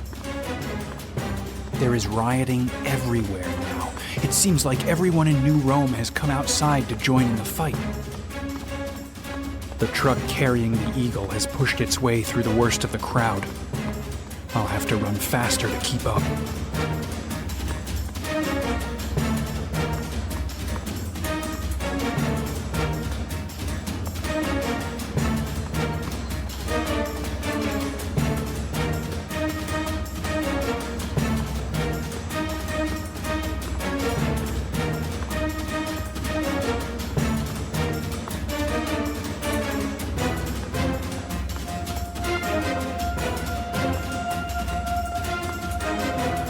It's a long way back to the Tetradome. Red lights and crowded streets are the only things keeping that truck in view. Stay with it, I tell myself. Everything has gone wrong since I left the Tetradome. But at least I can get this right. At least I can get her out of here.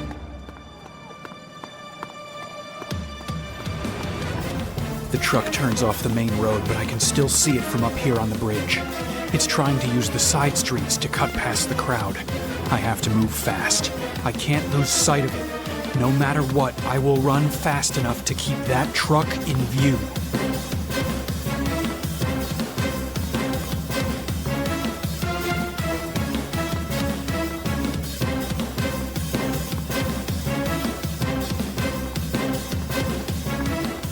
The truck gets caught in a mob of angry people just outside the Tetradome.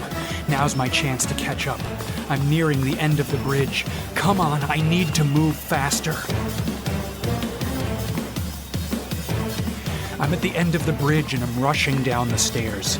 I hit the ground and push through the crowd towards the Tetradome. I'm just a few feet away from the truck now. I just need to get through this crowd. I follow the truck into a parking garage under the Tetradome.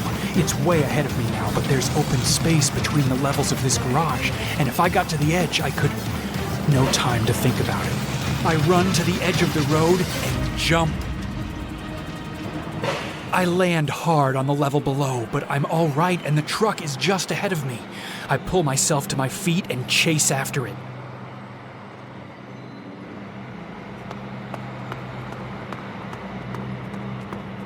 I follow a curved road into the depths below the arena.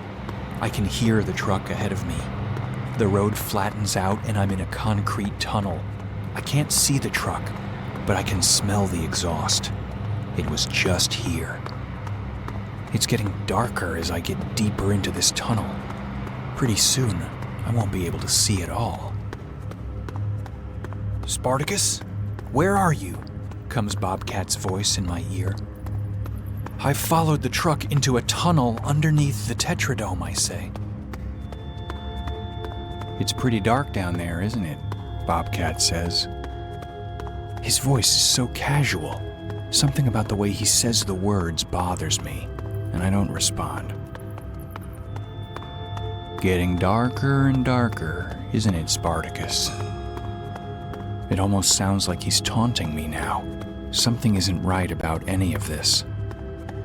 Yeah, it's pretty dark, I say. Here, let me help with that, says Bobcat. No sooner has he spoken the words than a bank of lights comes on above me. How did you do that? I say. The light's on, I can see everything. I'm in a concrete tunnel with narrow walls. The truck I was chasing is parked ahead of me. The back doors are open and no one is inside. You're a part of this, aren't you? I say to Bobcat. What's going on? Who are you? I'm the man who's telling you where to go, Bobcat says. That is, if you want to find the eagle. Where is she? I say. Hurry to the end of the tunnel, Bobcat says. Tell me when you get there. I don't like any of this, but I'm not going to argue with him. If he knows where the eagle is, I'd better do exactly as he says. I start running to the end of the tunnel.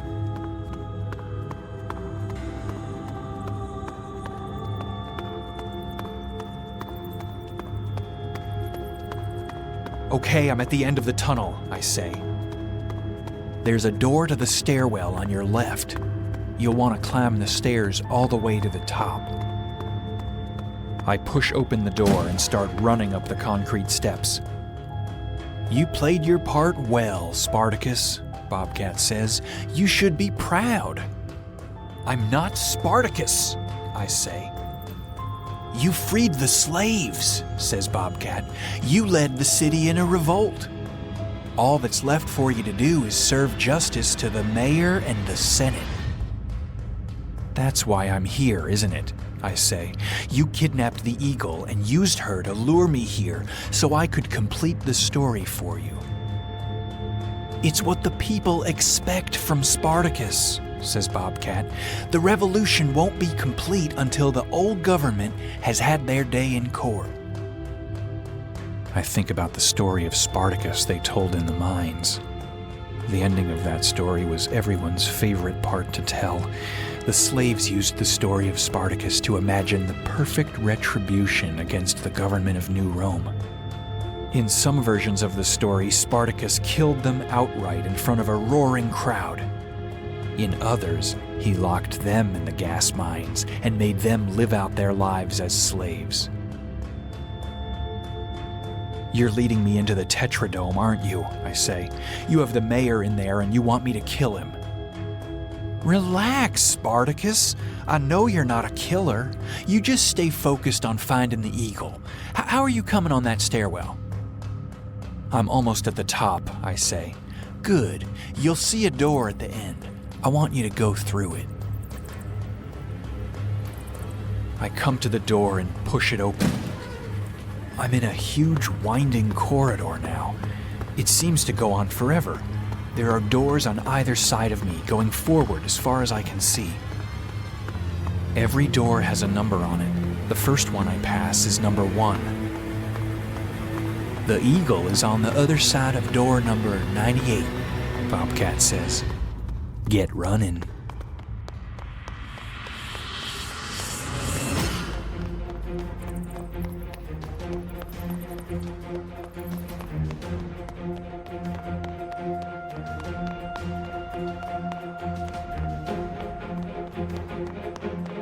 I count the doors as I run.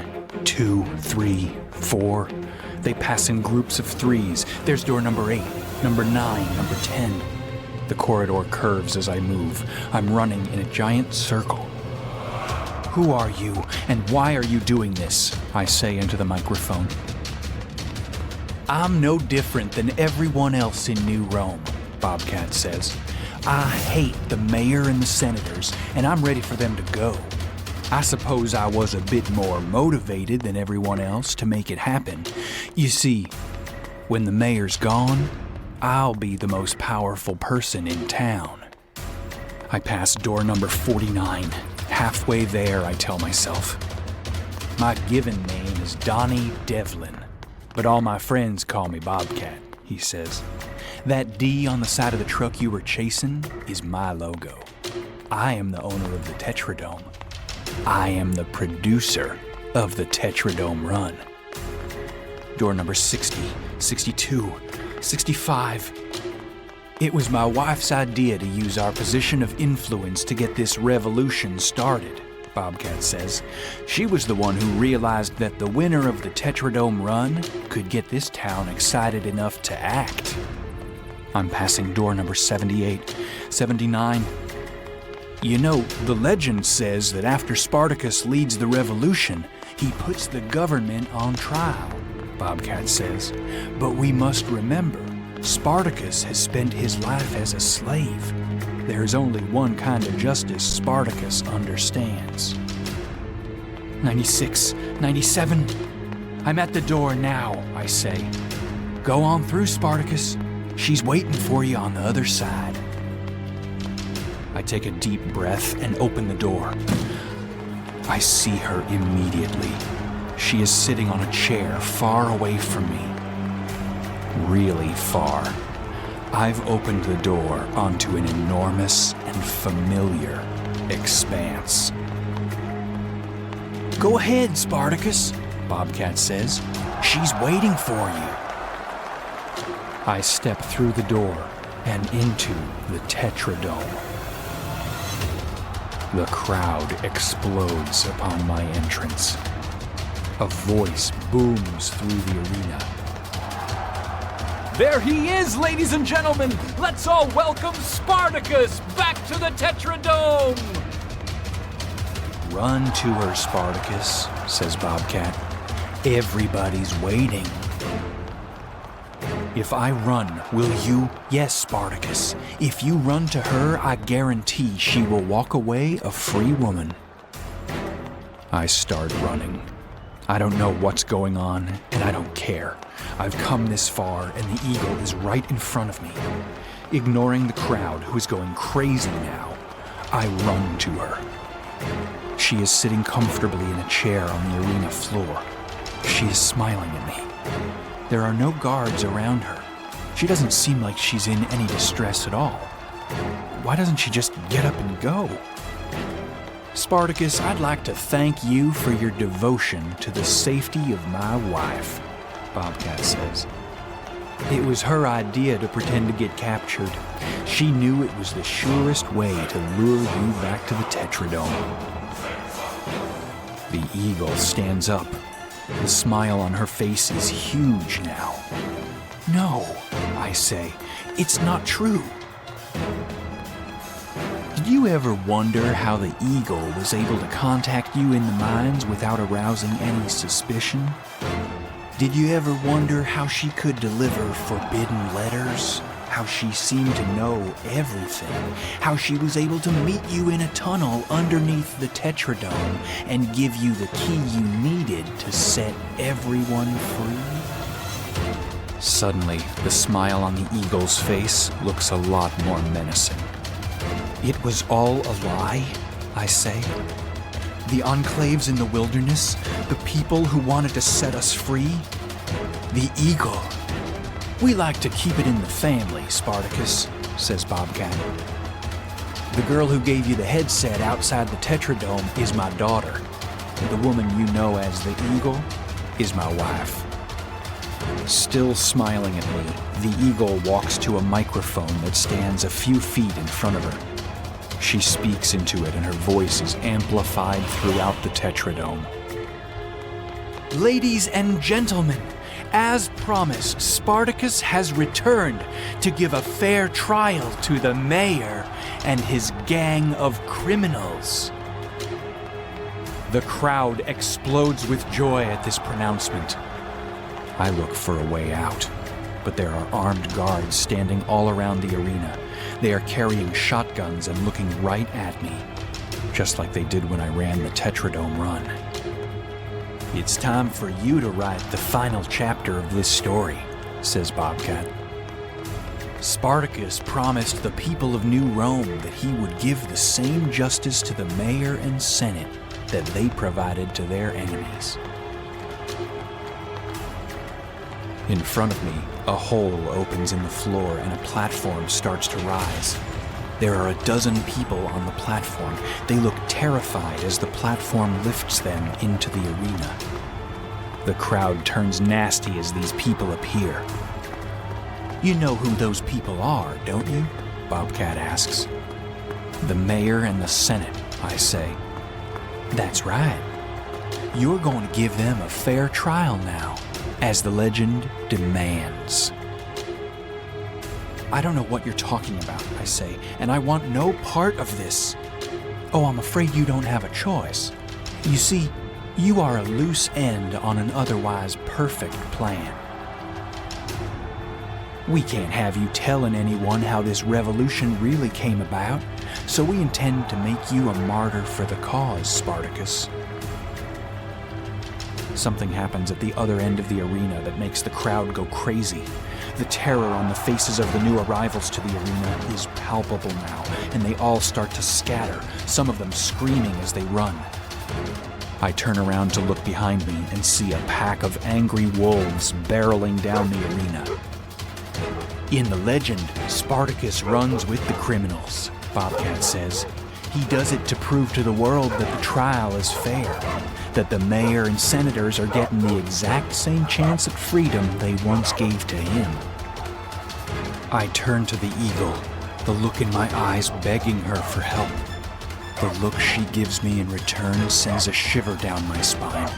This woman, who was a hero to me just moments before, looks at me now like I'm a bothersome pest. You'd better get moving, she says. The wolves are trained to leave me alone, but I imagine they're eager for a taste of you since you got away from them last time. The crowd chanting my name, the mayor and senators scattering in panic, the wolves tearing across the course. I have only one choice. I run, knowing that this time it will be entirely different, that this time I will have no one guiding me through the course and helping me survive. I'm going to have to run through to the end of the Tetradome.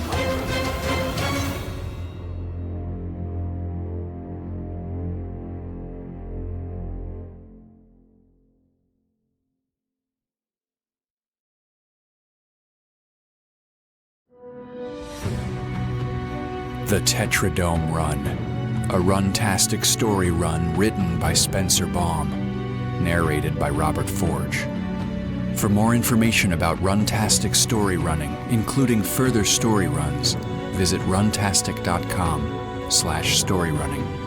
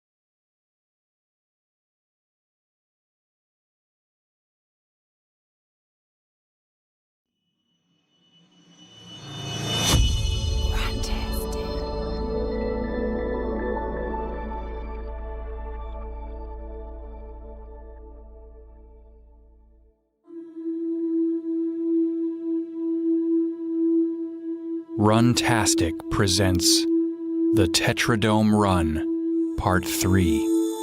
A Runtastic story run written by Spencer Baum, narrated by Robert Forge.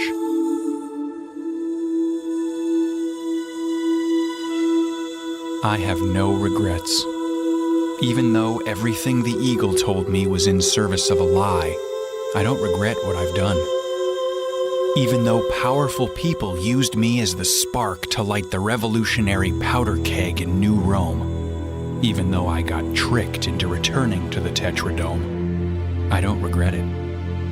I regret none of it because I tried to do the right thing. I didn't know I was being used. Now, I'm back in the Tetradome, acting out the final scenes of a drama that was carefully scripted by the producers of the Tetradome Run. They want me to die on this course. They want me to be a martyr for their cause. And they want the truth about what they've done to die with me today. I'm not going to let that happen. The last time I was here, I survived because I was strong enough to keep running. I will be strong again. I will be strong not just for my own sake, but for all the thousands of people who died in the Tetradome before me. No matter what they throw at me, no matter what I have to do, I will keep on running and make it through to the end of the Tetradome. Welcome to Runtastic Story Running.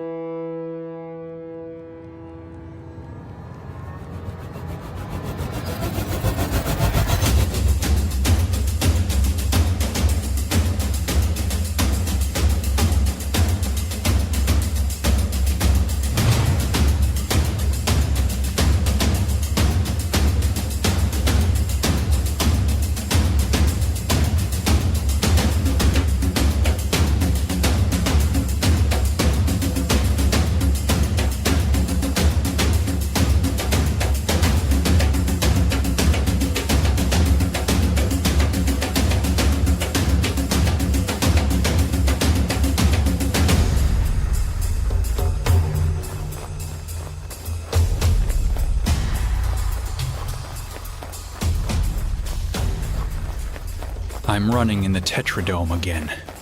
Running for my life. Again. The mayor and a dozen people from the Senate are ahead of me. I feel for them. They aren't ready for this. A pack of angry wolves is chasing us and gaining ground quickly. Right now, the wolves have their eyes set on me. That's how this works. Whoever is in last place gets caught. I need to go faster.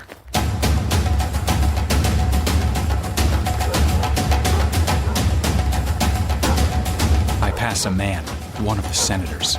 He already looks tired. I wish there was something I could do to help him. This tired man is going as fast as his legs can take him, and it isn't nearly fast enough. The wolves will be on him in seconds no matter what I do. I turn away from him and keep running. I pass another person, a woman. Her chest is heaving with exhaustion. If I could give her some of my strength, I would. If I could give her some hope, I would. Keep running, I tell myself. The only way to stay alive is to keep running.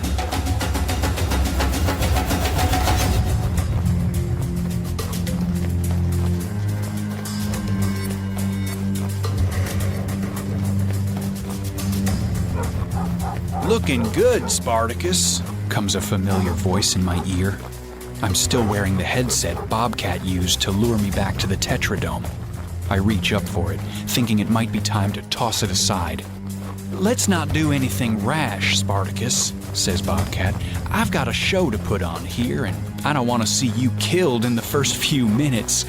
Things are just about to get interesting, if you know what I mean.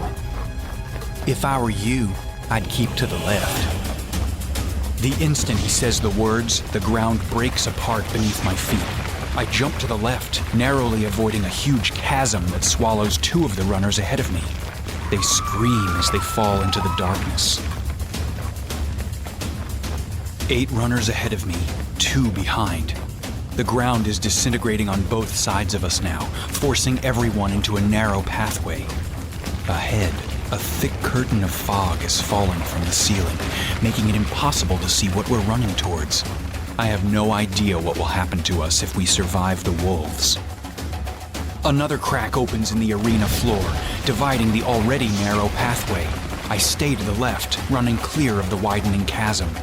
Others aren't so lucky. I cringe as I watch 3 of the runners in front of me fall into the abyss. Behind me, the wolves catch one of my competitors. Hard as I can, I make for that cloud of fog.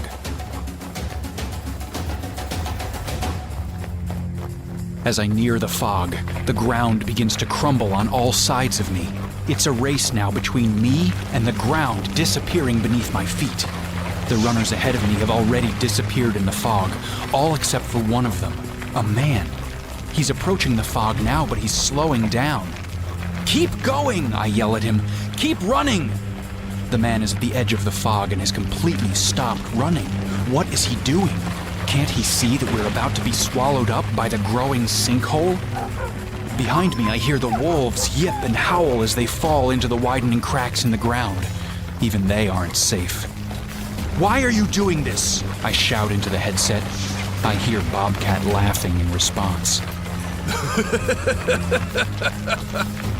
"Oh, Spartacus," he says, "don't waste your time asking why. You need to focus on what's ahead of you, on where you're going." The man in front of me has stopped running, I say. Why isn't he running? What's in the fog? That man is the mayor of New Rome. Or should I say, was the mayor. He's always been such a coward. He can't figure out what he needs to do because he's scared. Maybe you can jump right in and help him. What? Jump right in? Is that some... I don't finish the thought because I can see now why the man isn't running. There's no place for him to go. The ground, what little there is left of it, stops right at the edge of the fog. The man is standing on a ledge that is overlooking the abyss. Jump right in. That's what Bobcat said. Are we supposed to jump? I make the mistake of looking behind me and see that I'm only inches away from the chasm that is chasing me down. Faster, I've got to run faster. And when I get there, "Jump!" I yell at the man. "You have to jump!" He looks at me fearfully, shaking his head. I'm almost there now. 10 more steps. 5 more. "It's the only way!" I yell. I'm at the edge and I leap into the fog. For a second, I'm sinking into darkness and I'm certain this is the end. But then I land on solid ground. I wasn't ready for it and I lose my footing, falling hard. My headset comes off as I land and rolls away from me. There is a horrible noise out there in the fog. Probably the next creature that's going to chase me. I get to my feet and start running again. "You have to jump!" I yell back at the man still standing on the cliff. "It's the only way!" A shadow flies through the fog and the man lands a few feet behind me. "Where are we?" he says. "What's happening?" "Keep running!" I yell at him. I hear the man racing behind me to catch up. "Why are you helping me?" he says. "I thought you were putting me on trial for my crimes." "Bobcat wants me dead just like you," I say. "Come with me if you want, or don't. Just know that I won't slow down for you. There's something back there in the fog. I don't intend to wait for it to catch up." The path takes us on a slow descent. The fog seems to be thinning as we go. Even still, the light is growing dimmer, and whatever is out there is still coming. The man I'm running with is having a hard time staying with me. "Keep up if you want to stay alive," I tell him. "I'm not slowing down for you or anyone else." "I'm the mayor, you know," the man says to me. "I could reward you if you get me out of here." "I don't know the way out any better than you do," I say. "We need to catch up to the others." "There are no others," says the mayor. "There were at least 5 people who reached the fog before you," I say. "They all fell in that crack we jumped over," says the mayor. "I watched it happen. I think Bobcat made it happen at the perfect time so they would fall in and I wouldn't. I think he's saving something special for me." There is terror in the man's voice, and I can't help but feel for him. Whatever he was before all this, whatever he did, he doesn't deserve to be here. Nobody does. We keep running down the path, deeper into the fog. The pathway flattens out and the fog dissipates. At some point we entered a tunnel, but I didn't realize it because of the fog. There is a single row of lights on the ceiling, and the light reflects off the walls, almost like they're made of glass. I run closer to the wall on my right and run my hand along it as I move. Smooth and polished. Definitely glass, but I can't see anything behind it. Without warning, the glass walls light up. All the way to the end of the tunnel, the walls glow with electric light. And now, a picture is appearing on them, a woman's face, repeated again and again, going all the way down the tunnel. It's the eagle. The walls of this tunnel are giant continuous television screens showing the eagle's face. It feels like she's looking right at us. Then she speaks. Congratulations on surviving the first challenge of the course. Behind us, whatever has been chasing us through the fog sounds like it's getting closer. Heavy footsteps that clang on the ground as they move. It reminds me of the pneumatic hammers that pounded day and night when I lived in the mines. For your second challenge, the eagle continues, you will each be assigned a partner. The banging footsteps are getting really close. Your partners are approaching you now, the eagle says. Our pursuers emerge from the darkness behind us. They look like robots. Two humanoid war machines running stride for stride on either side of us. Oh no, says the mayor. Not this! What is it? I say. What are these things? Weapons of war, the mayor says. Weapons I approved with my signature just last month. The machine on my right is bright yellow. The machine running on the mayor's left is green. They have small spherical heads the size of softballs. The heads pivot on their shoulders. The one next to me turns its head to face me. There's a screen on its face, projecting the same picture of the eagle that is now on the walls. In just a moment, your partner will give you a gift, the eagle says. Your job will be to return the gift before time runs out. No, the mayor says. This isn't happening. What does she mean, a gift? I say. We wanted to attach a bomb to an individual, the mayor says. It was research meant to protect the city from its enemies. It was my idea. This is why Bobcat kept me alive. This is how he wants to kill me. He's using my own idea against me. We're coming to a doorway at the end of the tunnel. There is light on the other side. Once the challenge begins, the eagle says, you will have 5 minutes to return the gift to your partner. Good luck. With that, the eagle disappears, and the screen on the robot's face changes, going first to all black, then to black with red digital numbers in its center. The numbers are 500. Listen carefully to me, the mayor says. We need to help each other. I'm not fast enough to catch this robot on my own. After you get the head back onto yours, come find me. Don't let me die out there. Promise me you won't let me die. I'm not promising you anything, I say. And what do you mean, get the head back on?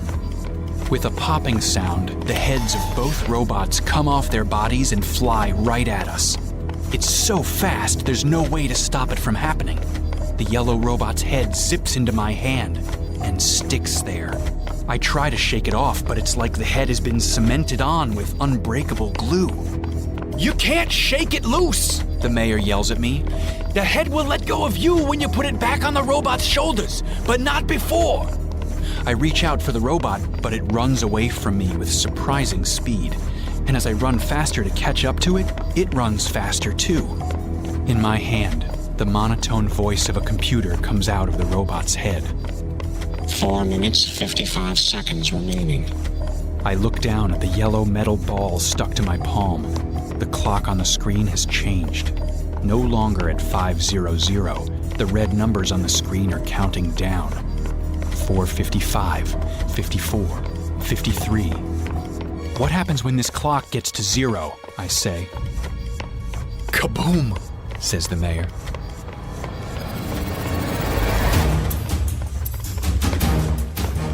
I run faster and start to leave the mayor behind.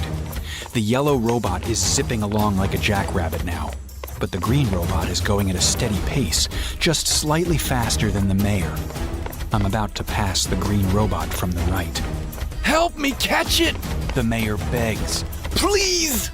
Running right next to the green robot, I reach out and shove its torso. The robot tumbles down in a heap. Yes! The mayor shouts. You are mine! With a smooth arc of his left hand, the mayor slams the green head back on the robot's shoulders. It releases itself from his hand. I did it! He shouts. I did it! I wish I could say the same. My yellow robot is way ahead of me now. Good luck, I say to the mayor, then I leave him in my dust, chasing after the yellow robot with everything I've got. The robot leads me to the end of the tunnel and through the doorway. The crowd roars as I re-enter the Tetradome. The robot leads me across the arena floor towards some tall bushes on the other side of the arena. No, not just bushes. A maze. The robot is taking me into a hedgerow maze. I need to catch it before we get there. You can do this, I tell myself. You need to go faster. I follow the robot into the bushes. Towering walls of green shrubbery are on either side of me. Ahead, the robot has reached the end of this row and is turning left. I have to keep it in view. If that robot gets more than one turn ahead of me, I'll lose it.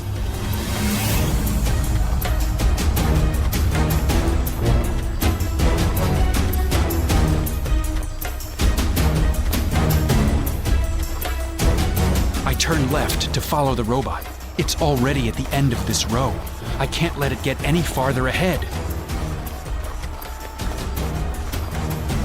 I make the next turn, but the robot's already gone. I don't know which way it went. There! I hear it in the row to my left.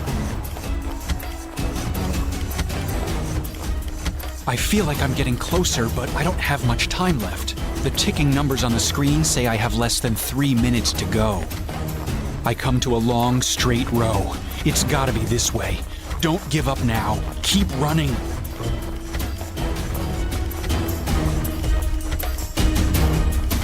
I hear it! It's on the other side of this hedge. I take a left turn at the end of the row and see the robot running down the lane towards the exit from the maze. Fast as I can, I follow him.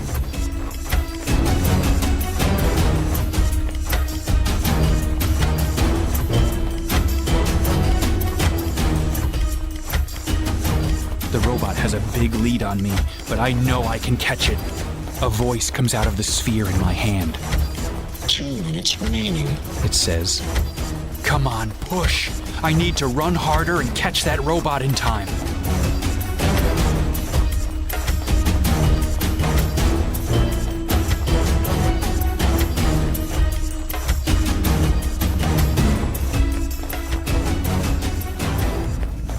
The robot has taken me out of the maze, across an open field, and into a forest of dead and blackened trees. The ground is covered in ash. As I continue running, I realize I've been here before. This is the same forest I ran through last time. The forest that exploded in flames and sent a flock of harpies onto the path to harass me. The trees now bare of leaves, I can see clearly into the woods on either side. The harpies are out there, perched on the blackened branches. Just like before, they are waiting for me to stop running or veer off the path. Where is the robot? I can't come this far only to lose it. I hear something, then I see a flash of yellow metal. The robot has left the path and gone into the woods, where the harpies are. A voice comes out of the yellow sphere in my hand. 1 minute remaining. 1 minute before I'm blown into oblivion. I've got to catch that robot and put this head back on its shoulders. But if I leave the path, the harpies will attack. No doubt Bobcat designed it this way on purpose, forcing me to choose between two terrible options.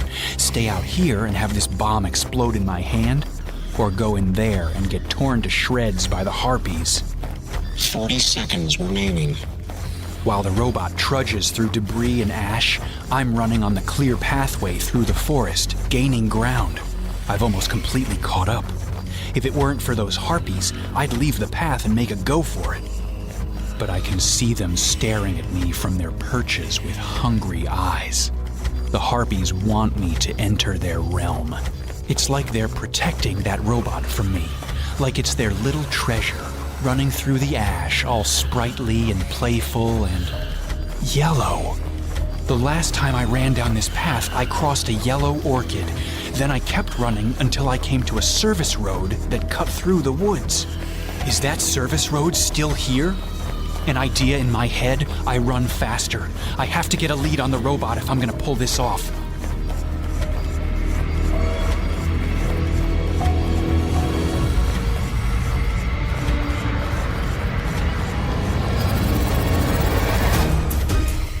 There's the road. Down and to the right, I bolt off the main path. All through the forest, the harpies spread their wings and take off. I'm running down the road so fast I'm barely in control of my feet. The harpies are right behind me. I hear them screaming and reaching for me with their talons. 10 seconds remaining. Ahead of me, the road dead ends in a concrete wall. It wasn't like that last time. Has something changed? Did I take the wrong road? The robot is coming through the woods now. I'll need to speed up if I'm gonna cut it off. In my hand, the yellow head begins counting down. 4, 3. The robot emerges from the woods and I reach out with my hand just in time to slam the head down on the robot's shoulders. Instantly, the robot locks its feet in place like a metal statue on the path, and I have to swerve to avoid it. My momentum is too much, and I stumble to the forest floor. Behind me, the harpies collide with the robot.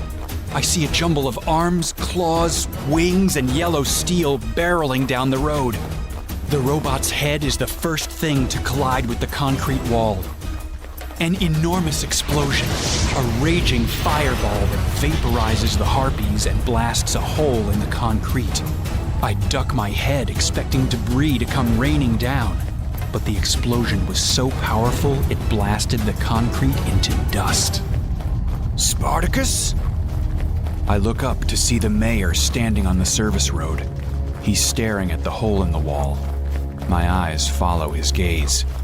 There's a tunnel on the other side of that wall. Come on, I say. We're getting out of here.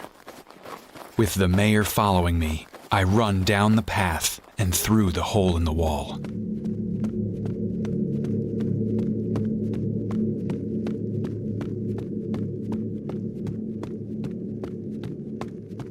We find ourselves in an empty corridor. Brick walls, bright lights on the ceiling, carpet on the floor. This corridor is definitely not part of the course. We run down the corridor, following it as it winds its way deeper and deeper underground.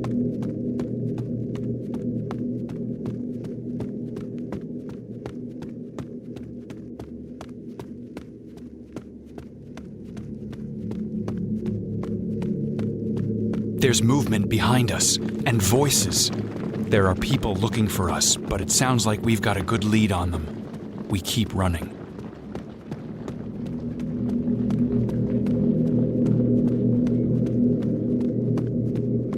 Still following the corridor, the ground beneath our feet changes from carpet to steel. Somehow we've run onto a catwalk overlooking some sort of control room. Tall banks of televisions, all with empty chairs in front of them. The room beneath us looks like it's normally occupied by lots of people, but right now, it's empty.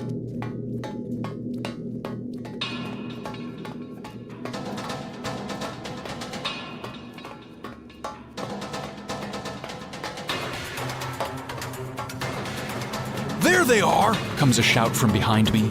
I turn to see a crowd of people in brown uniforms chasing us across the catwalk. Keep going, says the mayor. I've been here before. We just need to keep... There are too many of us on the catwalk, and it isn't going to hold. It starts breaking from behind. With each support cable that snaps, the catwalk lurches and tilts.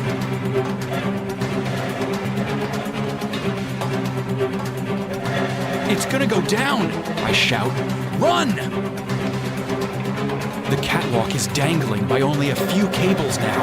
I don't know if we're going to make it. There's only one cable still holding the catwalk to the ceiling. We've got to go faster if we're going to get off this platform before it comes crashing down. I can see the steel threads of the cable unraveling. Come on! Come on!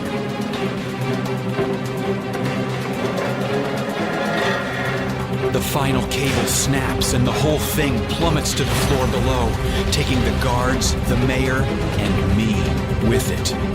We land hard on a bank of televisions which tumble beneath our feet and send us rolling to the floor. Stop them! Someone shouts. Close all doors on sectors A through E. 2 Tetradome contestants just outside the lab. Red lights on the walls start flashing. All around the room where we've landed, doors begin sliding down from the ceiling. This way! The mayor shouts, pointing towards the nearest door. I rush to my feet and follow him. They can't go in there, comes a voice from above. It leads right to the lab. The door is halfway closed now. Faster, I shout. We have to go faster if we're going to make it through. Give me the gun, comes a voice from behind us. Bobcat says we can shoot them. The door is 3/4 closed. Come on, we've got to make it to that door. People are shooting at us, but the televisions provide cover. The door is nearly down now. Even if we make it there, we're going to have to slide underneath. There are only a few inches of open doorway left. The mayor and I are running side by side, fast as we can go. Can we make it? Come on. Almost there. Together, we slide underneath the doorway and get to the other side just as it closes. We made it, the mayor says. I can't believe we made it. I look around. We're in an enormous room with a wide path running down the middle. We get up and start jogging down the path. There are glass cages on either side of us. What is this place? I say. The lab. All those monsters out on the Tetradome are created down here. The first cage we run past holds some sort of hideous lizard monster. It looks at me and snarls as I pass. Don't worry, says the mayor. The cages are made of bulletproof glass. Some of them even have electric fences inside of them to keep the creatures from charging. The next cage we pass has vines climbing up its walls. The vines sway back and forth as if eager to break out and strangle us. There's a tank full of water in the next cage with a snake swimming around in it. The snake is so big, its body disappears from view in the distance. Wolves, like the ones that chased me before, are in the next cage. Harpies in the cage after that. The giant spiders I encountered in my last run through the Tetradome are crowded against the glass wall of the next cage, salivating as they look at me. The final cage in the lab dwarfs all the others. It's so big, I'm afraid to look inside it. What kind of monster needs a space that big? There's a placard on the glass, a white piece of plastic with black lettering. It says, "Caution, sudden movements can disturb the behemoth and cause it to charge." The behemoth? I say. What in the world is that? They're in, says the mayor. We've got to move. Over there, comes a voice from behind us. Stop, or I'll shoot! Whatever the behemoth is, our movement has disturbed it. In the back of the enormous cage, something really, really big is stirring. The mayor and I both duck at the first sound of gunfire, and the creature in the cage doesn't like that at all. It lets out a roar that is deafening even on the other side of the glass. It emerges from the foliage at the back of the cage, and I get my first good look at the behemoth. A horned monster with giant red eyes. 4 legs the size of tree trunks, steam coming out from its enormous snout. It's bigger than a bus, bigger than a semi-truck. It's looking right at me and dragging one of its feet across the ground. "The behemoth is about to charge!" yells someone behind me. "There's an electrical fence inside the cage," says another. "Keep going." The monster, the behemoth, opens its mouth and lets out a second roar. Then it starts running right at me. "It's charging, boss," says one of the men, terror in his voice. "It's charging!" I'm charging too, right out of here. Fast as we can, the mayor and I run straight ahead. The guards behind us are shooting, but I'm barely aware of it. The behemoth is making the ground shake with each step. It's cutting a diagonal path across its enormous cage. I swear it's coming right for me. I hope that fence they were talking about holds it in place. We're coming to the end of the lab. "We'll make a left turn at the wall," the mayor yells. The wall at the end of the lab is covered in a tangle of wires that lead to a bright red circuit box. Trying to ignore the monster charging at me, I focus on that circuit box and run.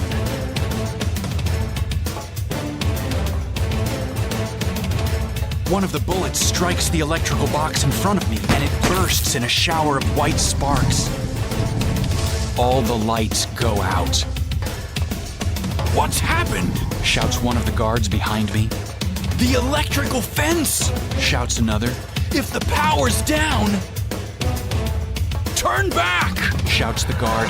"Turn back!" We reach the wall right as the behemoth breaks out of its cage. "Left!" the mayor yells. "Go to the left!" We run through an underground passage, the behemoth chasing after us, demolishing everything in its path as it runs. We turn down another hallway, then another. The behemoth sounds like it's bringing down the entire building behind us. "There's daylight up ahead," I say. "I see it," says the mayor. "Let's go!" We're on a ramp now, running towards an open door. Behind us, the behemoth crashes hard into the wall. Bricks start falling from the ceiling. "Keep going!" I shout. The building is rapidly coming undone behind us. The behemoth is getting buried in bricks and concrete. If we don't hurry, we're going to be buried too.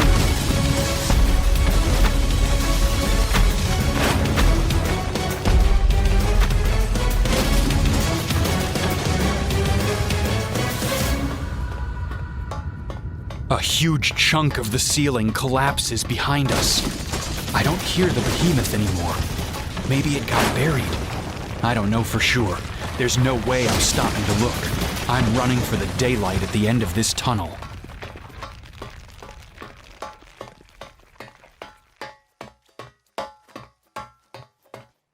We emerge into an outdoor stadium full of cheering fans. I've been here before.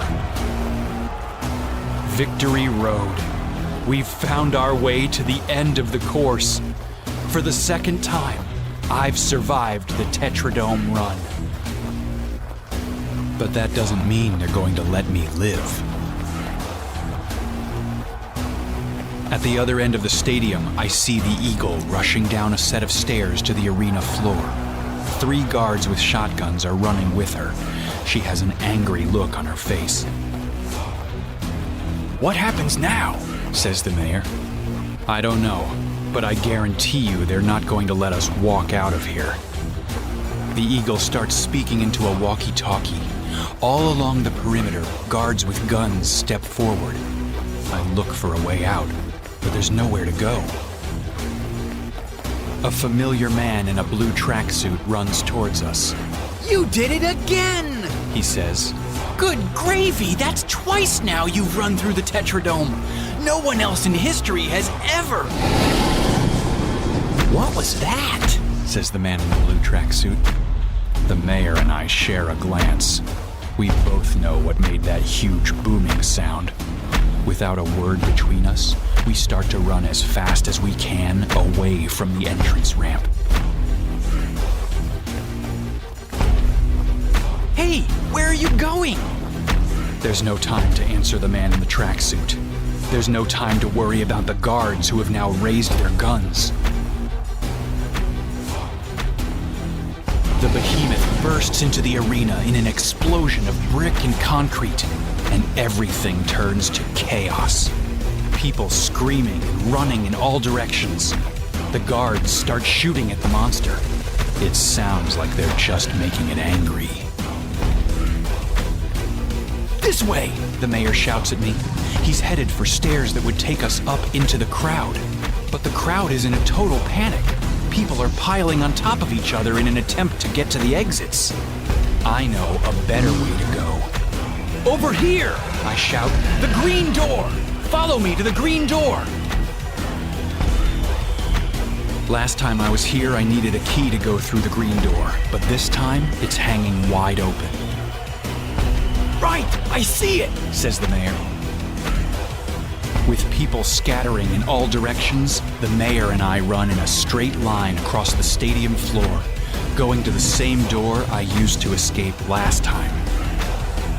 We get to the door and run down the stairs on the other side. The lever that the Eagle once had me pull to unlock the main gate is on the near wall. I grab it and pull it down. What are you doing? Says the mayor.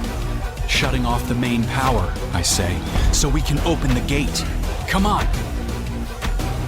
Right behind us, a huge crowd of people is pouring through the open door. It looks like they've given up trying to contain the behemoth, and now everyone is just running for their lives. Guards and crew and spectators alike are running down the stairs after us. This way, I say. We need to get to the bridge. We run down another flight of stairs, then onto the steel bridge overlooking the fields. There is so much confusion that no one tries to stop us. We cross the bridge, then come to the same stairs I descended when I escaped the last time. We're gonna make it, aren't we? Says the mayor. We're actually gonna get out! The mayor is so excited he rushes ahead of me and is first to reach the bottom of the stairs. A single gunshot, then the mayor's body twists back towards me. I see a trickle of blood coming from his mouth before he collapses to the floor, dead. There is a man standing on the other side, aiming a pistol at me. Smoke is coming out of its barrel. You did it, Spartacus. You put the mayor and the Senate on trial. Now every last one of them is paid for their sins. It's surprising to hear this voice in person after listening to it on a headset for so long. Bobcat doesn't look at all like I expected. A tall, slim man with silver hair cut short, he is aiming his pistol directly at my face and smiling at me. You've served your purpose, Spartacus. Now it's time for you to go. On the other end of the fields, the behemoth blasts through the wall. Bobcat can't help but turn towards the sound. His second of distraction is all I need. I bolt back to the stairs. By the time he gets his first shot off, it's too late. I duck under the stairwell as his bullet ricochets off the steel. Then I bolt for the bridge. I need to hurry and find shelter. It sounds like this whole place is about to come crashing down.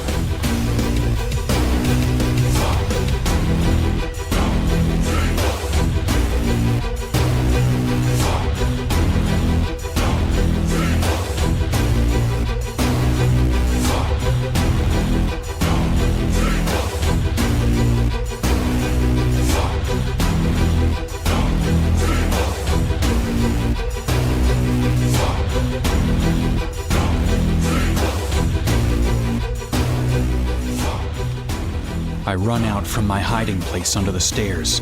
The steel bridge and stairs are still standing, but everything else has completely collapsed.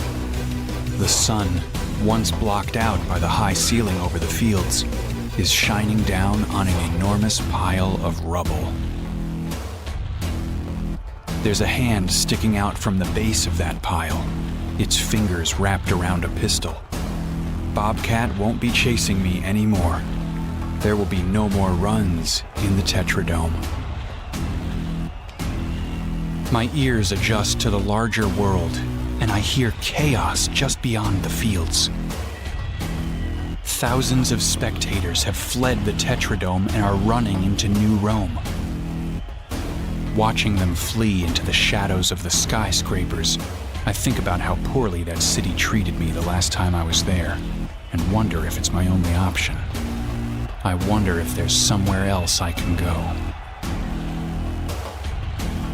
I turn around and look at the mountain of rubble on the other side of me. It stretches for miles in either direction. If I want to know what's on the other side of it, the fastest way to find out is to go up. Without any thought about what I'm doing, I begin running up that mountain of rubble.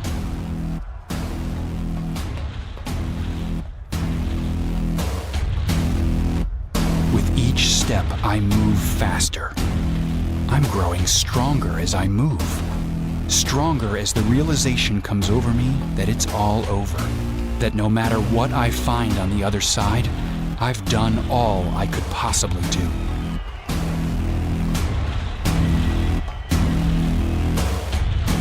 I'm running at a full sprint now, overwhelmed with desire to make it to the top.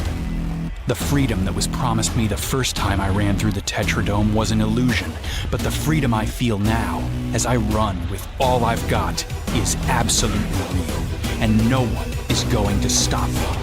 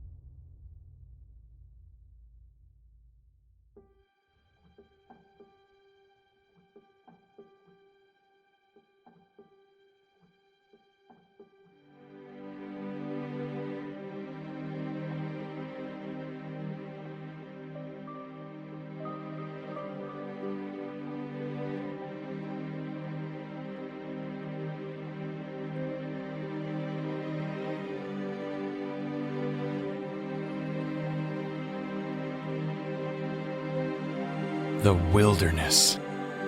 The Tetradome backs up on an unbroken forest, as far as I can see. I'm looking at it right now. Last time I escaped, I ran the other way, into the city, not knowing what I was looking for was right behind me. Now I can see it. Now I can reach it. The eagle may have lied about everything else, but when she said there was freedom in the wilderness, I believed her. I still do. I run down the other side of the mountain. Not knowing what I'm going to find when I get there, I run to the wilderness. I run because it's all I know how to do. I run because the strength of my legs is what carried me past every obstacle that stood in my way. I run because I'm free.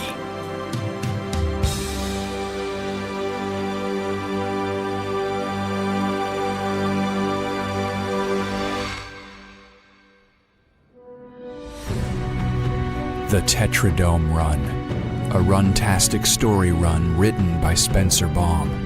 Narrated by Robert Forge.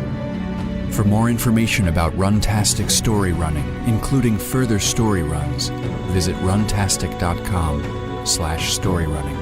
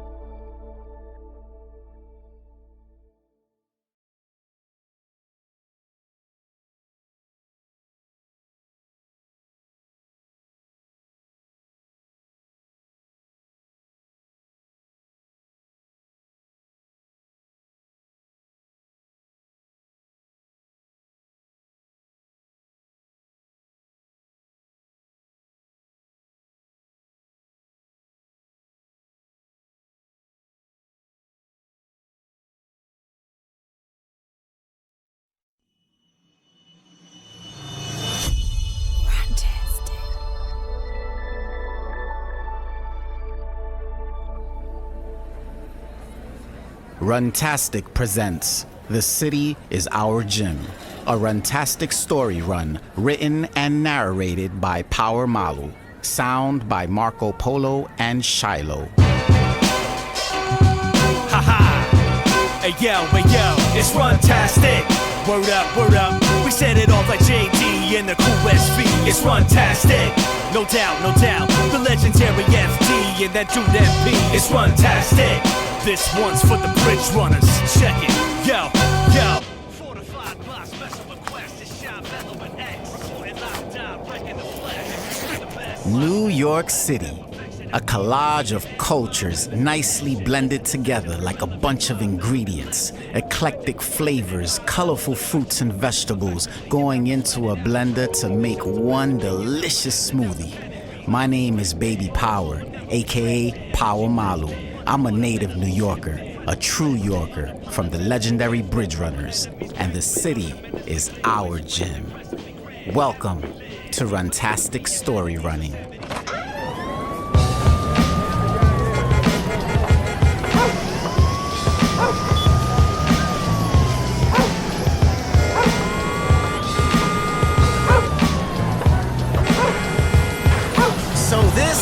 Is the Lower East Side.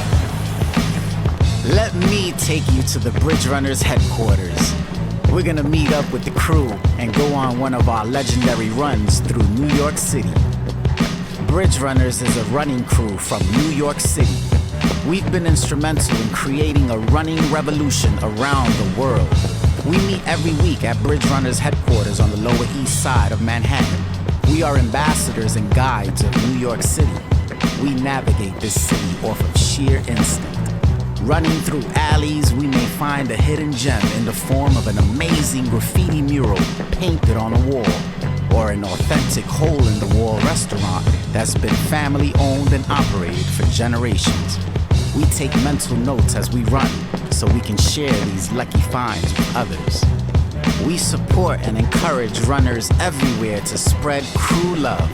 We focus on bringing runners together from all walks of life, all levels, from elite runners to beginners to everything in between. We are a running family, and we're called Bridge Runners for a reason. On every run, we must cross at least one bridge. So let's go absorb the view as we explore this epic city the only way we know how. Like Bob Marley said, put your vision to reality. Wake up and live. Wake up and live. Wake up and live. Wake up. Wake up and live.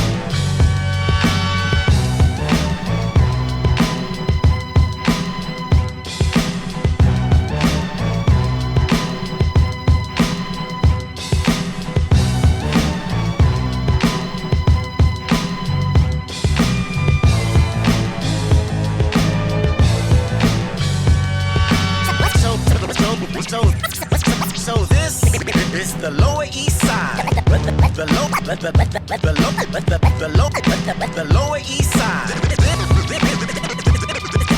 This is the Lower East Side. The Lower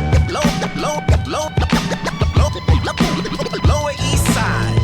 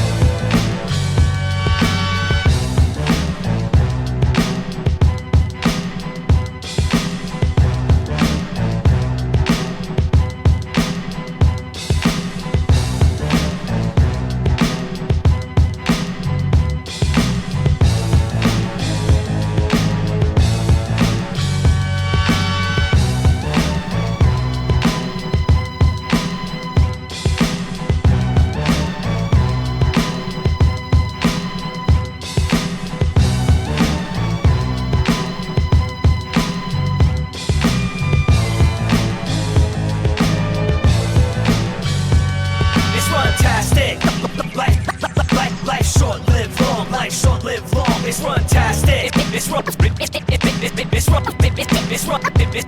It's runtastic. Life short, live long. Life short, live long. It's runtastic. Runtastic.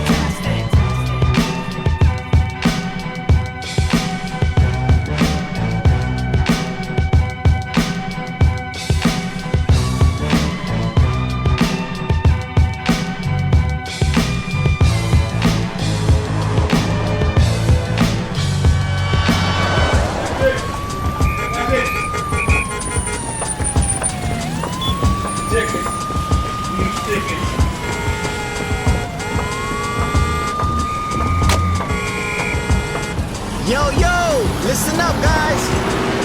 This is Times Square, the heart of New York City. There's no other place like it in the world. They say if you can make it here, you can make it anywhere.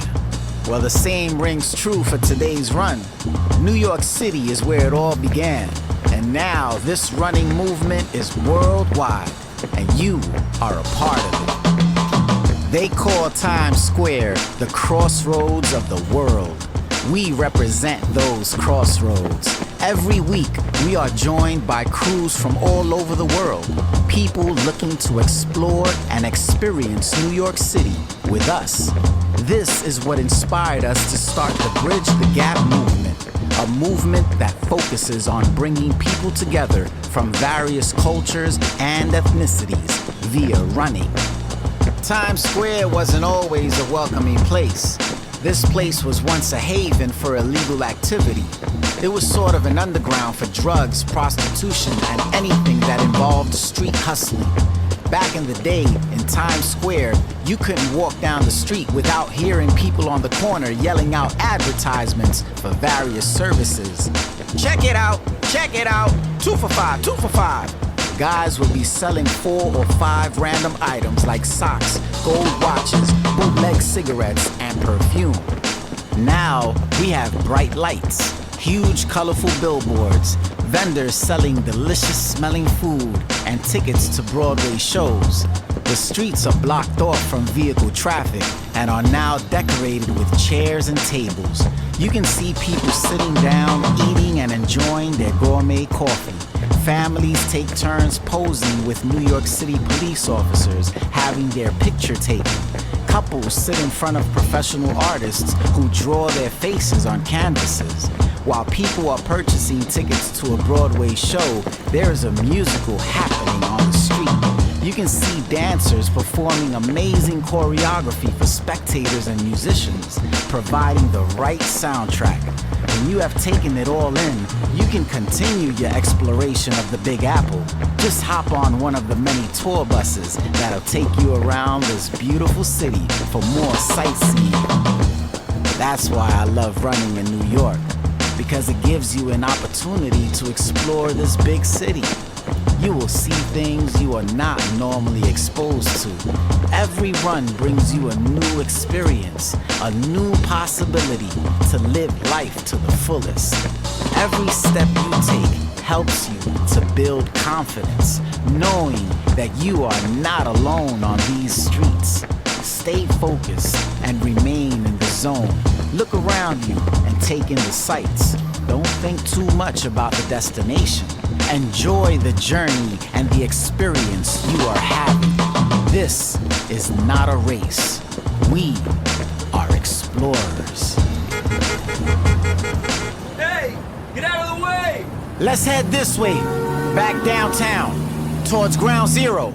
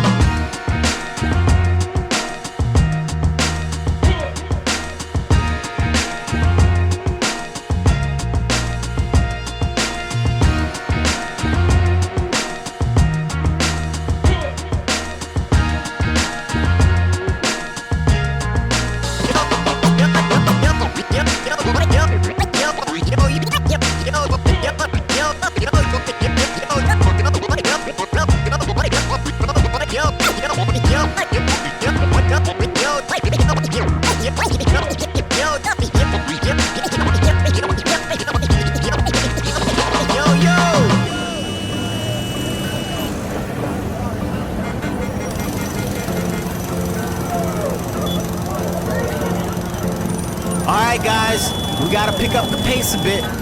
You got this. Keep that momentum going. Watch the cars. Inhale, exhale. Create that natural rhythm with your body and your breath. You're in control. That's it. Nice strides. You're doing great. Every so often the traffic lights are in our favor and we can breeze through the streets. If not, we must add a little pep to our step and make the light. This is sort of a little game we like to play. It adds some excitement to our runs and keeps the group together. Once we see the traffic light is about to change, we must pick up the pace. The light is about to change, guys. Make the light! Make the light!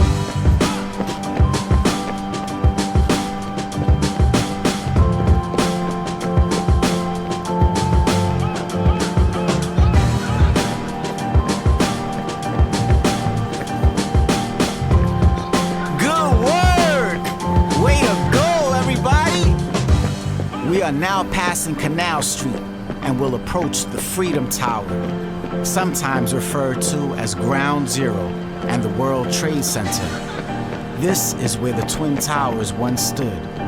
You can see the outline of the buildings now replaced by twin reflecting pools. They are nearly an acre in size and feature the largest man-made waterfalls in North America. The pools sit within the footprints where the Twin Towers once stood. The Freedom Tower is right next to it. Look at the building and take in the environment. You can feel how it represents perseverance and resiliency, the strength of this city, and the people's willingness to come together and overcome adversity. This place brings back so much memories, like the time when I was hired to perform some music with a band for the grand reopening of Windows of the World, the famous restaurant that was located on top of the World Trade Center. This was way before 9/11. I remember all the people I met that night at the party. All the staff members were so friendly and welcoming. I don't remember names, but I do remember faces and feeling the good vibrations of that night. Strangers came together and we ate, we sang, we danced, and celebrated this monumental event on top of the world.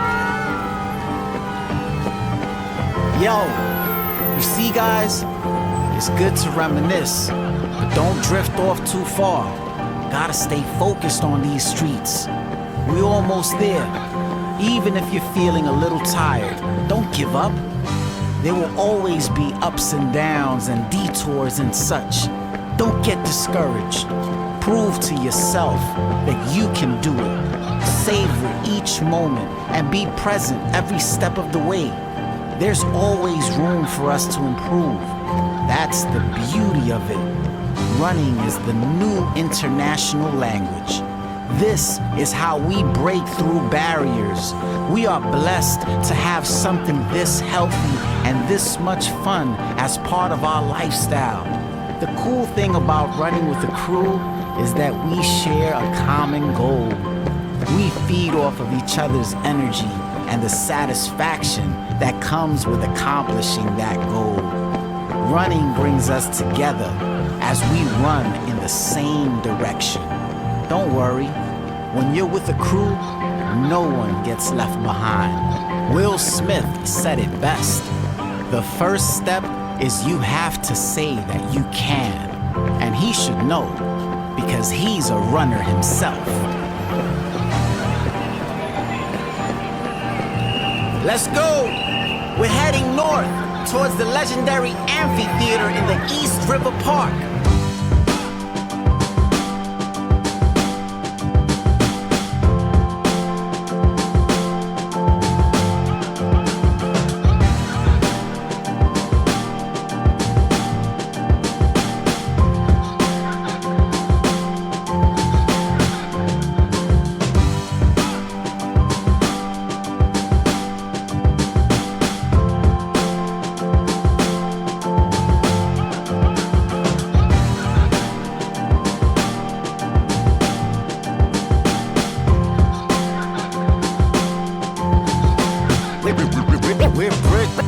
Bridge runners, the city is our gym. Bridge runners, the city is our gym. Bridge runners, the city is our gym. Bridge runners, the city is our gym.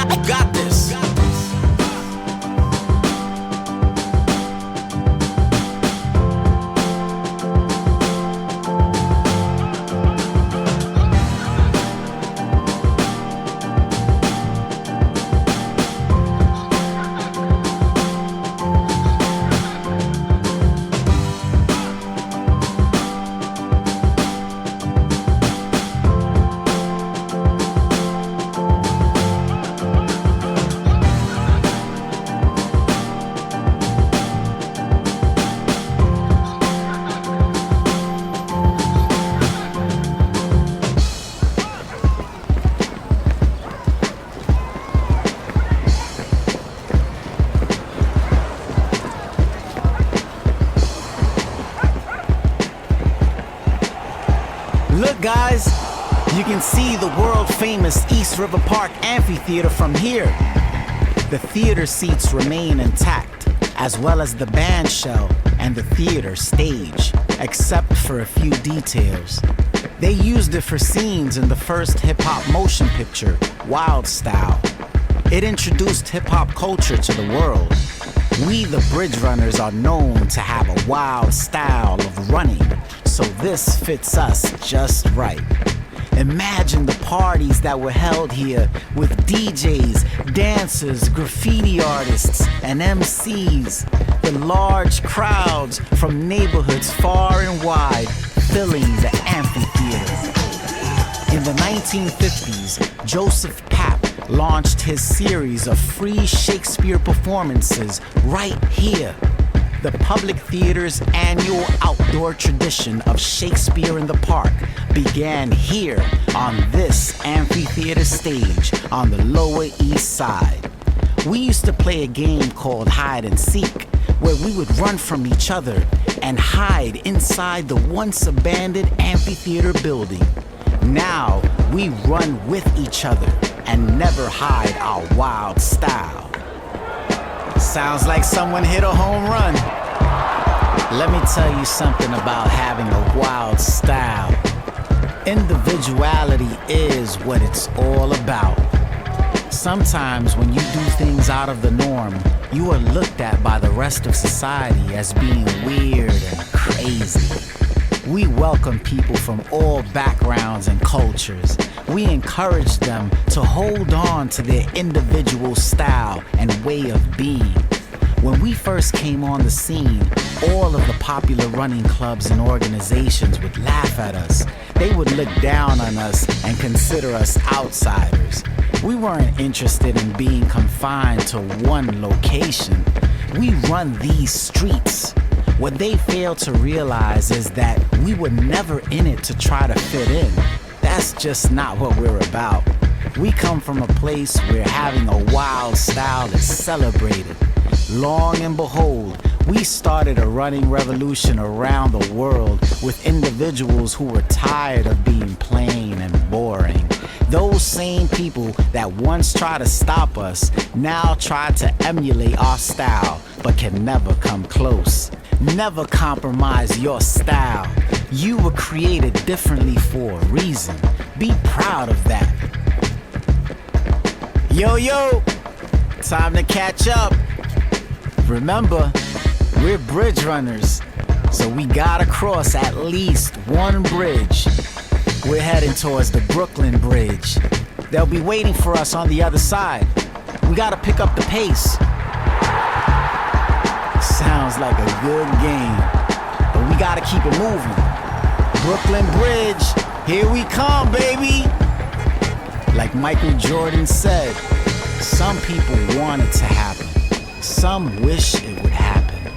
Others make it happen. So let's go make it happen, baby.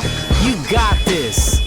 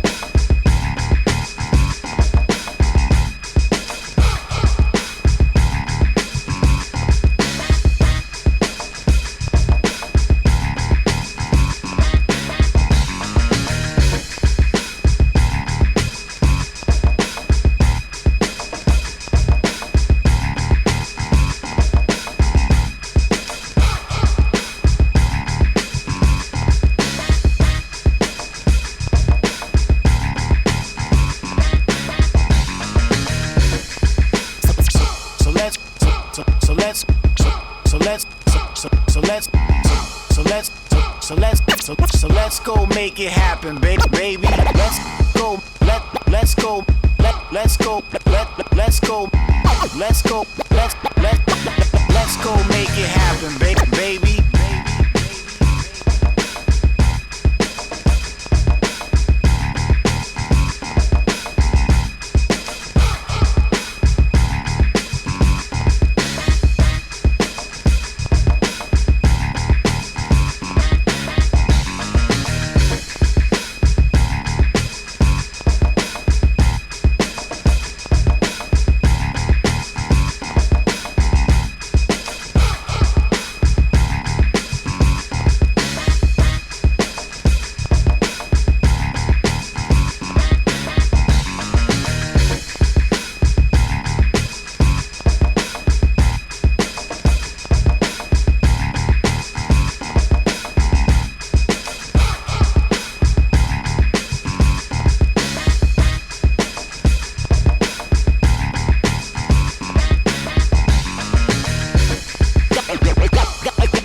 pick up the pace. We gotta keep it moving.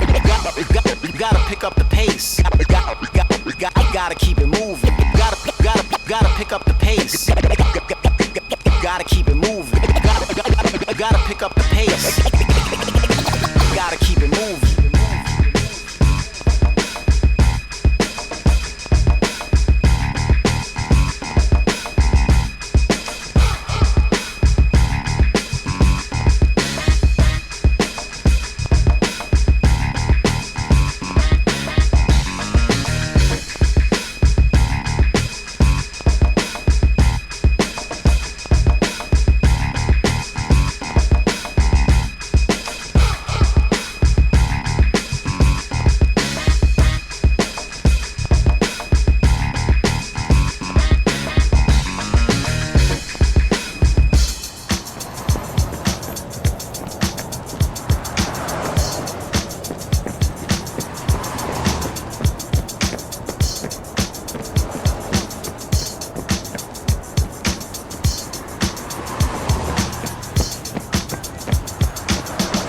Wow, check out that skyline. Isn't she beautiful, guys? Excuse me as I kiss the sky. Mwah! The Brooklyn Bridge is one of the oldest suspension bridges in the United States. That word suspension reminds me of another word, suspense. That fits perfect when describing this marvel of architecture. You never know what you're gonna encounter when crossing this bridge. It stretches across the East River, connecting Manhattan and Brooklyn. It is a national historic landmark that attracts tourists from around the world. These tourists snapping photos and blocking the lanes make our runs more exciting. They add to the obstacle course the city offers us. We must weave in and out of pedestrian traffic, zigzagging around large groups, strolling on the bridge. Thousands of people walk across it every day. The Brooklyn Bridge was a symbol of optimism when built, and continues to be that today for millions of people. It required a huge amount of courage by its builders. We must have that courage to be able to continue going. The belief that we can finish strong even when our bodies feel like giving up and the pressure builds. Pressure. Do you know what it's like to feel the pressure? In the air at night, you feel the pressure. When you're ready to strike, you feel the pressure. Gotta get up and fight, you feel the pressure. Do you know what it's like to feel the pressure? In the air at night, you feel the pressure. When you're ready to strike, you feel the pressure. Gotta get up and fight, you feel the pressure. Think of giving up, but you're so close. If you never tried and you won't know. In the fast lane or you go slow. It's a do or die, not I hope so. Before it gets better, it's gonna get worse. No pain, no gain, so it's gotta hurt. Tired of being last, time to be first. Work hard, play hard, let them know your worth. Shut them down and prove them wrong and make the haters believe. Cause what they said you cannot do is what you will achieve. Break the rules and never quit and keep chasing your dreams. All the stress, getting depressed, it makes it harder to breathe. What you gonna do when the pressure comes? Your body feeling numb, you gon' fight or run. Time ticking in your heart, beating like a drum. When it's all said and done, show them you won and beat the pressure. Do you know what it's like to feel the pressure? In the air at night, you feel the pressure. When you're ready to strike, you feel the pressure. Gotta get up and fight, you feel the pressure. Do you know what it's like to feel the pressure? In the air at night, you feel the pressure. When you're ready to strike, you feel the pressure. Gotta get up and fight, you feel the pressure. Ready when it's all on the line. Strong body, but I got a stronger mind. Nothing easy, so why you see me on the grind. It's an uphill battle, gotta climb. Wanna stop you, but you won't be denied. Go all out, cause today can't rewind. The way you live is how your life is defined. Do it now, there won't be another time. Better days are on the way, I'm sick and tired of that tune. I cannot wait, I gotta make this thing happen real soon. It's in my hands, it's in my plans, not leaving nothing to chance. Can't take my spot, it's all I got, I'm warning you in advance. Out here, your reality you gotta face. Don't hesitate, gotta give what it takes. Able to handle it, confidence you demonstrate. No matter what the problem is, never break when you under. Do you know what it's like to feel the in the air at night? You feel the when you ready to strike. You feel the gotta get up and fight. You feel the. Do you know what it's like to feel the in the air at night? You feel the when you ready to strike. You feel the gotta get up and fight. You feel the.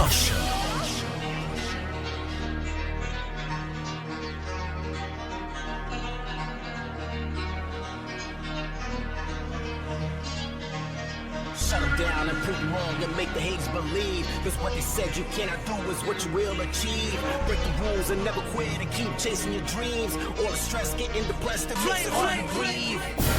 What you gonna do when the pressure comes? Your body feeling numb, you gon' fight or run. Time ticking and your heart beating like a drum. When it's all said and done, show them you won and beat the. Think of all the challenges you can imagine the builders faced when constructing this bridge. The strength they needed to overcome them. That same strength is in all of us. Now think of the things you are facing right now. At this very moment, you are building a better you. Let's make it to the other side together. I'm with you. Now is the time we must tap into those reserves where we have our stored energy. It's in all of us to be great. The pedestrians are causing us to run in and out of the bike lane to get by. We must remain alert at all times. Watch out! Move over! Here comes some bikes! Bike! Bike! Bike! Look down to your right, and you can see boats on the river, creating a flow of waves underneath us. The glare of the sun hits perfectly to create a sparkle on the water. This image, along with the city skyline, is like something you'll see on a postcard. Running across a bridge gives you this feeling of elevation. As runners, it is the closest we can get to flying. It gives us this beautiful bird's eye view. This feeling gets enhanced once you hear and see the peregrine falcons hovering around you. Look at that gorgeous sunset in between the arches of the Brooklyn Bridge. To the left of it, in the distance, you can see the Freedom Tower standing tall. Such an amazing experience. They say experience is the best teacher. When you complete this run, you will be able to look back at that point when you doubted yourself. Instead of quitting, you kept going and are now proving to yourself that you could do it. Surround yourself with like-minded people that will nurture your growth. The bridge connects us to endless possibilities. The people, the neighborhoods, all the different cultures that exist on the other side. All right, look at the rest of the crew waiting for us at the end of the bridge. Let's show them our appreciation. You hear them? They're cheering for you. Let's pick up the pace just a little more and give that final push. That's it. You see them with their hands up? That's the human bridge. We call that bridge up. Let's run right through it. Ready? Here we go. Run right through. We made it. High five.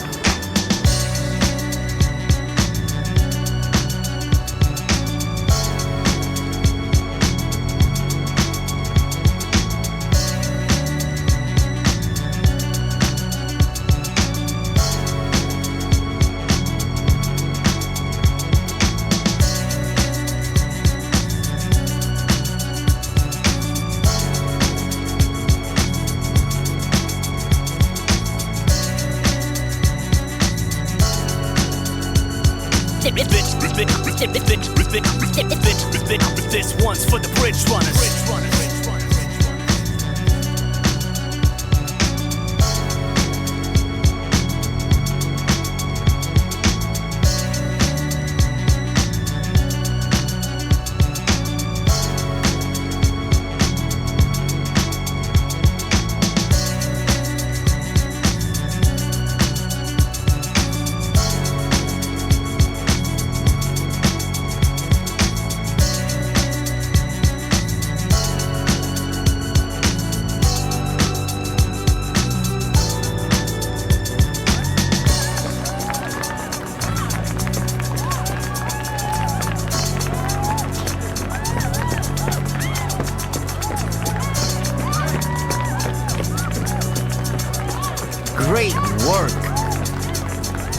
Congrats.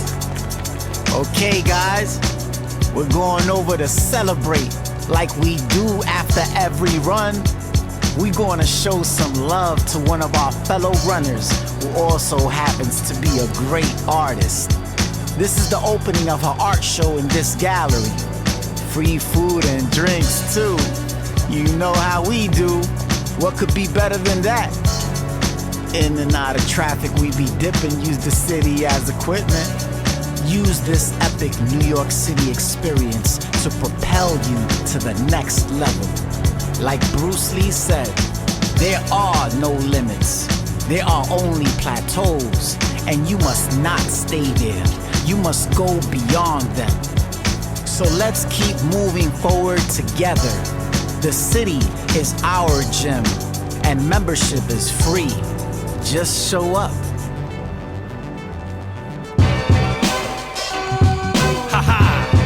Hey yo, it's Runtastic. Word up. We set it off like JD and the cool SV. It's Runtastic. No doubt. The legendary FD and that dude MP. It's Runtastic. This one's for the bridge runners. Check it. Yo. Fortified by special request. It's Shy Mellow and X. Reporting live and direct in the flesh. If you want the best, why settle for less than perfection? FD with a P and NY. Heaven's connection. Blessing the session with a relevant 5-element lesson. With evident progression and high-level aggression, we rep effectively. About to sweat it out intrepidly. The shelter recipe is out for heads that doubt the pedigree. Cleverly scripted. From the heart, we're never restricted. Energy lifted. Running harder, mentally shifted. Incredibly listed. Unapologetically gifted. Dropping enemies quick with our tremendously liquid sprint. Impressively grand. Wherever we land. FD forever be ahead of these Yosemite sands. If it ain't meant to be, then let it be, fam. The S and E stand together to the death like we the Kennedy clan. We just two cool brothers rocking all the way live with the bridge runners. Cause we got the heart to stay grinding. It's the shelter vets representing the north. Set to wreck, get respect, bet we'll never come soft. The grind pro, expertise that I got, this type so shy low. Never leaving this spot, it's my home. When we brawl, you fall. All for one for all. Run along, man up, stand up, cause sun is on. On your mark, get set, bang. Prepare for the threat, too long away, the game changes back to rectify debt. For the vets to brave the way, for cadets to slay the way. To be champion pro, 10K runners to pave the way. Yo, extra, haters, read all about it. It's the FD movement debaters, no need to doubt it. Touted one of the best, big breads to grind tears. About we get respect for legends, the pioneers. Yo, how could you claim to beat FD? You ain't the type of sons to ever dominate. We born to run cause we the righteous ones. Will you stay absolutely willful for the bum rush? We untouched and passionately skillful for the fun crush. Yeah, temperatures rise like heart rates after the sodium. Ivy leaf crown, top position at the podium. Never taking the sport for granted. That's right. As long as blood flows, the veins will run laps around the planet with us. Cool brothers rocking all the way live with the bridge runners. Cause we got the heart to stay grinding. It's the shelter vets representing the north. Set to wreck, get respect, bet we'll never come soft. The grind pro, expertise that I got, this type so shy low. Never leaving this spot, it's my home. When we brawl, you fall. All for one for all. Run along, man up, stand up, cause sun is on. And it's on, yo. We get it on word bomb. Life short, live long. Life short, live long. Life short, live long. Life short, live long. Life short, live long. Life short, live long. It's Runtastic. FD, soaked in this exhilarated feeling that we get from heavy breathing. So appreciate. Life is short, live long. Runtastic. We gone. The city is our gym. A Runtastic story run about New York City. Written and narrated by Power Malu. Sound by Marco Polo and Shiloh. The Brawl Song by First Division. Produced by Marco Polo. The Pressure Song by Power Malu. Produced by Manans. Narration recorded by Pearl Gates at Green Room Studios, New York City. For information about Runtastic story running, including further story runs, visit runtastic.com/story running.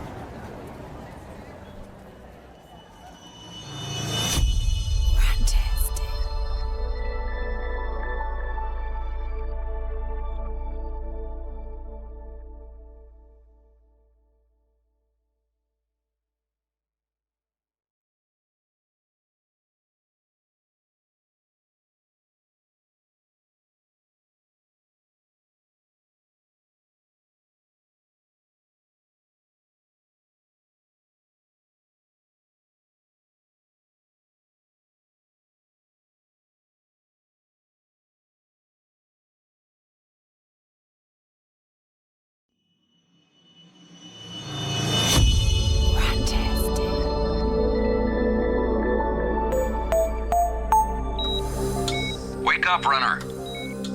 It's me, Noah. Get over here. Hey, I'm talking to you. No, to your right. There's a Kruger-set comlink. It's the communication device. Now you get it.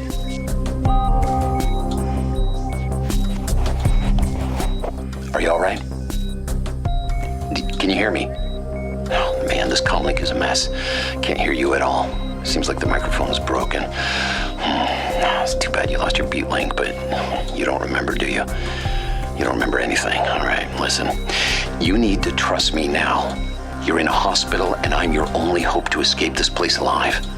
You know me. You know my voice. You might not remember, but you used to work for me as a freelancer. And believe me, you are in big trouble. So start running now, but keep a low profile.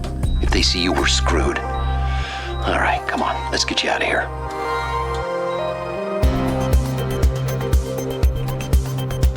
Runtastic presents Mirror's Edge Catalyst, A Runner's Destiny. A Runtastic story run in cooperation with Electronic Arts. Written by Lukas Bachmann and Christopher Emgard. Narrated by Jim Perry. Sound by Rain Productions.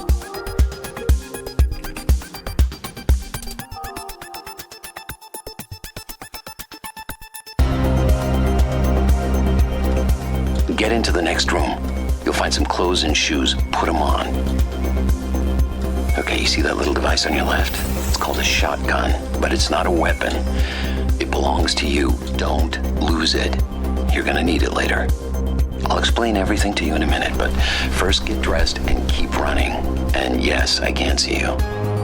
I always do. I have access to the security cameras and drones.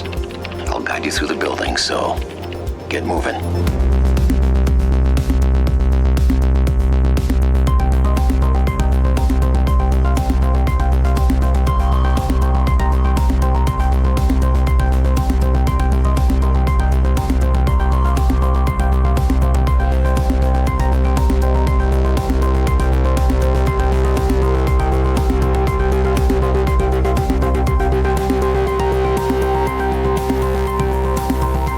This was not the nicest wake-up call, but you have to trust me.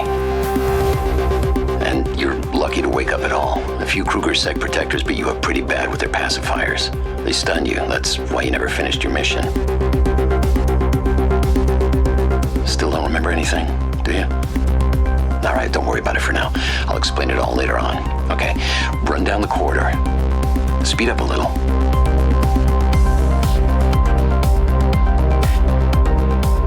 Let them find out you're escaping with one of their comlinks. They'll make sure you won't ever escape again. Okay, so stay low. We might run into trouble on the way out.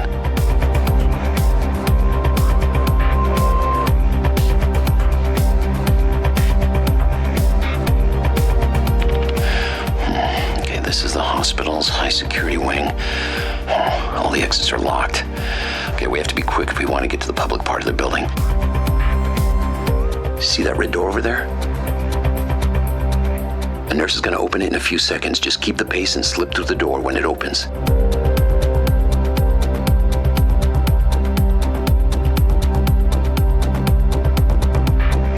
There she is. Perfect timing. This is your chance, but don't run any faster or they will notice you.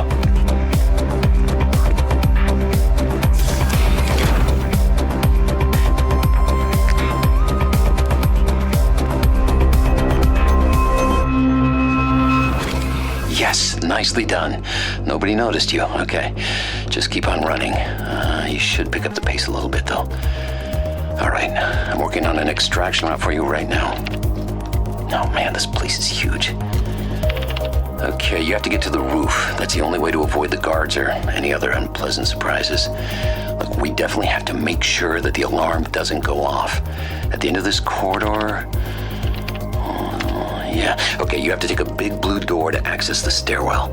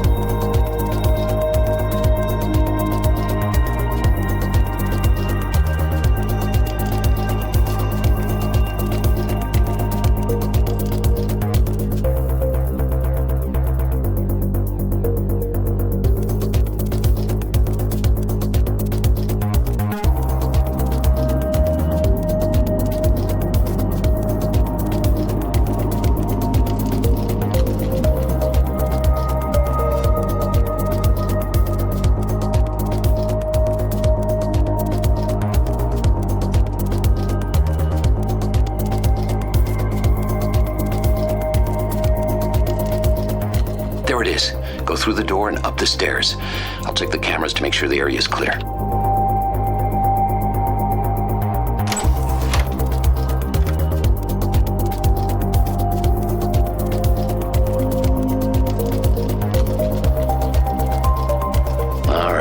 Sec still doesn't know you're gone. Good for us.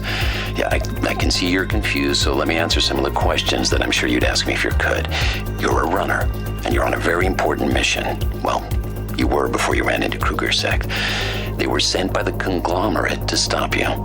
The conglomerate runs this city named Glass, and the most powerful man here is Gabriel Kruger. Through Kruger Sec, he controls everything and everyone. Not everyone, not Black November, who are the resistance, and not the runners. You guys are important because with your free running skills, you can do the jobs others can't.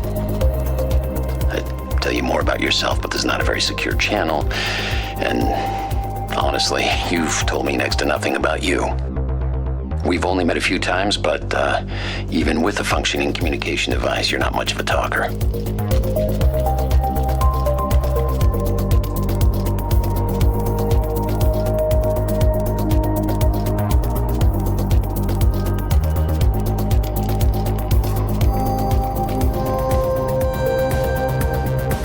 So what I know about you is that you're currently working for me on a freelance basis. I'm a runner myself. Well, I used to be. Now I direct other runners, provide them with missions, and try to stay out of the conflict between Black November and the conglomerate. Let's say I prefer staying neutral, and so should you, by the way. Are you all right? No, don't slow down. Keep the pace. You're almost at the top. Here, let me check the cameras again. Okay. There are 2 Kruger Sec guards patrolling the top floor. Right now they're on the back side of the building. They shouldn't be able to see you. You have to speed up a little if you want to make it before they come back, though. Let's not get crazy. We still have a long way to run.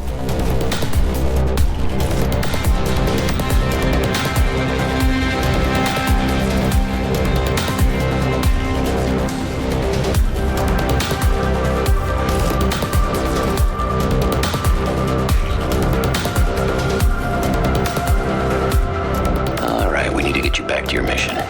You were on your way to retrieve intel about the location of a young woman I used to know. Her name is Faith. She's been locked up for almost 2 years now, and she should have been released already. I need to find out where she is right now. I'm afraid the conglomerate is still keeping her imprisoned, or even worse, that they sent her to the Greylands. You remember the Greylands? Well, you probably don't. It's another name for the wastelands outside the city where the corporations run their strip mines, food domes, and mega factories. Believe me, you do not want to end up there.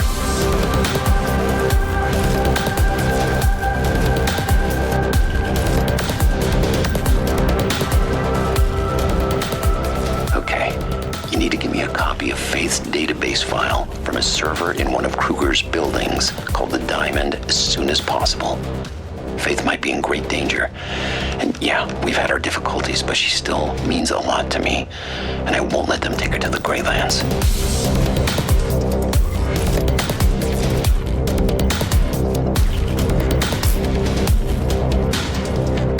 All right, you should see the top floor now, do you?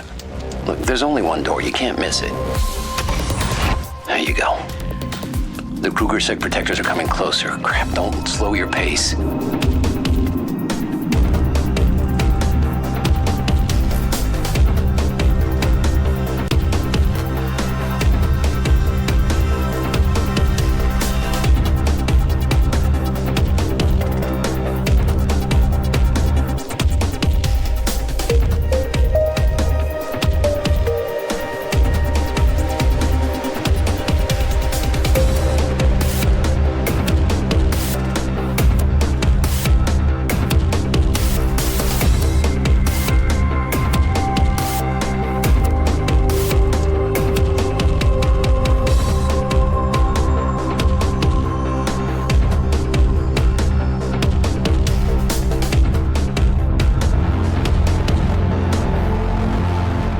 Good, you made it to the roof. Don't stop running. The fresh air up there should be good for you.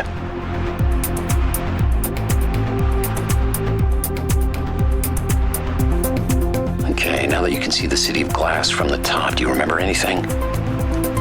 Quite a view, huh? All the bright colors and billboards everywhere, reminding us of all the crap we should buy. I mean, you see that? Oh, look around. It's supposed to be this clean city, straight, angular, like a crystal. You know, the name really fits if you ask me. I've heard it called the Gem of the South. If gems had commercials, they just fired into your eyeballs. Like, don't worry, your memory will come back soon.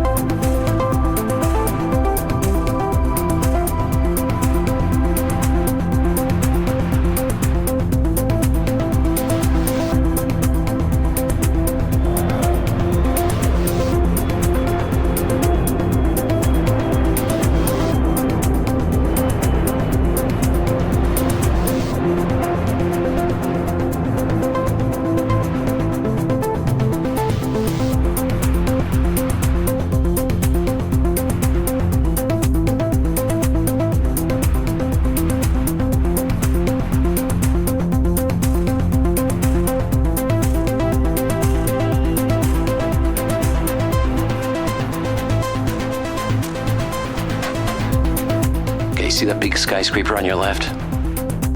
The one close to the tower with the big screen. Yeah, the one that's showing a car ad from Bryson Industries. Okay, the data we're searching for is in there. All right, there's an aerial ladder to your left. Climb down to get back down to ground level. Come on, let's go.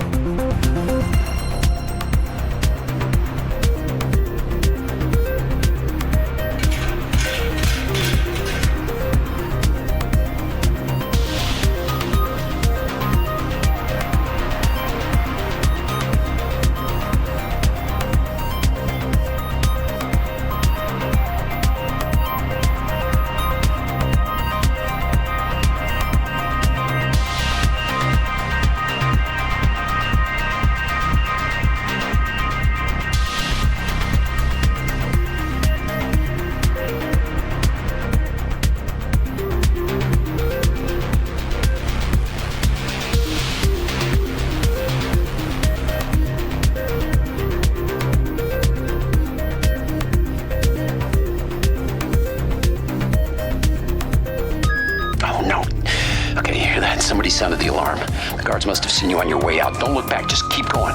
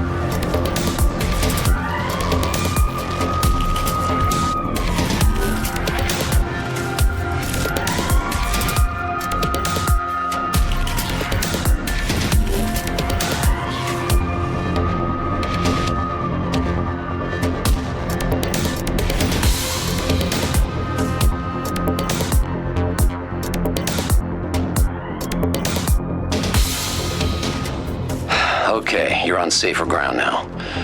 But that alarm system's still going. You have to run a little faster to get away, but save your energy. You'll need it.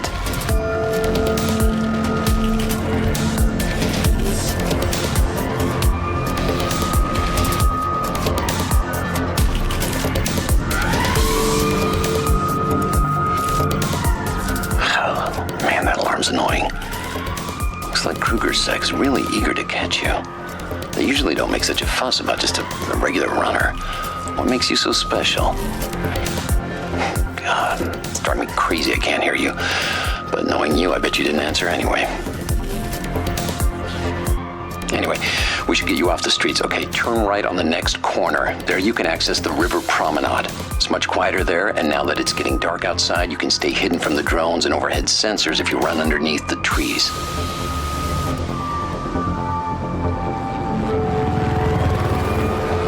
Do you hear that? They're even sending VTOLs to find you, and those things fly fast. Who the hell are you? What did you do to make Kruger so angry? I mean, other than work for me.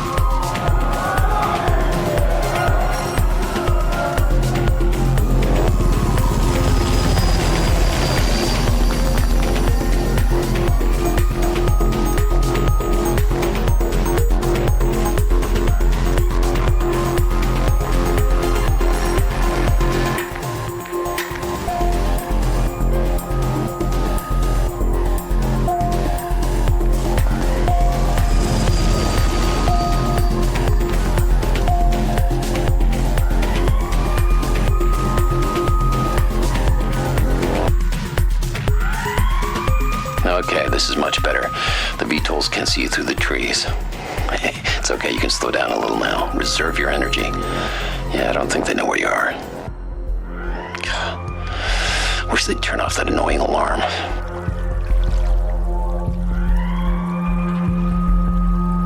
Keep going along the promenade and you'll get to the diamond.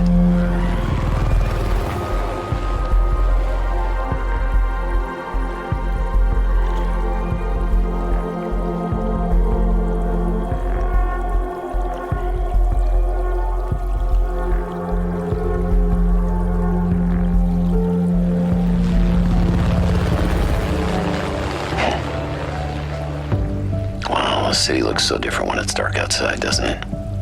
In some ways it's, I don't know, even more colorful than in the daylight with all the lights and screens and lit windows everywhere. It's almost beautiful.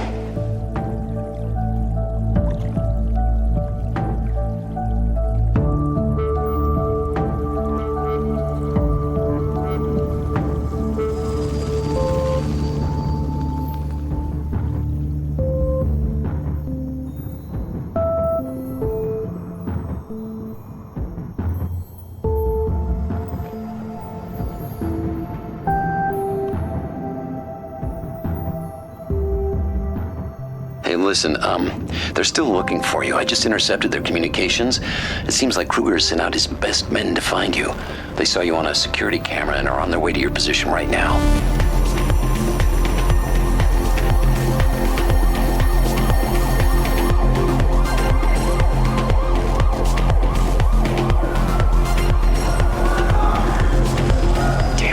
They're coming closer. Okay, we can't go back at all now. That way is blocked. The only option is to keep running faster, straight ahead toward the diamond. Hey, I can see you're afraid, but don't worry. I won't let them catch you. You just keep on running. Come on, we're close to the building now. Hurry up.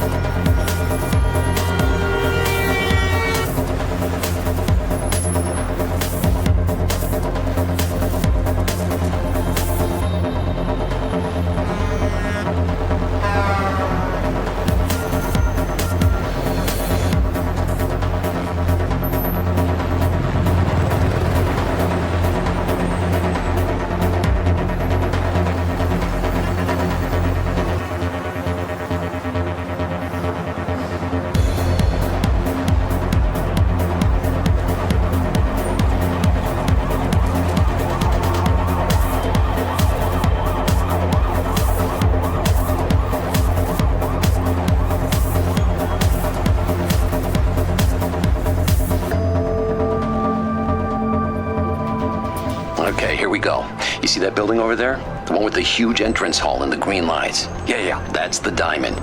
Thanks to your speed, we lost Kruger a sec. I don't think they know where we're going, and it's easier to move around unnoticed now that the sun has gone down. You still need to be quick about it, though, so you have to continue running.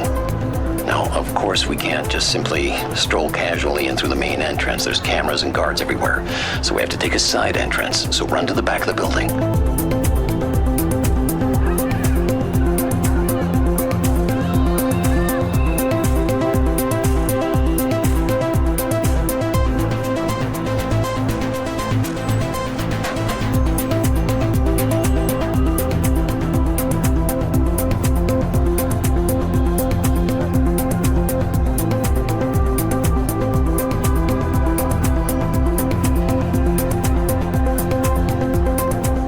Through the blue door to your right. Yeah, that one. Hear me? Kruger sec coming. Keep on running. You find entrance room. 3rd floor. Elevator.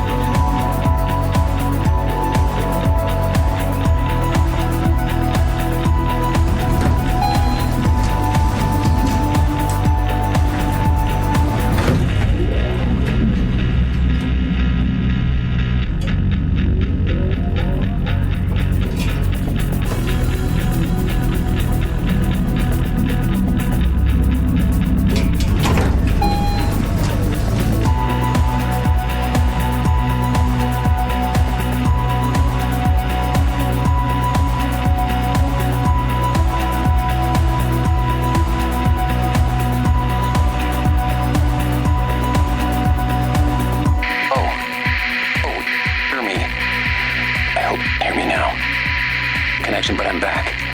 Okay, you're on the 3rd floor now. Excellent. Run down that corridor.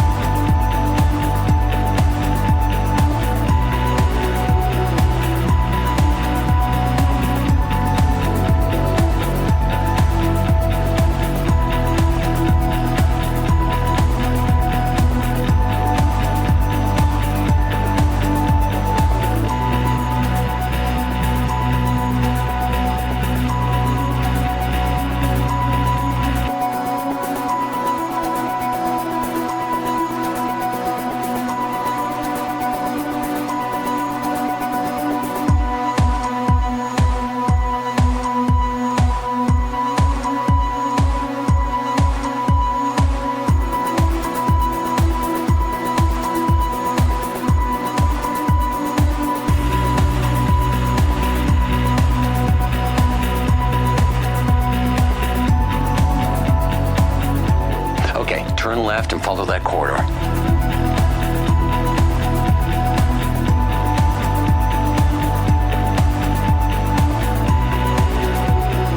You see the glass door at the very end?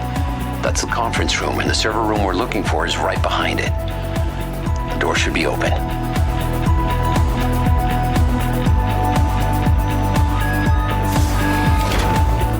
Wait, what's that? The security system shows that all doors on this floor have just been locked. They must know you're here. Damn, we don't have time to find another way in. You'll have to smash through the door. Fast. Look, you can do this, so don't stop. Just go fast. Run.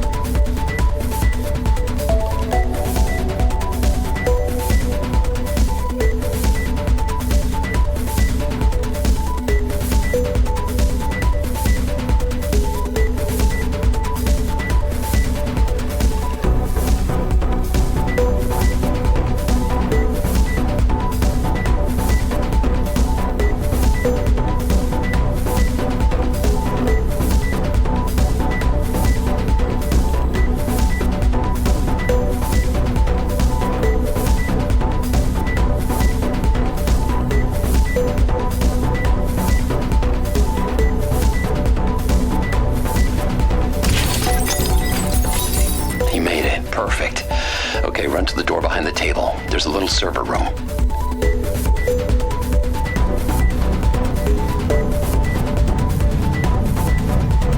There we go. All right, remember the shotgun device you found in the hospital? Just put it on the interaction surface. I'll do the rest from here. Just keep moving.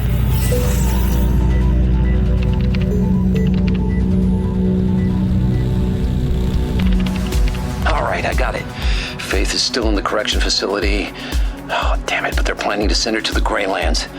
I have to break her free when they're doing this transfer. It'll be soon. Okay, but first, let's get you out of here. Okay, go back to... No, it's too late. Kruger Sec are already on the 3rd floor. They're blocking the corridor. Man, Kruger really has it in for you for some reason. If I get you out of there, you definitely have to tell me. Okay, follow that corridor.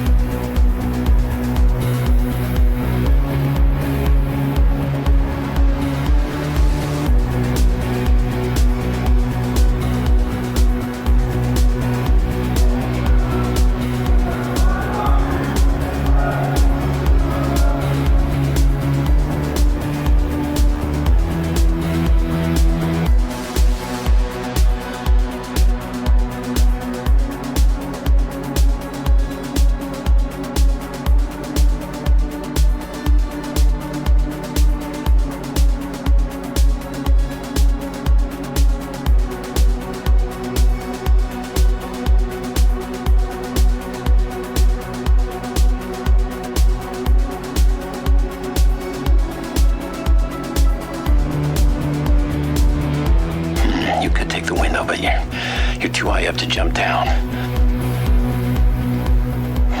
No, the only way left is the elevator to the roof. Okay, so it's at the end of the corridor you came from. I can send it to your floor and make sure it's open when you get there, but you're gonna have to bash through the guards and run for your life. I know it sounds crazy, but this is your only chance, so do it now. There's no other option. Come on, run!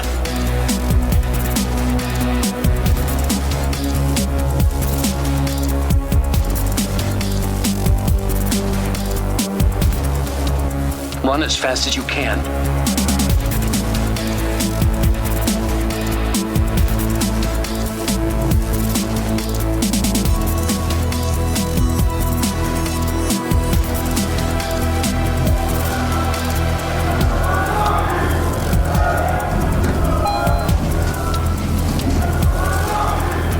Come on, those elevator doors are about to close. Move, move! You can make it!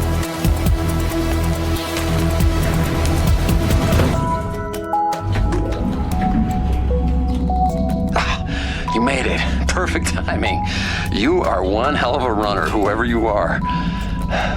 Take a deep breath, but be prepared. Several Kruger Sec protectors are on their way up to the rooftop as well. And now they're backed up by enforcers. They have rifles. Wow, Kruger must really want you.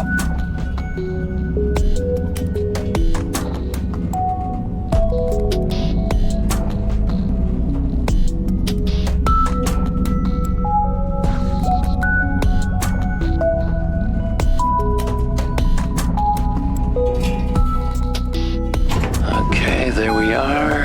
Exit the elevator. Oh, damn it.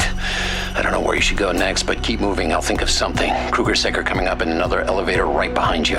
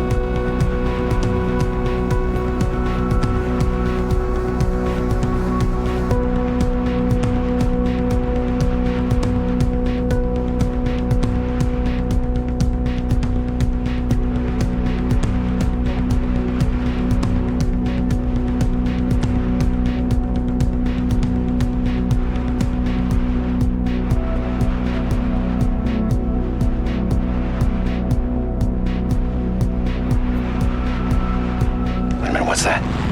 Watch out, it's a VTOL. Wait, hang on, it's not registered with Krugersack. What the...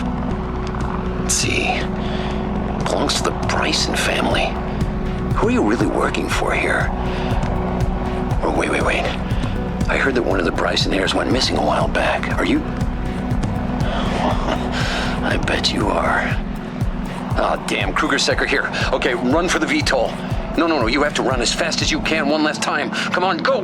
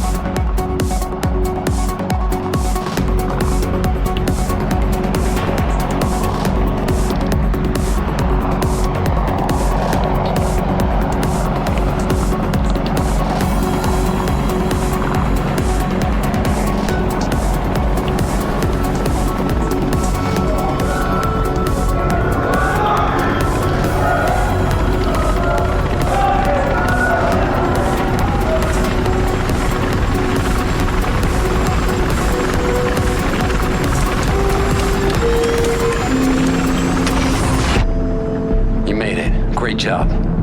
You're safe now. So I guess you're the heir who went missing. That's why Kruger was so eager to get his hands on you. I bet he planned to use you as a bargaining chip. Yeah, your family would lose a lot of face if it ever got out that one of their own went off-grid. I thought you were dead. And everyone else did too. It's a good thing you're not. I mean, thanks to your help, I now know about Faith's situation. Couldn't have done it without you. I know it was tough to trust a stranger without even remembering anything. All right. Now I need to start planning on how to get Faith out. For you, it's time to calm down, take a breath, and start working on getting your memory back.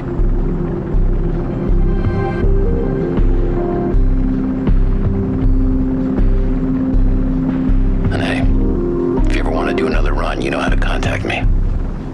All right, take care. No out.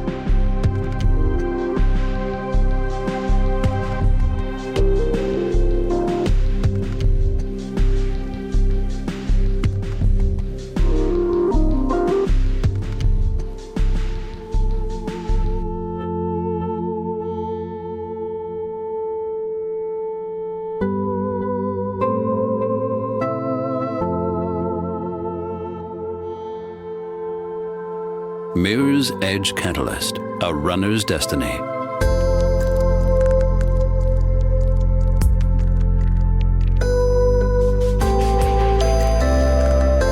A Runtastic story run in cooperation with Electronic Arts.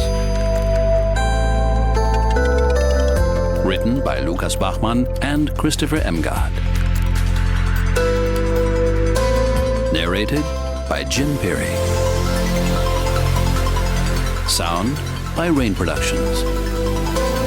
For more information about Runtastic story running, including further story runs, visit runtastic.com/storyrunning.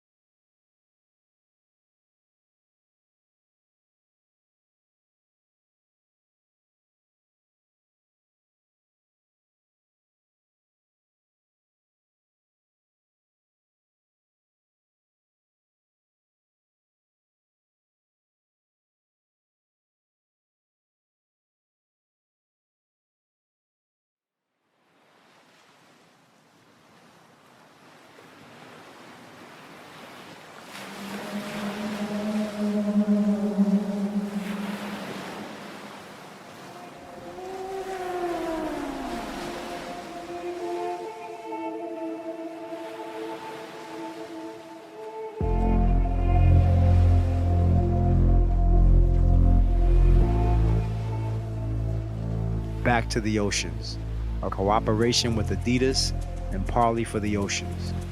Written by Kyla McMillan, narrated by Master Ace. Music and sound design by David Ritt. Additional music by Peter Crusader.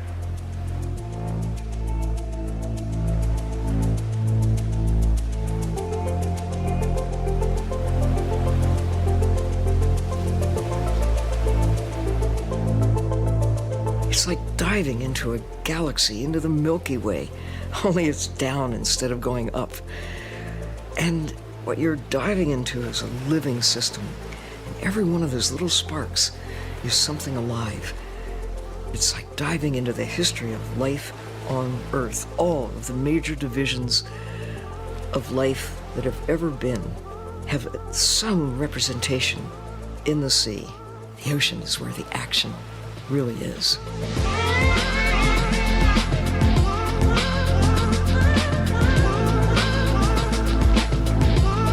Few people know more about the oceans than Sylvia Earle, and she says it best. The oceans are where the action is, the birthplace of life on Earth, every living thing's true homeland.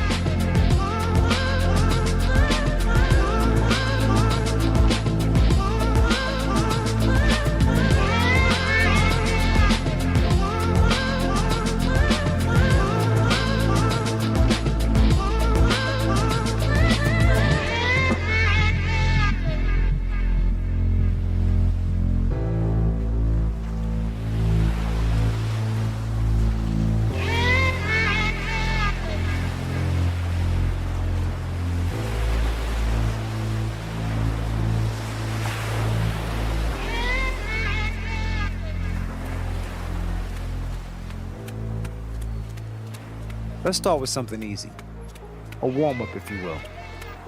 We've got a bit of a journey ahead of us. Ease into it. Think for a second about the oceans. Maybe a family trip to the beach comes to mind, or a sunset sail. Maybe it's a beautiful view from a villa, or scuba diving in exotic waters. Whatever comes to mind, think about this.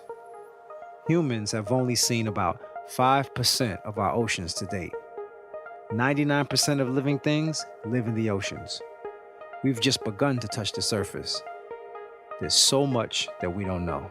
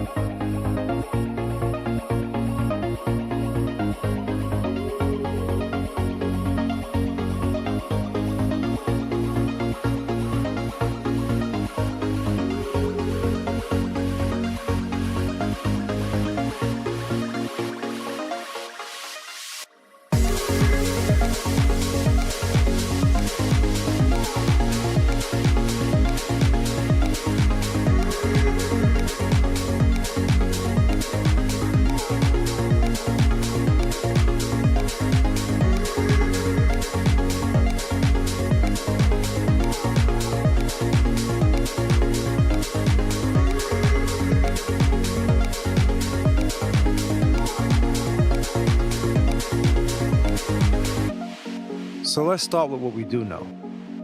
We know that life on Earth is made possible by the oceans. We know that every second breath we take is generated by life in the oceans. We know that if the oceans die, we die. Now, if that sounds heavy, it's because it is. I'm talking to you, and you're listening, because our oceans are in trouble. Sea life is in trouble. We have to fix it. Our oceans give us life, so we have to give it back. And not just to the 5% that we've seen thus far. I'm talking about that 95% that we may never see. Why? Because even though we don't see it, every single living thing in the oceans is vital to our existence. I walk around my city, New York City, every day, and I'm concerned about how little people know about our oceans and how much we do every day to ruin them. You might already know about marine plastic pollution. You might have already seen those awful pictures of sea turtles with plastic tied around their necks. You might already know about the terminal stage of the Great Barrier Reef and our global coral bleaching crisis. You might have even spent 15 minutes reading that super thorough article circulating on Facebook. You probably liked it, shared it, and were really, really bothered by it. You might know how bad commercial fishing is. You would never eat sharks. You might know it all. What are you doing about it? I know we just met, but I feel like I can be honest with you. Knowing isn't enough. It's time to take action. Actually, we're a little too late. Okay, we're incredibly late, but not too late.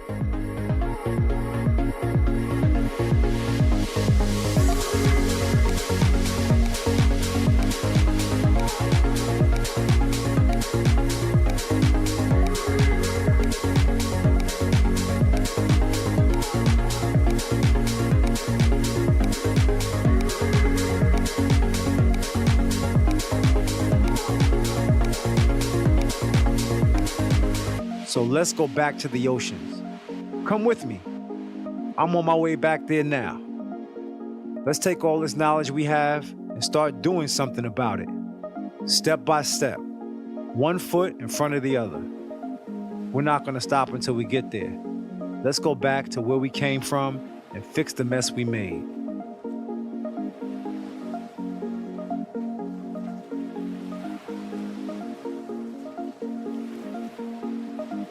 If you're like me, there's nothing better than a day at the beach.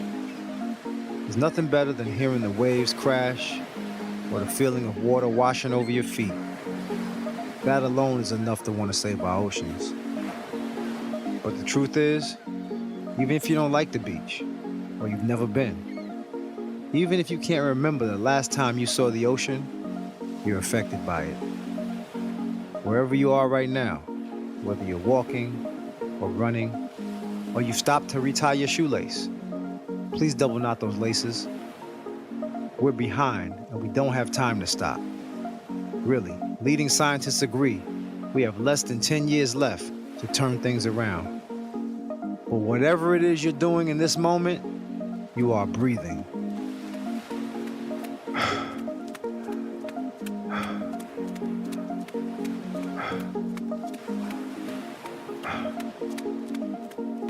If you're running on the beach right now in Morocco, this affects you.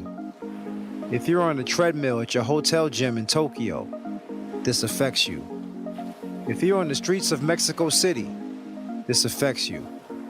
I could go on and on and on about every city, every suburb, every forest, every coast, every possible corner of this earth and every living thing on it. It all leads to the same thing. The oceans affect us all. We all come from the oceans.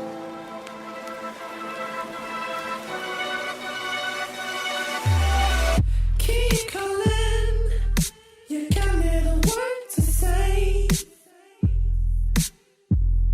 Free falling, I don't wanna lose.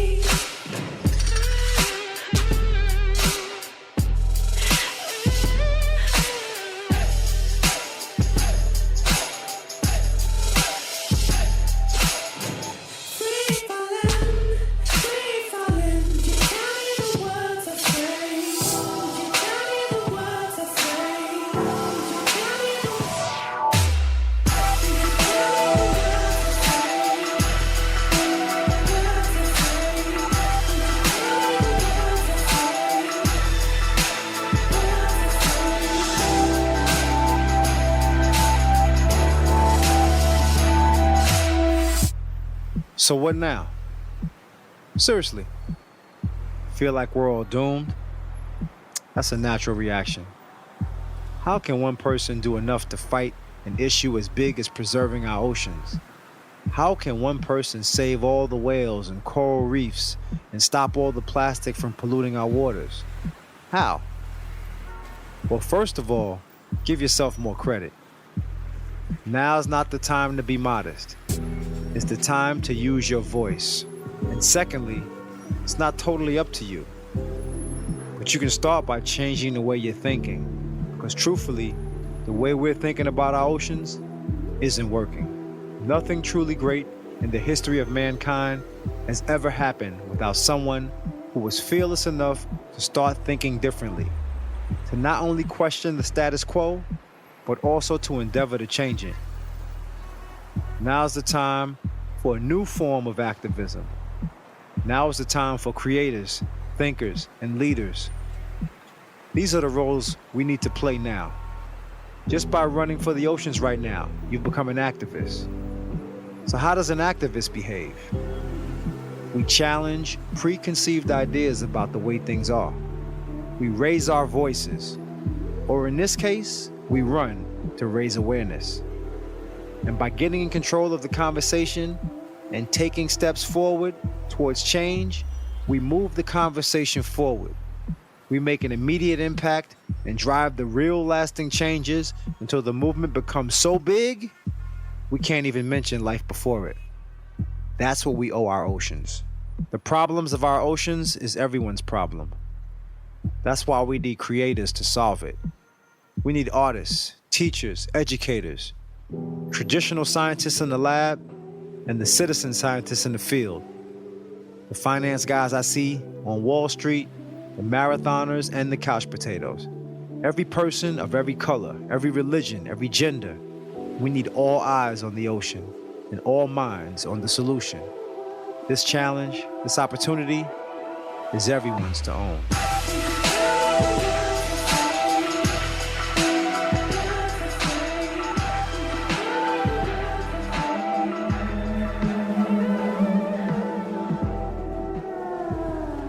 No one person can do everything, but every person can do something. Look in the mirror, first of all. Who are you? What do you do? What do you care about? What do you love? Are you good with music? Are you good with numbers? Are you good with kids? Are you good with words? Whatever it is, you've got power. Everyone has power. How are you deploying your power to secure a better world? That's the question you should ask yourself.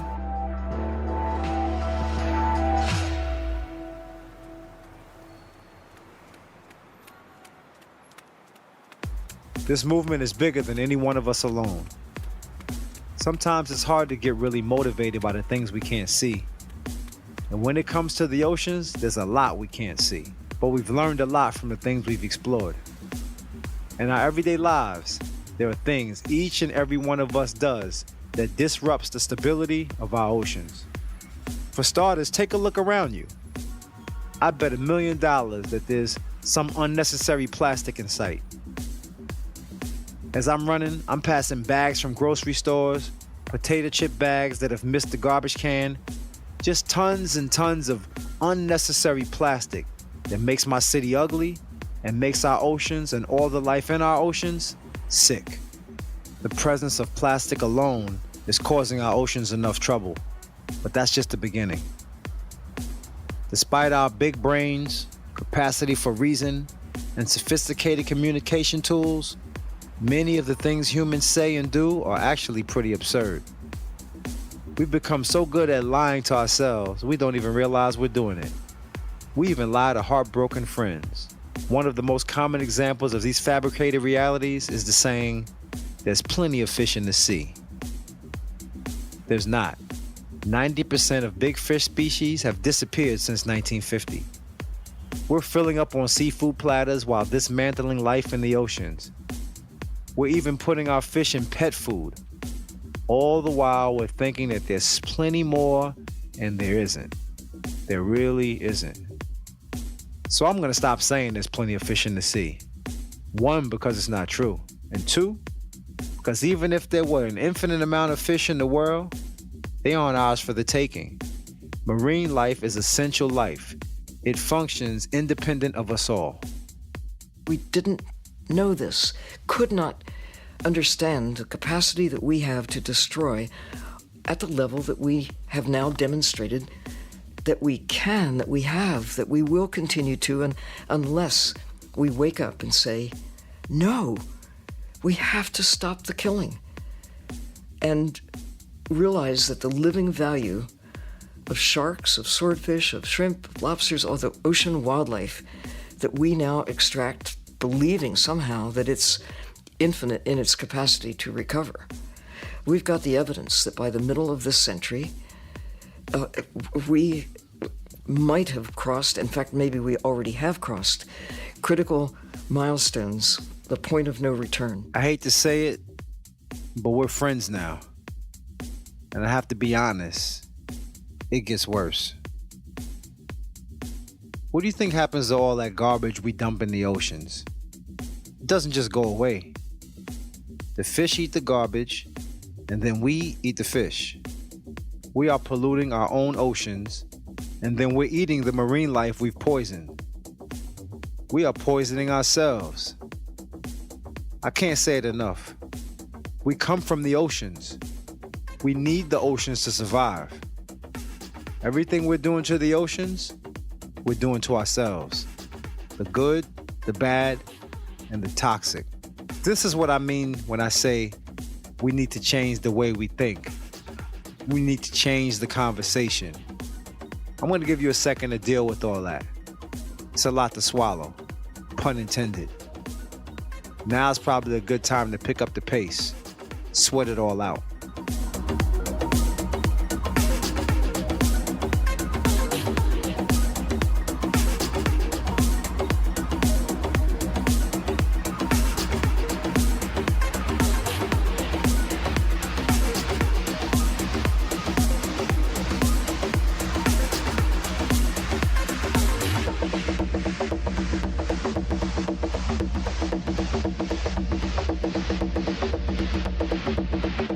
Faraway dreams and mysteries of other worlds, other life, the stars, the planets. Faraway dreams and mysteries of other worlds, other life, the stars, the planets. Faraway dreams and mysteries of other worlds, other life, the stars, the planets.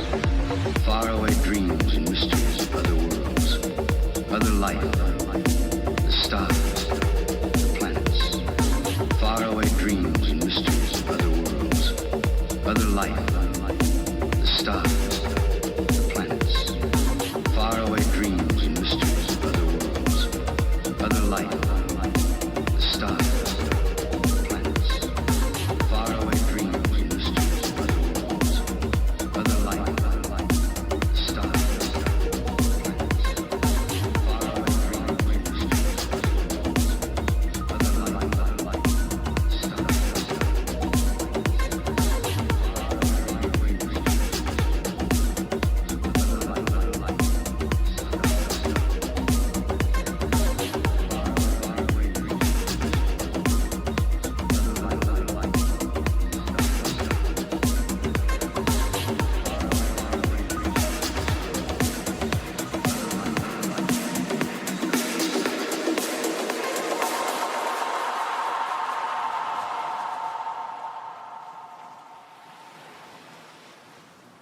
Think about the one place you've always wanted to go in the world. Maybe you're on vacation there right now. Running on the beach in Zanzibar, circling a coral island in the Maldives, or through central Rome, passing the Colosseum. Lucky you. I'm pretty lucky too. Because I've already been to the place that I've always wanted to go in this world. The Great Barrier Reef. I'm biased, but I'd argue that it's the purest, most vibrant beauty on our planet. And it's at risk.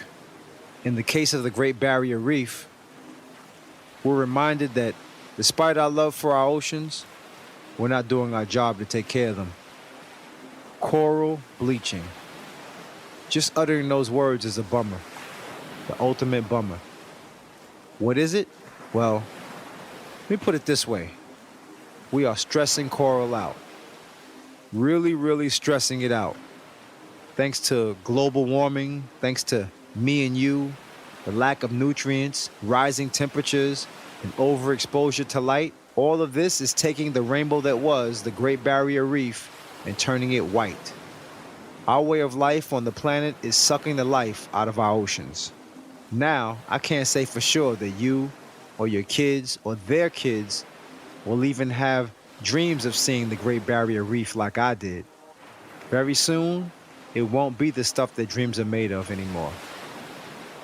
It just makes you think, with all that humans have accomplished, what good is any of it if we end up destroying all that inspires us?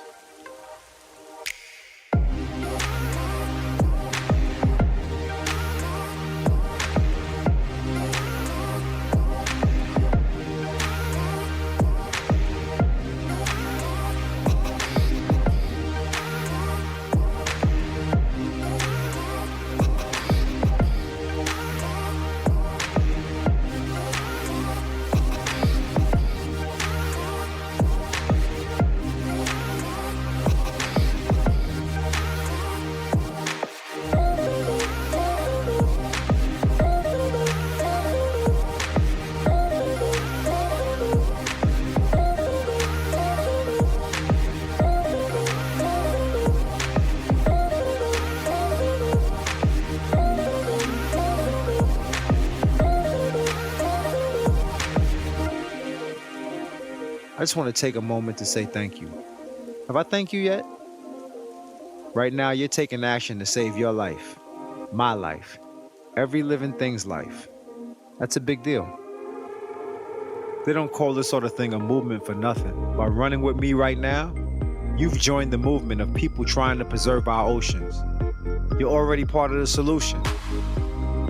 As we run back to the oceans, as we run for the oceans, what we're really doing is running for life.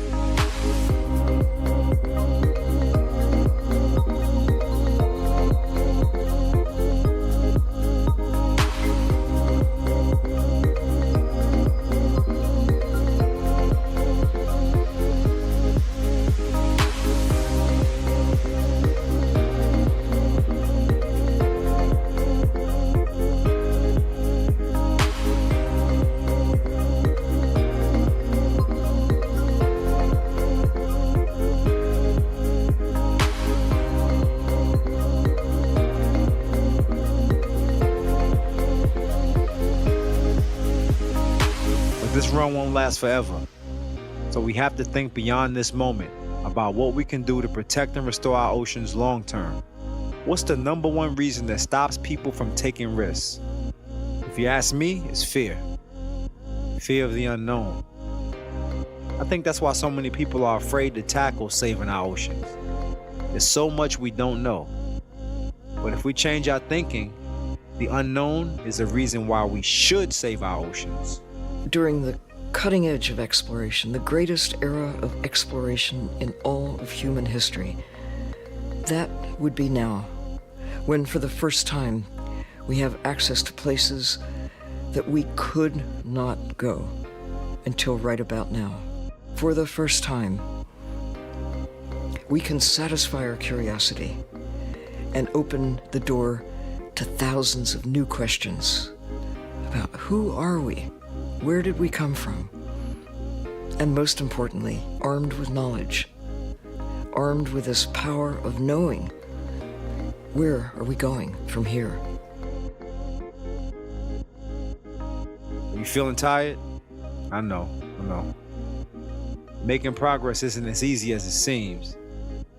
Just putting one foot in front of the other, remembering to breathe, staying focused, pushing your limits, all that is exhausting, but you can't quit now. The oceans need you. I need you. Just keep putting one foot in front of the other. I'm running through Manhattan right now, on my way to the ocean, and I see plastic pollution all around me. People sipping drinks from plastic bottles. People leaving the supermarket with doubled up plastic bags. Kids leaving the shop with handfuls of plastic wrapped snacks. Cigarette butts with plastic filters polluting the sidewalks. No one is ever thinking about it. I promise you, not one of these people I've seen in the past 30 seconds is a bad person. But our oceans suffer whether we know it or not. We have to put an end to this. We have to change our behavior. It's time we start thinking about these changes as opportunities, as promises of survival. Let's talk about what we can do. Beyond this run, beyond raising awareness, what can you do? Start with getting reusable bags. Just say no to plastic bags. Reusable bags are much more stylish, and nothing makes you look better than literally saving the planet. Another thing to say no to, plastic straws. Why are we still using plastic straws? If you think about it, very few people buy plastic straws for their homes. It's always when we're out to eat or we stop at a store for a quick drink. So this means we gotta be super proactive. When you order your drink, ask for no straws. When you see a carton of straws next to your cashier, suggest they be removed. These things are easier said than done. We have to avoid what we know is bad at every opportunity. When we're in situations out of our control, we have to intercept and stop the problem. And then we have to redesign. We have to rethink the way things are done and come up with new ways. I don't mean sustainability. That's not enough. We need to reinvent. I mean eco-innovation, harnessing the power of creativity, imagination, and collaboration to transform the ways we think about our oceans and ourselves. Avoid, intercept, redesign. AIR. AIR. I can't take credit for it. It's Parley's strategy. Make it your new mantra. So now you know. Knowing is human nature. And it's true what they say. Knowledge really is power. Why explore the ocean? Why go deep? Because we're human beings. We need to know. The deeper we go, the more new things we discover. Now, what do we do with all this newfound knowledge? There are people, really brilliant people, thinking of brilliant ways to overhaul the way we think about the oceans. We're running back to the oceans at this very moment because there are people committed enough and passionate enough to start this movement. This is the fastest growing movement in the world. I'm serious. I'm not just saying this because I love the environment. It's a fact. Environmentalism is the fastest growing movement in the world today. Why? Because our survival is at risk. It's literally a matter of life or death. Like me and you, a lot of awesome people are choosing life. So I want to make it clear that we're fighting on a very strong team. And while you and I may not be engineers or environmentalists, we are playing our parts. Equally important parts. We are running for the oceans, and our steps add up. Each step we take pushes this movement forward. We started using plastics in its current form about 65 years ago. In the span of a lifetime, we redefined the fossil record. We polluted every corner of the planet. We are killing our planet in rapid speed. But there's hope.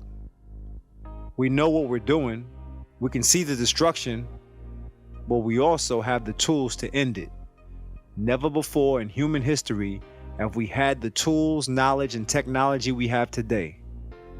Just as we all contribute to the problem, we can all be a part of the solution. There's a moment that comes for every runner when you hit a wall. It's happened to me many times, and I know it's probably happened to you, whether you're a newbie or a pro. Maybe it's happening to you right now. I'm a demanding man, I know. But I'm asking you to dig deep, push past it. I need you to realize the value of your body, of this very moment, of this very run. We can't afford to hit a wall right now. We have to continue making strides, every day without exception. I don't need to tell you the benefits of running. It's the reason why you're running. But this run is bigger than just staying fit. This is bigger than just breaking a sweat or keeping our hearts healthy. This is bigger than just you or me. This run is taking us all the way back to where we need to be. I'm gonna stop talking to you soon, but it doesn't end here. It doesn't end on World Oceans Day. Not this year, or next year, or 10 years from now. Our fight to preserve our oceans is long term. There's no alternative.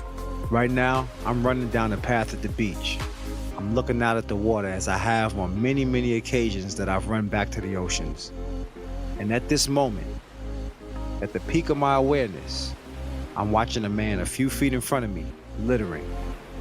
I'm watching countless people, other runners even, drinking from non-reusable bottles of water. They're looking out to the same ocean as me, and they can't see what I see.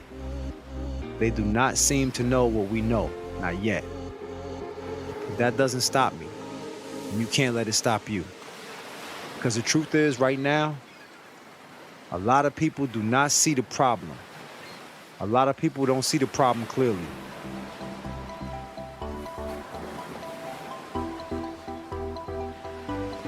You may have been one of these people before you started this run. Now you're part of the solution. Think about everything you love in this world. All the new and amazing things you learn every day. This is what's at stake. So when you end this run, I need you to start having conversations. Share this story. Talk to people about me.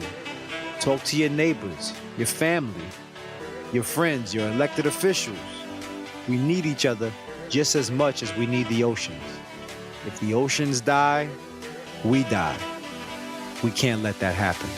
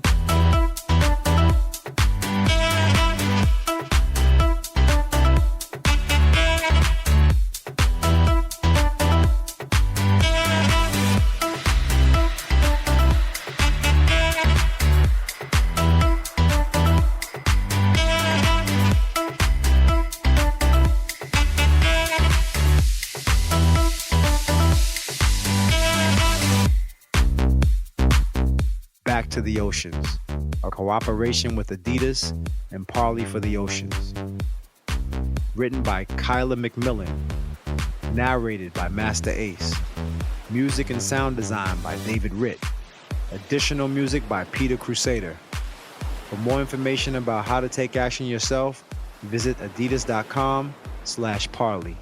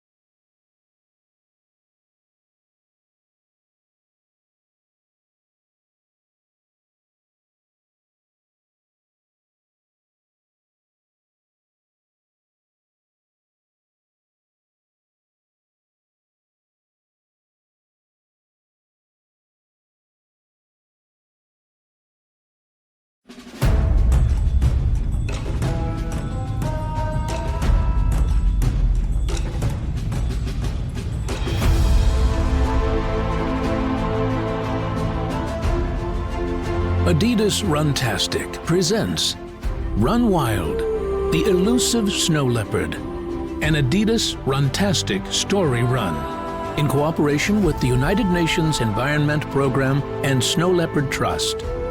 Written by Kirsten Sumalo, narrated by UN Environment Program Goodwill Ambassador Dia Mirza and Bob Taylor. Music and sound design by Moko Music.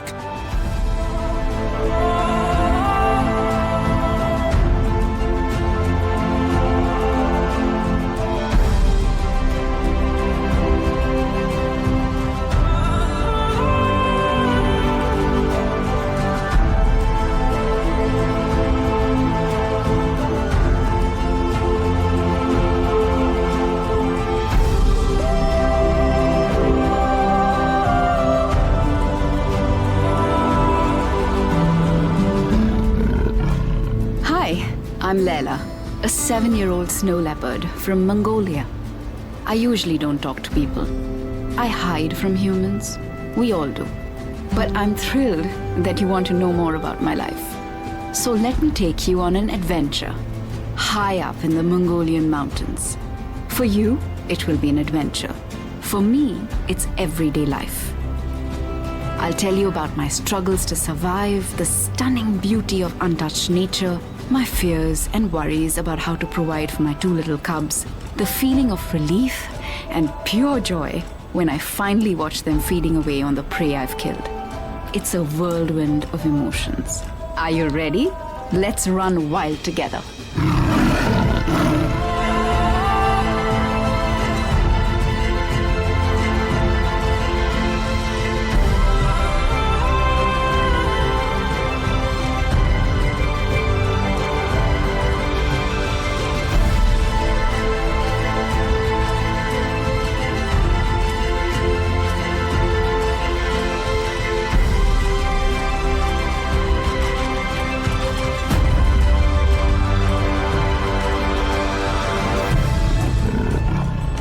I'm walking along a high mountain ridge to get a better view of the area.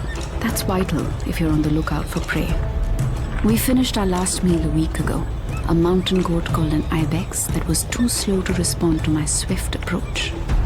As my paws pad along the rocky surface in a relaxed rhythm, I start sharpening my senses in the morning dawn. The view is breathtaking. I move silently through the landscape, listening to the sounds of nature around me. There are messages in every sound and smell in the mountains, if you can keep your senses sharp. The wind has picked up. I can feel it blowing across my thick fur. Later, the eagles will join me on the hunt for prey. The air is crisp and fresh this morning. I can smell snow coming.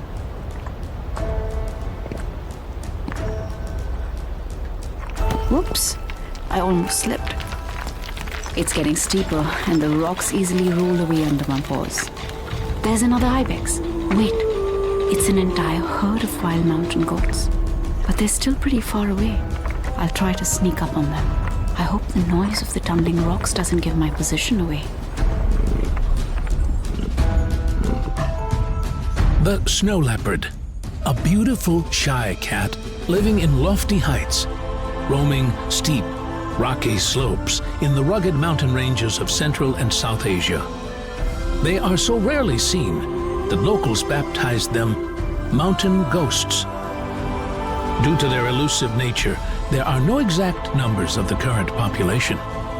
What we do know is that their population is constantly shrinking, putting them on the list of threatened animals we need to protect.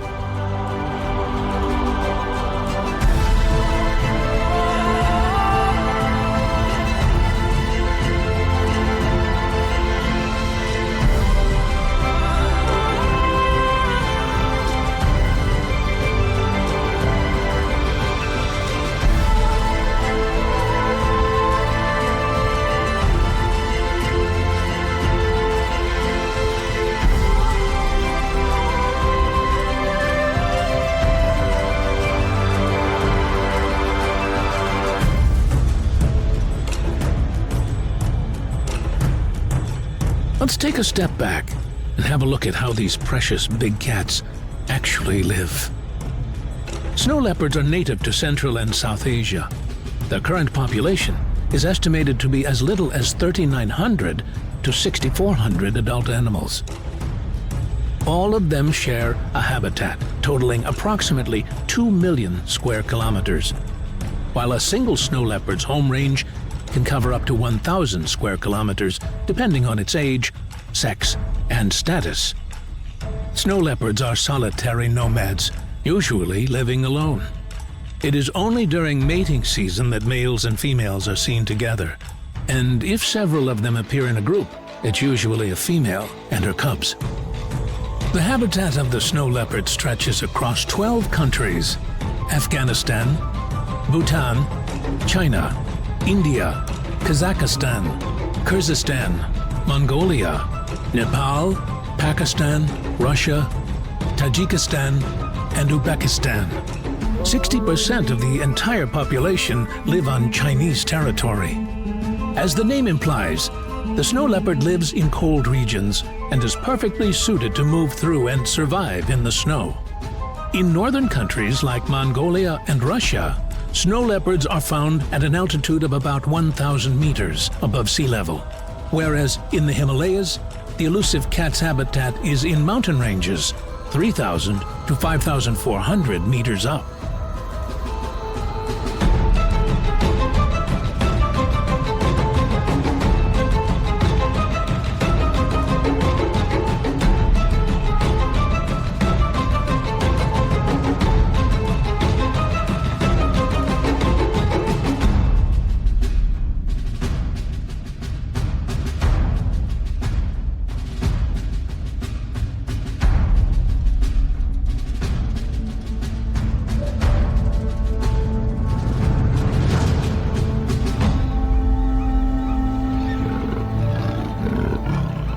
I've been following the ridgeline for hours now, with just a short break around noon. I didn't want to lose time and miss chances by running back to my cubs. I lost the ibex earlier today. My scent on the wind, the sliding stones, or a slightly mistimed movement can give away my position, and now it started snowing again. It's hard to hide on the white ground. My patterned fur is perfect camouflage against grey rocks, but I'm easier to spot on fresh snow. There's a blue sheep a little further up the slope. This time, I'll get it. Shh. I need to move a bit further up. Careful. I must be careful not to make any noise. I'm getting closer. Oh no, the wind direction has changed. It's blowing right from behind me now. Now I have to move fast. The sheep already picked up my scent. It's lifting its head, and it's off.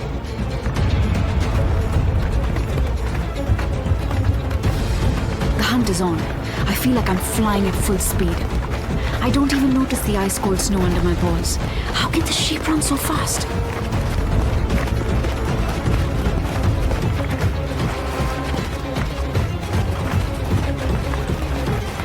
Maybe I'm not on top of my game after all. With growing cubs, a week without food has taken a toll on my strength. But I need to share my prey with my cubs. They still need to grow a lot. I can't make it. I'm losing the sheep.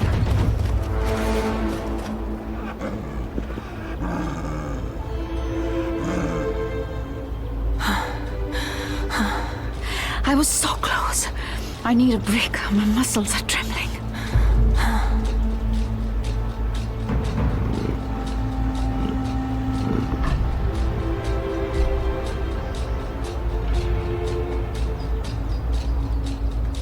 The chance of ever seeing a snow leopard in the wild is extremely slim. Perhaps you've stumbled across an image on the internet. Let's have a look at these beautiful creatures. Their white and light gray fur, dotted with darker gray spots and circles, provides the perfect cover so they can swiftly move across steep, rocky slopes without being seen. Their markings are ideally adapted to their habitat. Plus, the snow leopard is protected by extra thick fur to survive in the cold. The small, round ears prevent them from losing too much body heat in cold temperatures, and their paws are relatively big to keep them from sinking into the deep snow. Snow leopards basically wear built-in snowshoes to freely and safely move on thick layers of snow.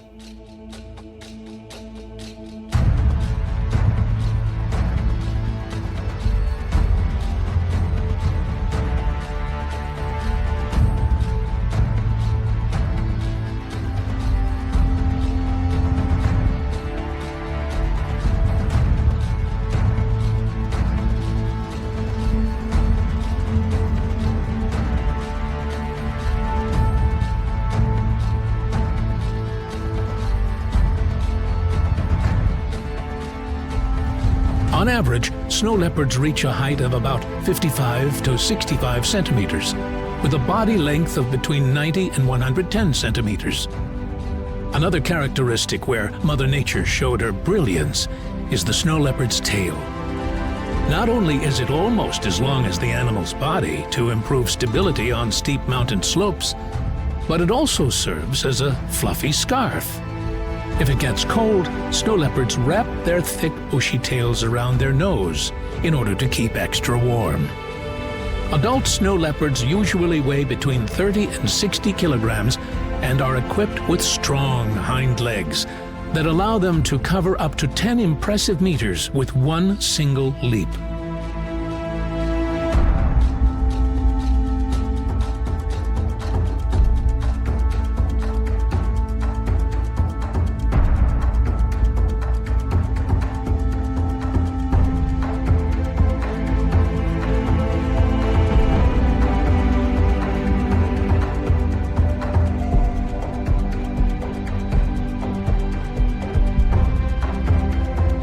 Snow leopards, or Panthera unica in Latin, are crepuscular predators.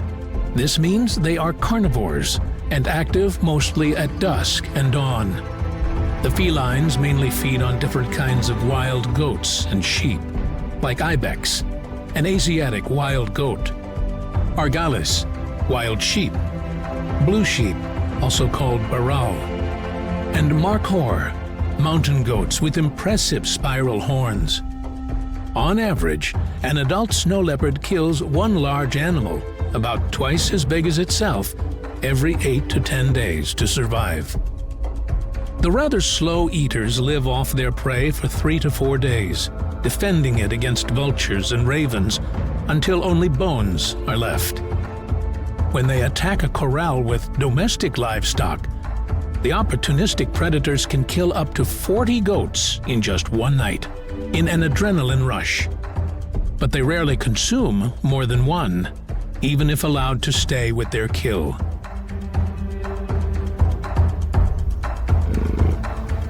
I'm back with my cubs now, and dusk is turning into night.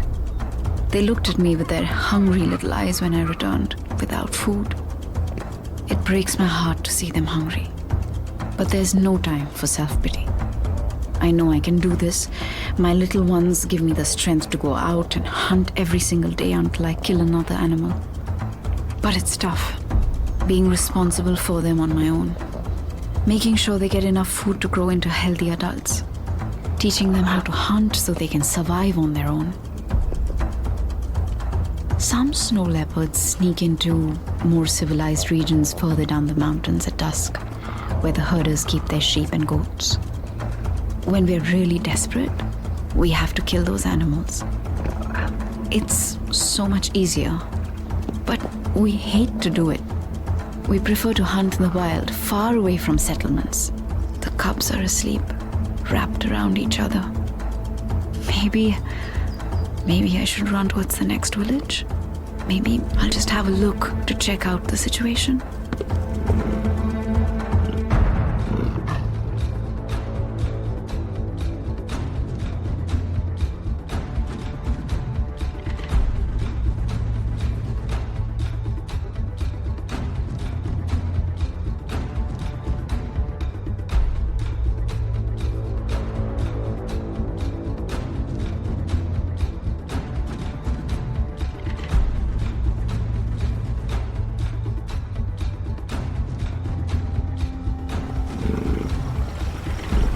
Look, the herd is over there. Looks like at least 60 sheep in a corral. They're easy prey. I have to do this. I need the food for my little ones and for myself. If the herder is still around, he'll shoot. He won't hesitate for a second. They hate us. They fear us. But I have to take the risk. I hope they'd understand.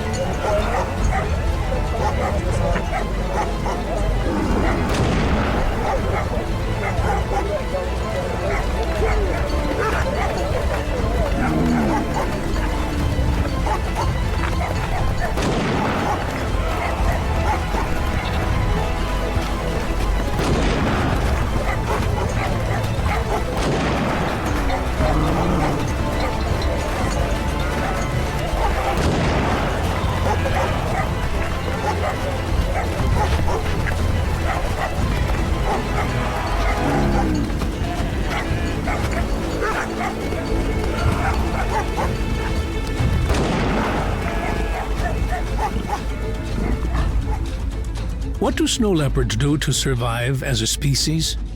They do what we all do. They eat and protect themselves from danger. And they procreate.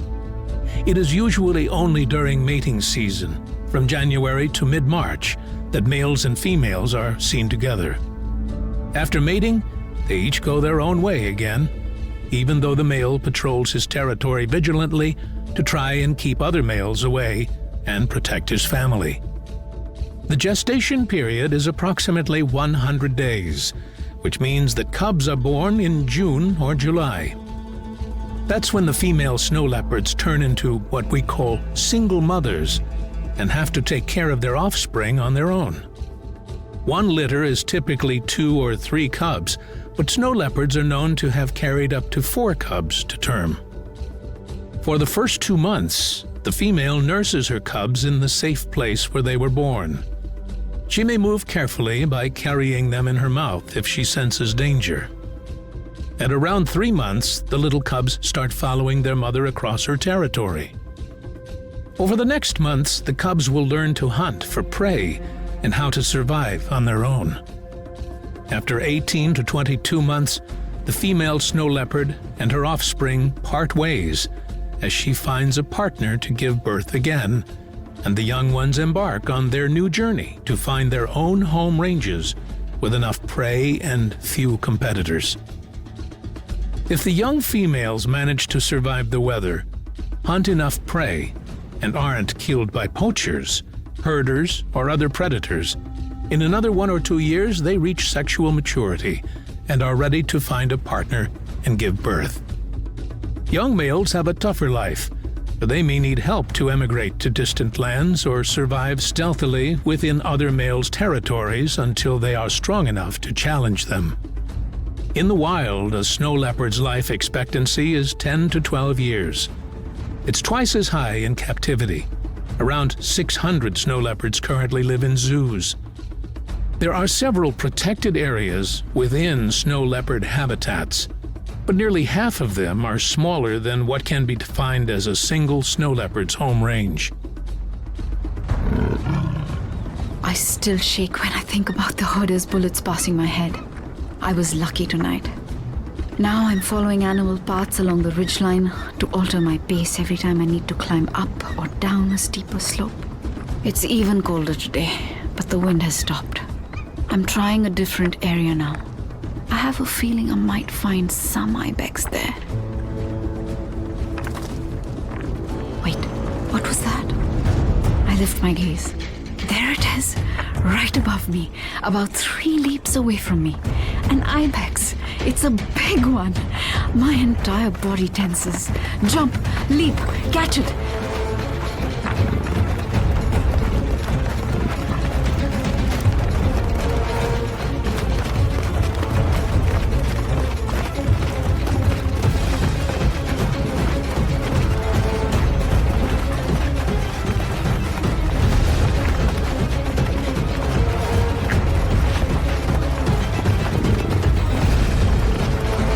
fly through the air, grab it.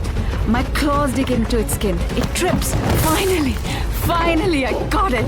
Wow, my heart is pounding in my chest. I did it. We'll be able to eat again today.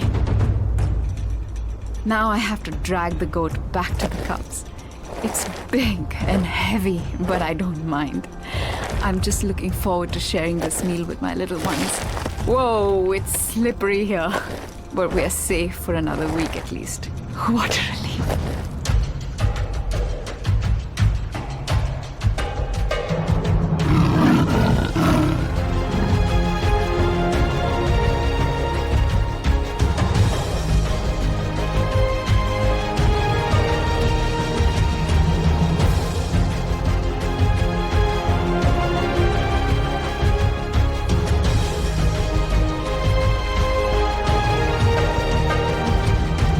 Why are there only 3,900 to 6,400 animals left?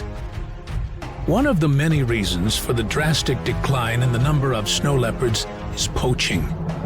The shy cats are hunted for their beautifully patterned skins, which are sold on the black market.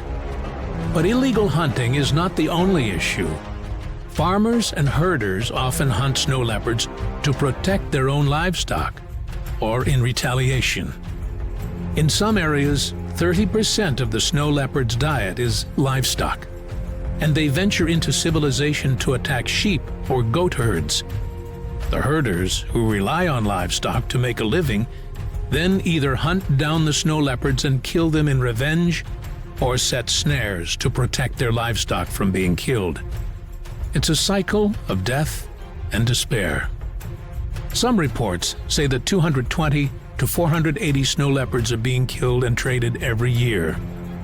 This is about one dead snow leopard every day. Every single day.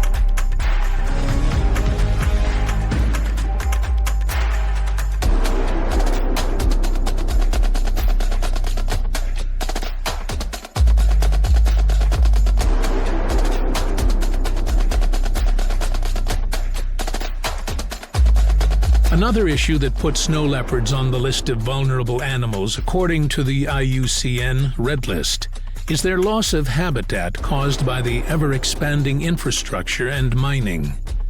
Large-scale mining and roads destroy the delicate mountain ecosystems and push snow leopards back.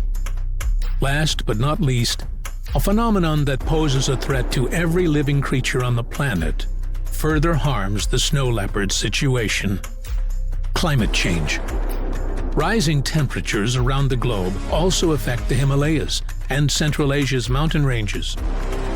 Within the past 20 years, temperatures rose by 3 degrees, thereby impacting the snow leopard's habitat, their prey, vegetation, water supply, etc., and threatening to make 1/3 of their region uninhabitable. While snow leopards can adjust to rising temperatures, the real threat here is how humans will respond to climate change and how it affects the animals snow leopards hunt and live off.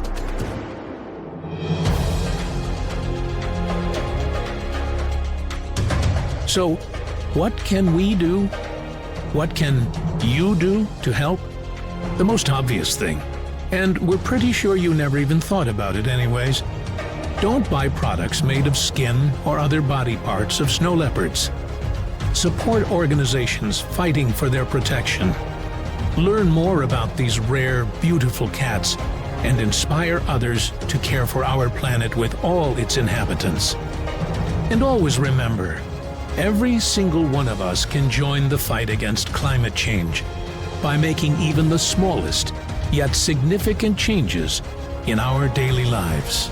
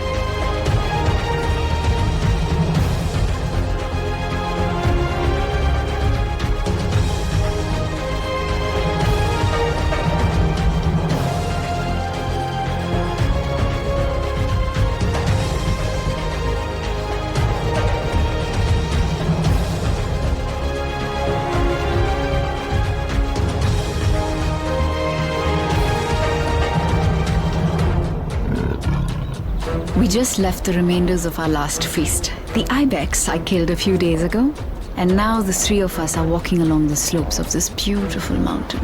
Our bellies are full. This feels so good. The cubs are bursting with energy, playing, jumping, fighting, rolling around in the snow. Wait, what's that? It looks like humans. That can't be. We're so far up. They usually don't climb this far. Wait, something is moving over there. Shh, don't move, little mouse. This time I think I'm sure there are two men. What are they doing? It looks like they're setting up a trap.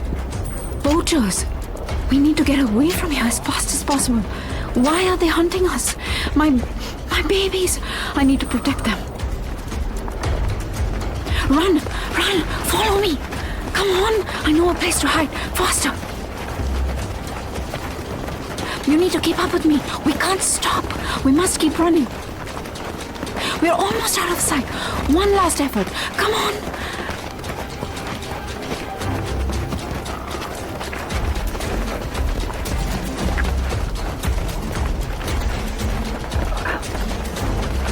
Finally, we're here.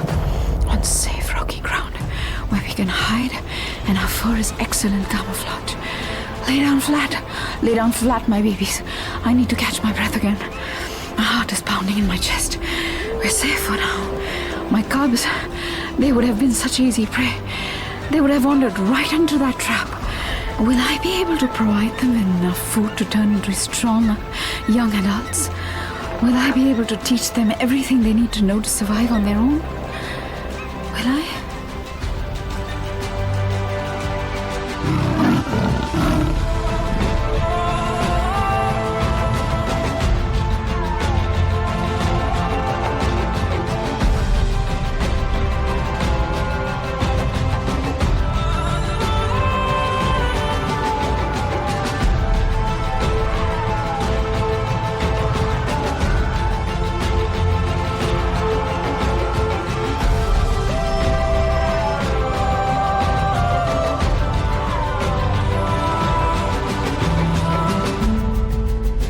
Just like Lila, all other snow leopards in the wild are facing the same adversities and challenges in their quest to survive, both on their own and as a species. The United Nations Environment Program supports nonprofit organizations like the Snow Leopard Trust that work to protect threatened big cats in partnerships with the communities in their habitat. They enable locals to protect the wildlife and ecosystem. They work with governments to implement effective conservation measures like predator-proof corrals for livestock, or keeping the primary habitat free from infrastructure, just to name a few. Check out their conservation efforts on snowleopard.org and see what you can do to support the beautiful, elusive snow leopard.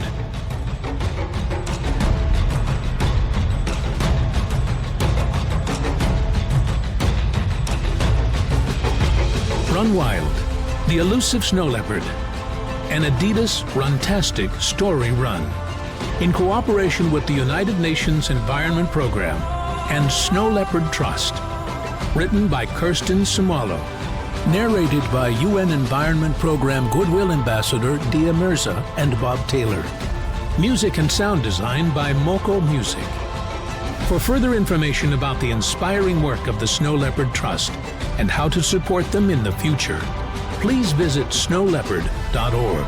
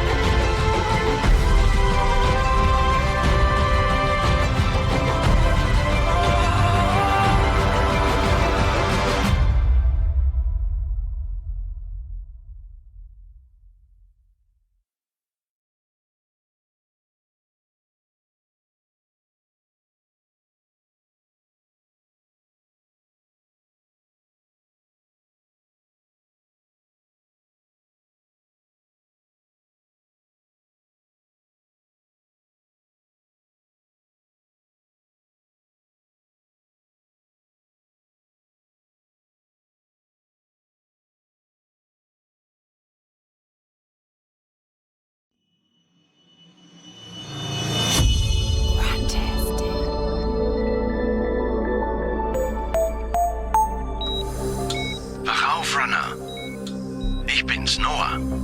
Komm hier rüber. Hey, ich rede mit dir. An deiner rechten Seite liegt ein Kruger-Sec-Com-Link.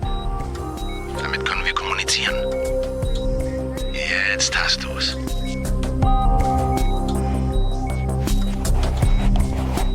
Bist du in Ordnung? Kannst du mich hören?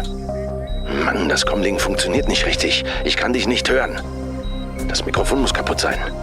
So ein Mist, dass du dein Beatlink verloren hast. Aber du kannst dich wahrscheinlich nicht einmal daran erinnern, oder? Du kannst dich vermutlich an gar nichts erinnern. Hör zu, du musst mir jetzt vertrauen. Du bist in einem Krankenhaus und ich bin deine einzige Hoffnung, hier lebend rauszukommen. Du kennst mich, du kennst meine Stimme. Du kannst dich wahrscheinlich auch daran nicht erinnern, aber du hast für mich als Freelancer gearbeitet. Glaub mir, du bist in großen Schwierigkeiten. Fang jetzt langsam an zu laufen, aber versuch unentdeckt zu bleiben. Wenn sie dich sehen, sind wir geliefert. Los jetzt, wir müssen dich hier rausholen.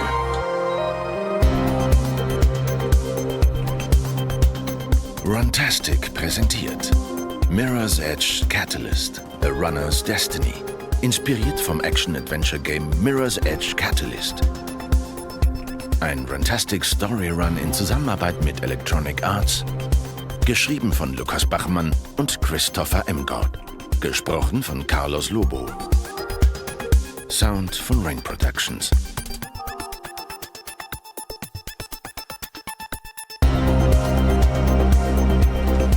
Geh in den nächsten Raum. Da findest du Klamotten und Schuhe. Zieh dir was an. Siehst du das kleine Gerät zu deiner Linken? Das nennt sich Shotgun, hat aber nichts mit einer Waffe zu tun. Es ist deins, verlier es nicht. Du wirst es später noch brauchen.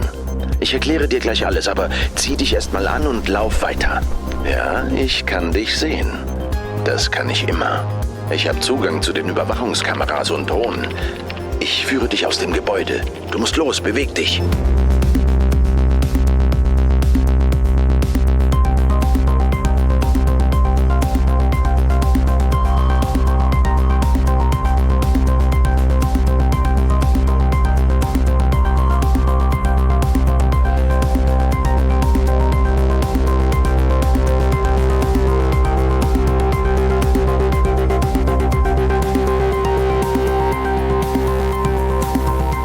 Das war nicht gerade der sanfteste Weckruf, aber du musst mir vertrauen. Du hast Glück, dass du überhaupt aufgewacht bist.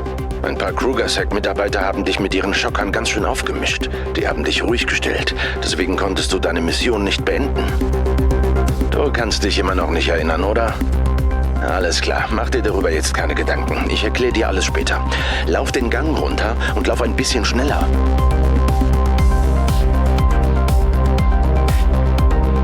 Die dürfen nicht mitbekommen, dass du mit einem ihrer Comlings auf der Flucht bist. Nochmal kommst du nicht davon. Bleib in Deckung. Es könnte sein, dass wir auf dem Weg hier raus in Schwierigkeiten geraten.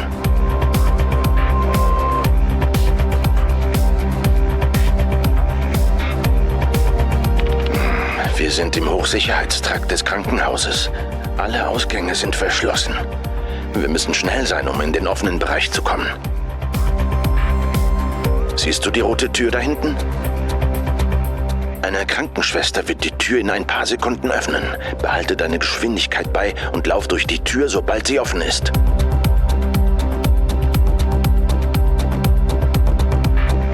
Da kommt sie. Perfektes Timing. Das ist deine Chance. Werd jetzt nicht schneller, sonst bemerkt dich Runtastic.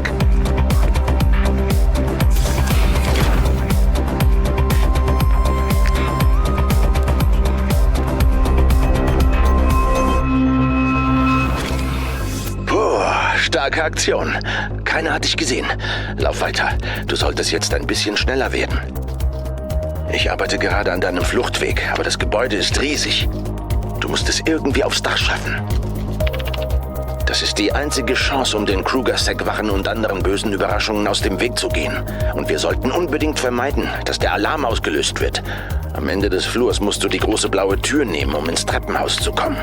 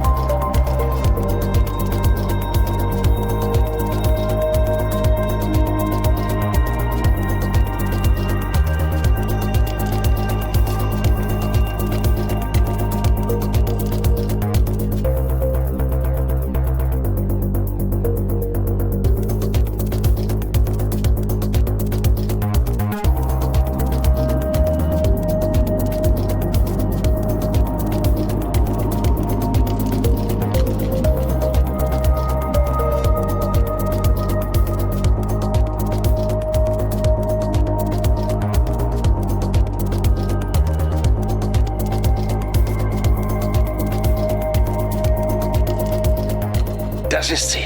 Geht durch die Tür und die Treppe rauf. Ich behalte die Überwachungskameras im Auge und checke die Lage.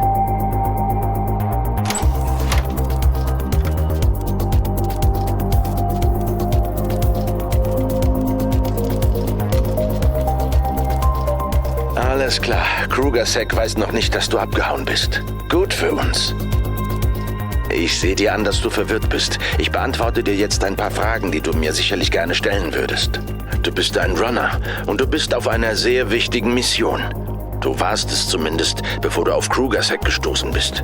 Das Konglomerat hat sie geschickt, um dich zu stoppen. Das Konglomerat regiert Glass, die Stadt, in der wir uns befinden. Der einflussreichste Mann hier ist Gabriel Kruger. Durch Runtastic kontrolliert er alles und jeden. Naja, nicht wirklich jeden. Nicht den Widerstand, genannt Black November. Und natürlich nicht euch, die Runner. Durch eure athletischen Fähigkeiten könnt ihr Aufträge erfüllen, die andere nicht schaffen. Das macht euch so wichtig. Ich würde dir gerne mehr über dich selbst verraten, aber ich bin nicht sicher, ob unsere Kommunikation abgehört wird. Außerdem hast du mir so gut wie nichts über dich erzählt. Wir haben uns ein paar Mal getroffen, aber selbst mit einem funktionierenden Mikrofon bist du nicht gerade gesprächig.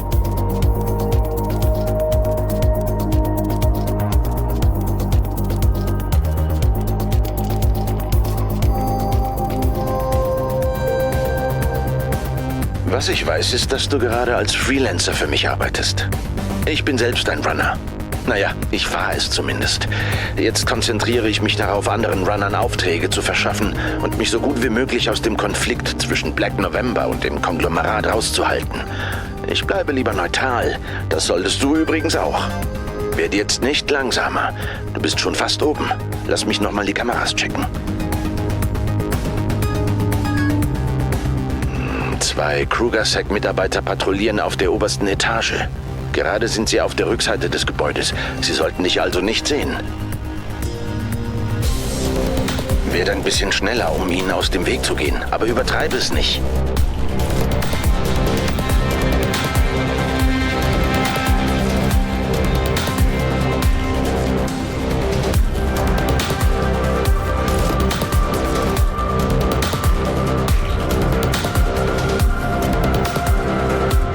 Hör zu, du musst deine Mission wieder aufnehmen. Dein Ziel war es, Informationen über den Aufenthaltsort einer alten Bekannten von mir zu beschaffen. Ihr Name ist Faith. Sie ist seit fast 2 Jahren eingesperrt und müsste mittlerweile wieder auf freiem Fuß sein. Ich muss wissen, wo sie sich jetzt befindet. Ich fürchte, das Konglomerat hält sie immer noch gefangen. Oder noch schlimmer, hat sie in die Greylands geschickt. Erinnerst du dich an die Greylands? Wahrscheinlich nicht. Es ist ein anderer Name für das Ödland außerhalb der Städte, wo die Corporations ihre Minen, Domes und Megafabriken haben. Glaub mir, da will man nicht enden.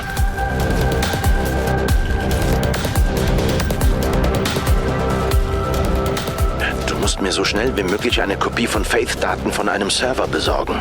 Der Server steht in einem von Krugers Gebäuden, das der Diamant genannt wird. Faith könnte in großer Gefahr sein.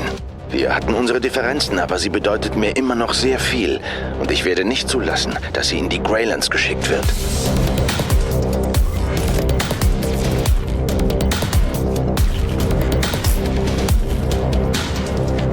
Okay, du solltest jetzt die obere Etage sehen, richtig? Es gibt nur eine Tür. Du kannst sie nicht verfehlen. Krugersek kommt näher. Wird also auf keinen Fall langsamer.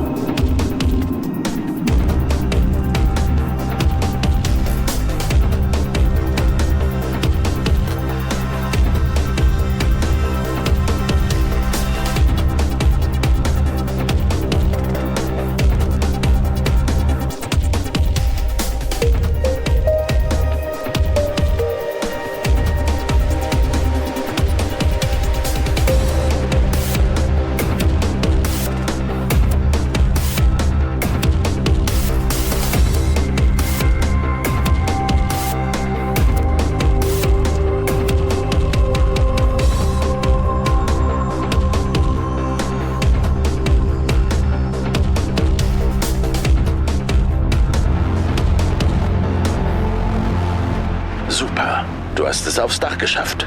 Hör jetzt nicht auf zu laufen. Die frische Luft wird dir gut tun.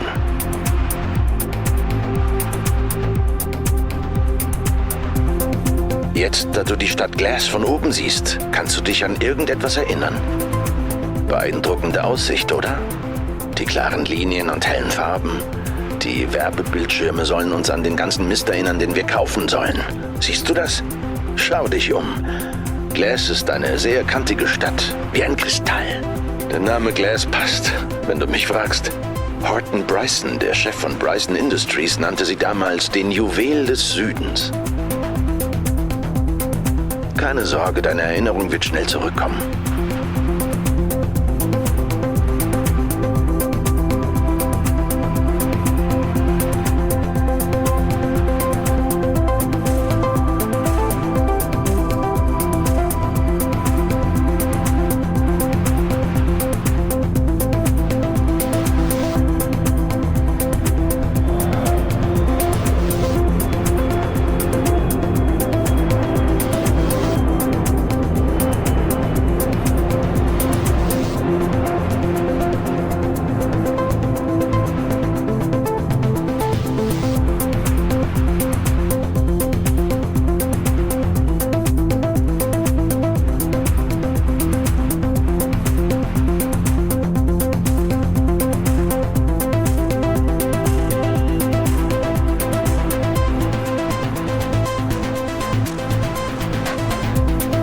Siehst du den großen Wolkenkratzer auf der linken Seite? Neben dem Turm mit dem riesigen Bildschirm mit der Bryson Industries Autowerbung. Da finden wir die Daten, die wir suchen.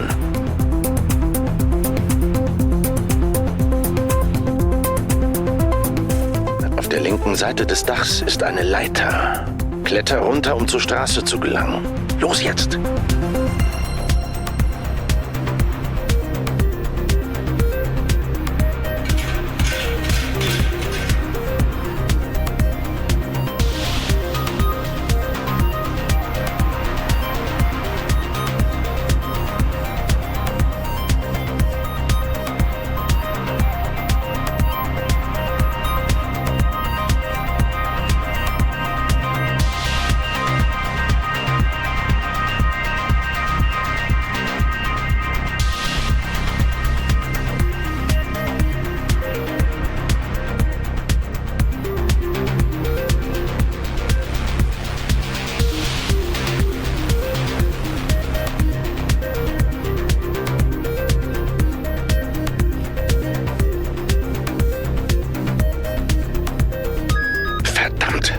was. Jemand hat den Alarm ausgelöst. Die Wachen müssen dich bemerkt haben. Dreh dich nicht um, lauf einfach weiter.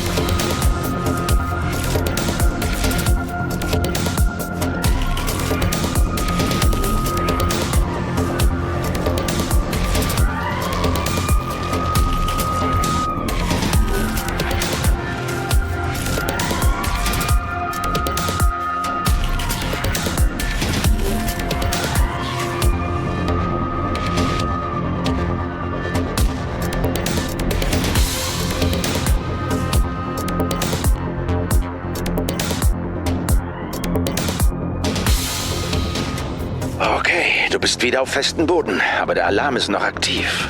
Du musst schneller werden, aber übertreib nicht. Du brauchst deine Energie noch.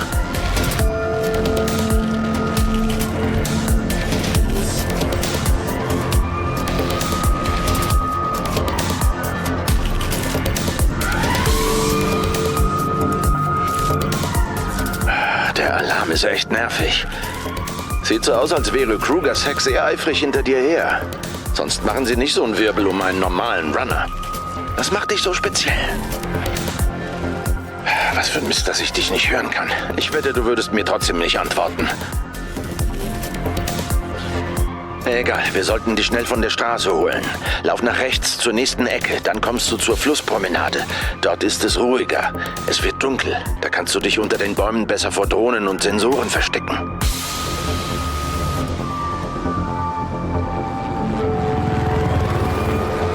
Hörst du das?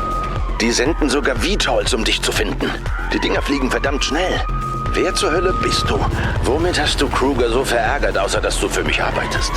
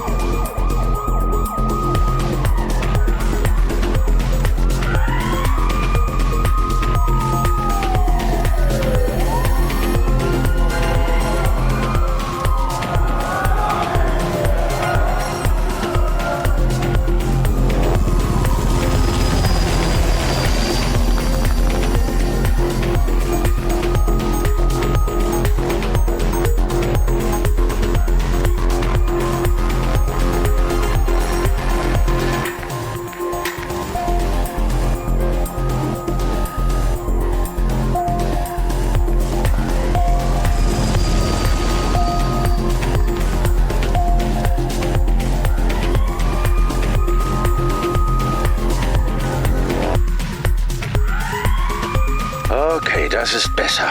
Die VTOLs können dich unter den Bäumen nicht sehen. Du kannst jetzt ein bisschen langsamer werden. Spar dir die Kraft. Ich glaube, sie wissen gerade nicht, wo du bist. Ich hoffe, die schalten bald den nervigen Alarm ab. Lauf weiter die Promenade entlang, dann kommst du zum Diamanten.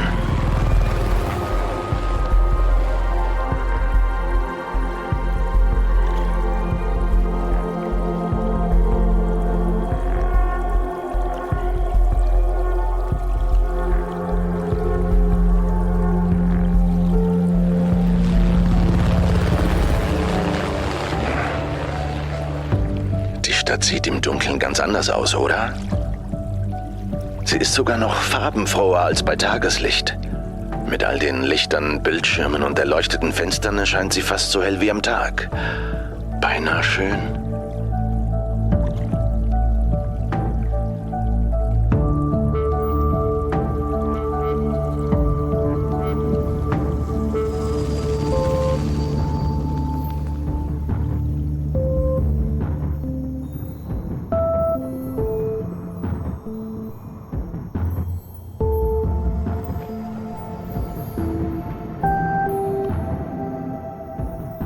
Hör zu, Kruger-Sack sucht immer noch nach dir. Ich habe gerade ein Gespräch abgefangen. Sieht so aus, als hätte Kruger seine besten Männer geschickt, um dich zu finden. Sie haben dich auf Überwachungskameras gesehen und sind unterwegs zu dir.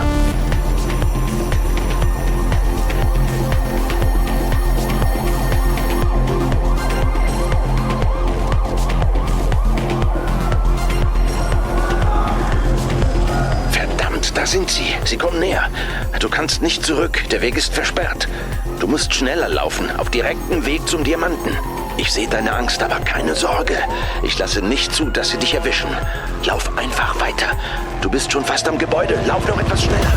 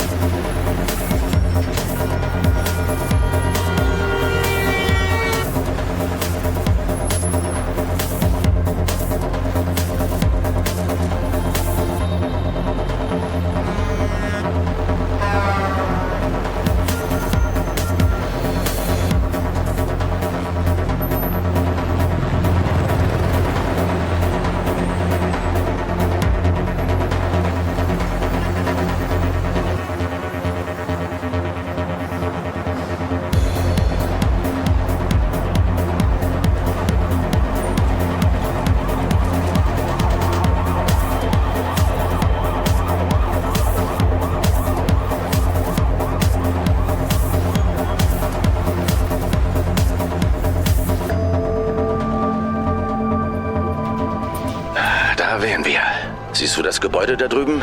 Das mit der großen Eingangshalle und dem grünen Licht? Ja, das ist der Diamant. Dank deiner Schnelligkeit konnten wir Kruger-Sack erstmal abhängen. Ich glaube, sie wissen nicht, wo wir hinwollen. Ohne Sonnenlicht ist es einfacher, sich ungesehen zu bewegen. Trotzdem musst du schnell bleiben. Lauf weiter. Wir können natürlich nicht einfach den Haupteingang nehmen. Kameras und Kruger-Sack-Mitarbeiter sind überall. Du musst den Seiteneingang nehmen. Lauf zur anderen Seite des Gebäudes.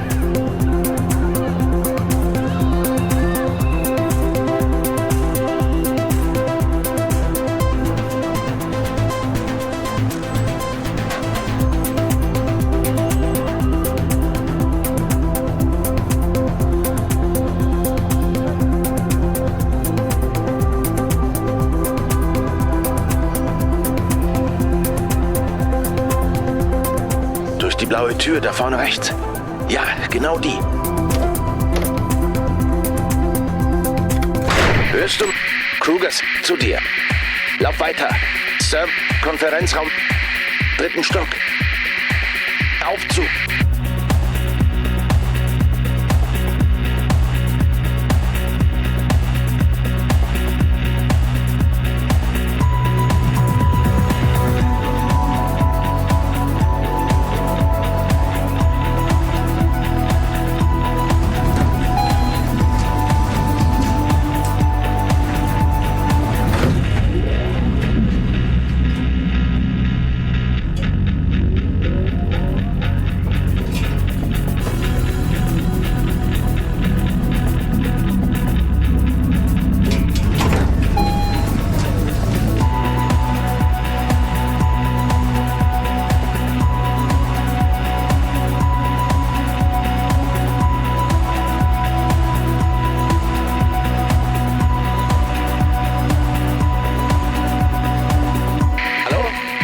Oh, wieder. Du hörst mich. Verbindung wurde unterbrochen, aber jetzt bin ich wieder da. Ich sehe dich. Du bist schon im 3. Stock. Super. Lauf den Korridor weiter runter.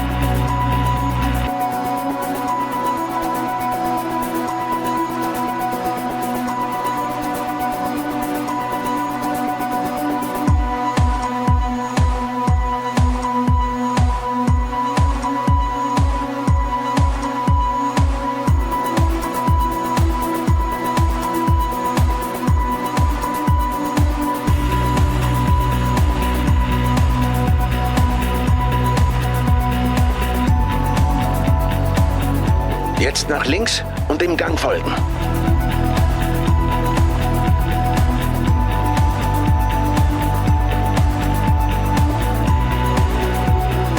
Siehst du die Glastür am Ende? Das ist der Konferenzraum. Der gesuchte Serverraum ist direkt dahinter. Die Tür müsste offen sein.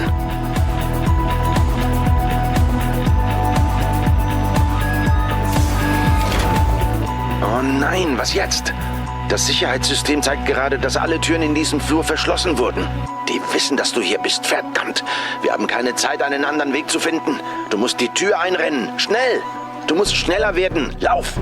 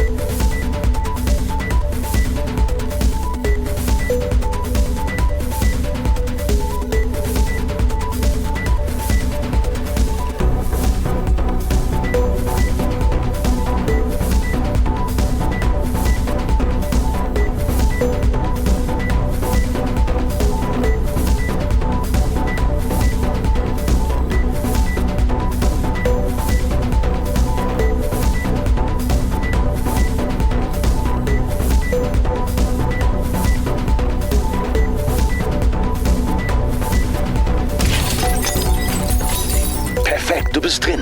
Lauf zur Tür hinter dem Konferenztisch. Dahinter ist ein kleiner Serverraum.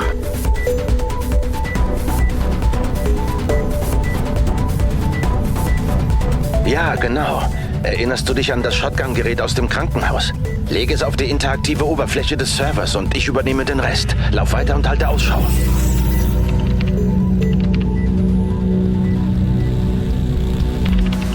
Alles klar, ich hab's. Faith wird immer noch gefangen gehalten. Aber sie planen, sie tatsächlich in die Greylands zu schicken. Ich muss sie während der Überführung rausholen. Und das wird bald geschehen. Doch jetzt sehen wir erstmal, dass wir dich aus dem Gebäude bekommen. Geh erstmal... zu spät. Kruger-Sec ist inzwischen auch auf der 3. Etage und blockiert den Weg. Aus irgendeinem Grund ist Kruger sehr an dir interessiert. Wenn ich dich da rausgeholt habe, hast du mir einiges zu erklären. Okay, den Gang entlang.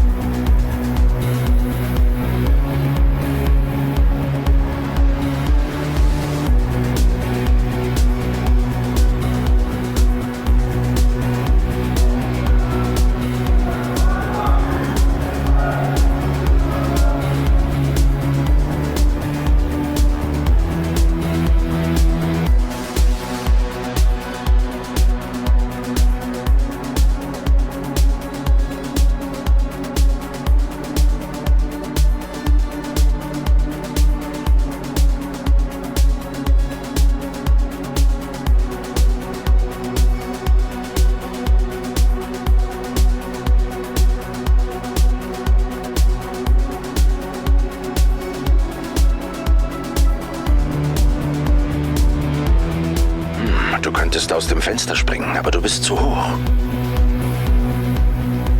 Der einzige Ausweg ist der Aufzug nach oben.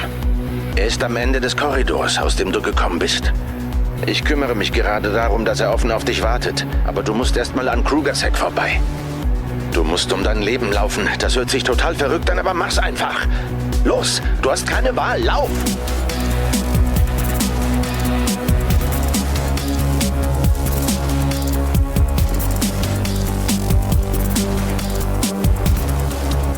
Lauf so schnell du kannst.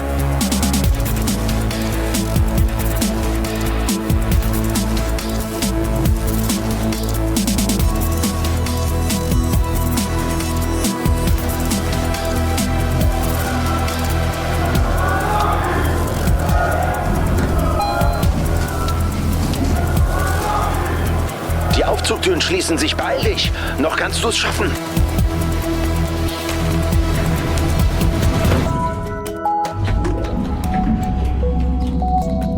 Na also, perfektes Timing. Du bist ja ein Wahnsinnsrunner. Wer immer du auch bist. Atme erstmal tief durch, aber sei auf der Hut. Die Krugersack-Wachen sind auf dem Weg zum Dach und sie sind jetzt bewaffnet. Kruger will dich um jeden Preis.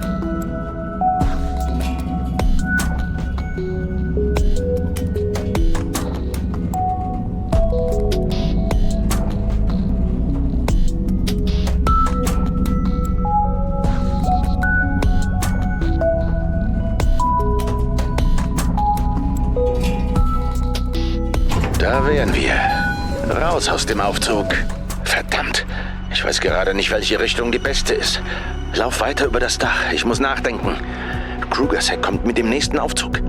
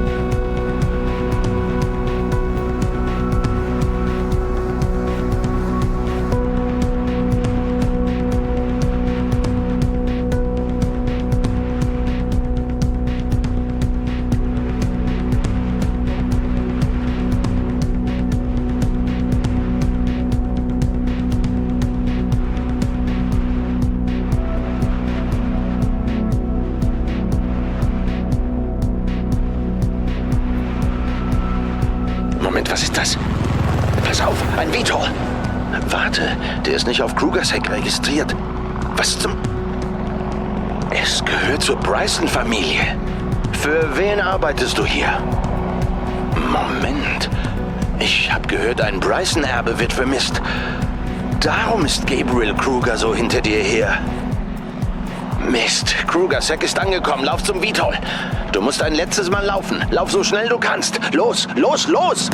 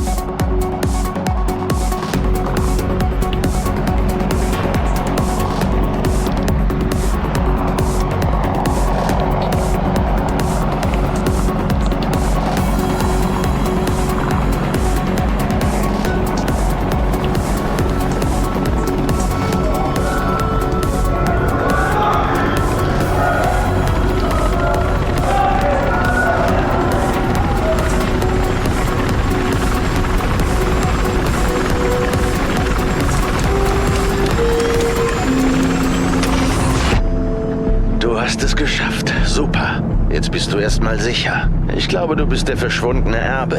Deswegen war Kruger so scharf darauf, dich zu fassen. Ich wette, er hat geplant, dich als Druckmittel zu nutzen. Deine Familie würde ihr Gesicht verlieren, wenn rauskommt, dass einer von ihnen off-grid war. Ich dachte, du wärst tot. Jeder hat das gedacht. Gut, dass du lebst. Danke für deine Hilfe. Ich weiß jetzt, wie ich Faith retten kann. Das hätte ich ohne dich nicht geschafft. Ich weiß, es war schwer, einem Fremden zu vertrauen, ohne sich an etwas zu erinnern. Jetzt muss ich planen, wie ich Faith da rausholen kann. Du musst dich jetzt ausruhen. Atme tief durch und versuche, deine Erinnerung wieder zu bekommen.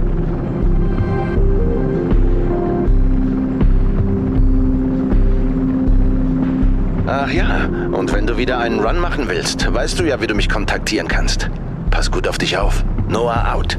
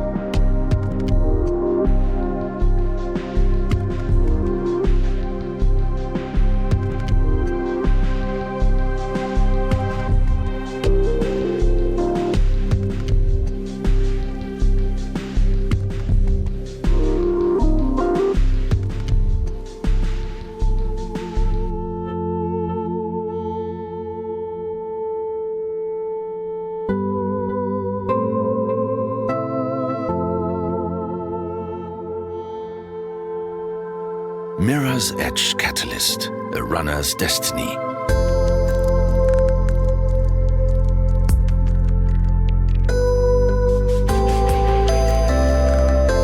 Ein Runtastic Story Run in Zusammenarbeit mit Electronic Arts. Geschrieben von Lukas Bachmann und Christopher Emgord. Gesprochen von Carlos Lobo. Sound von Rain Productions. Für mehr Informationen über Runtastic Story Running und weitere Story Runs besuche runtastic.com/storyrunning.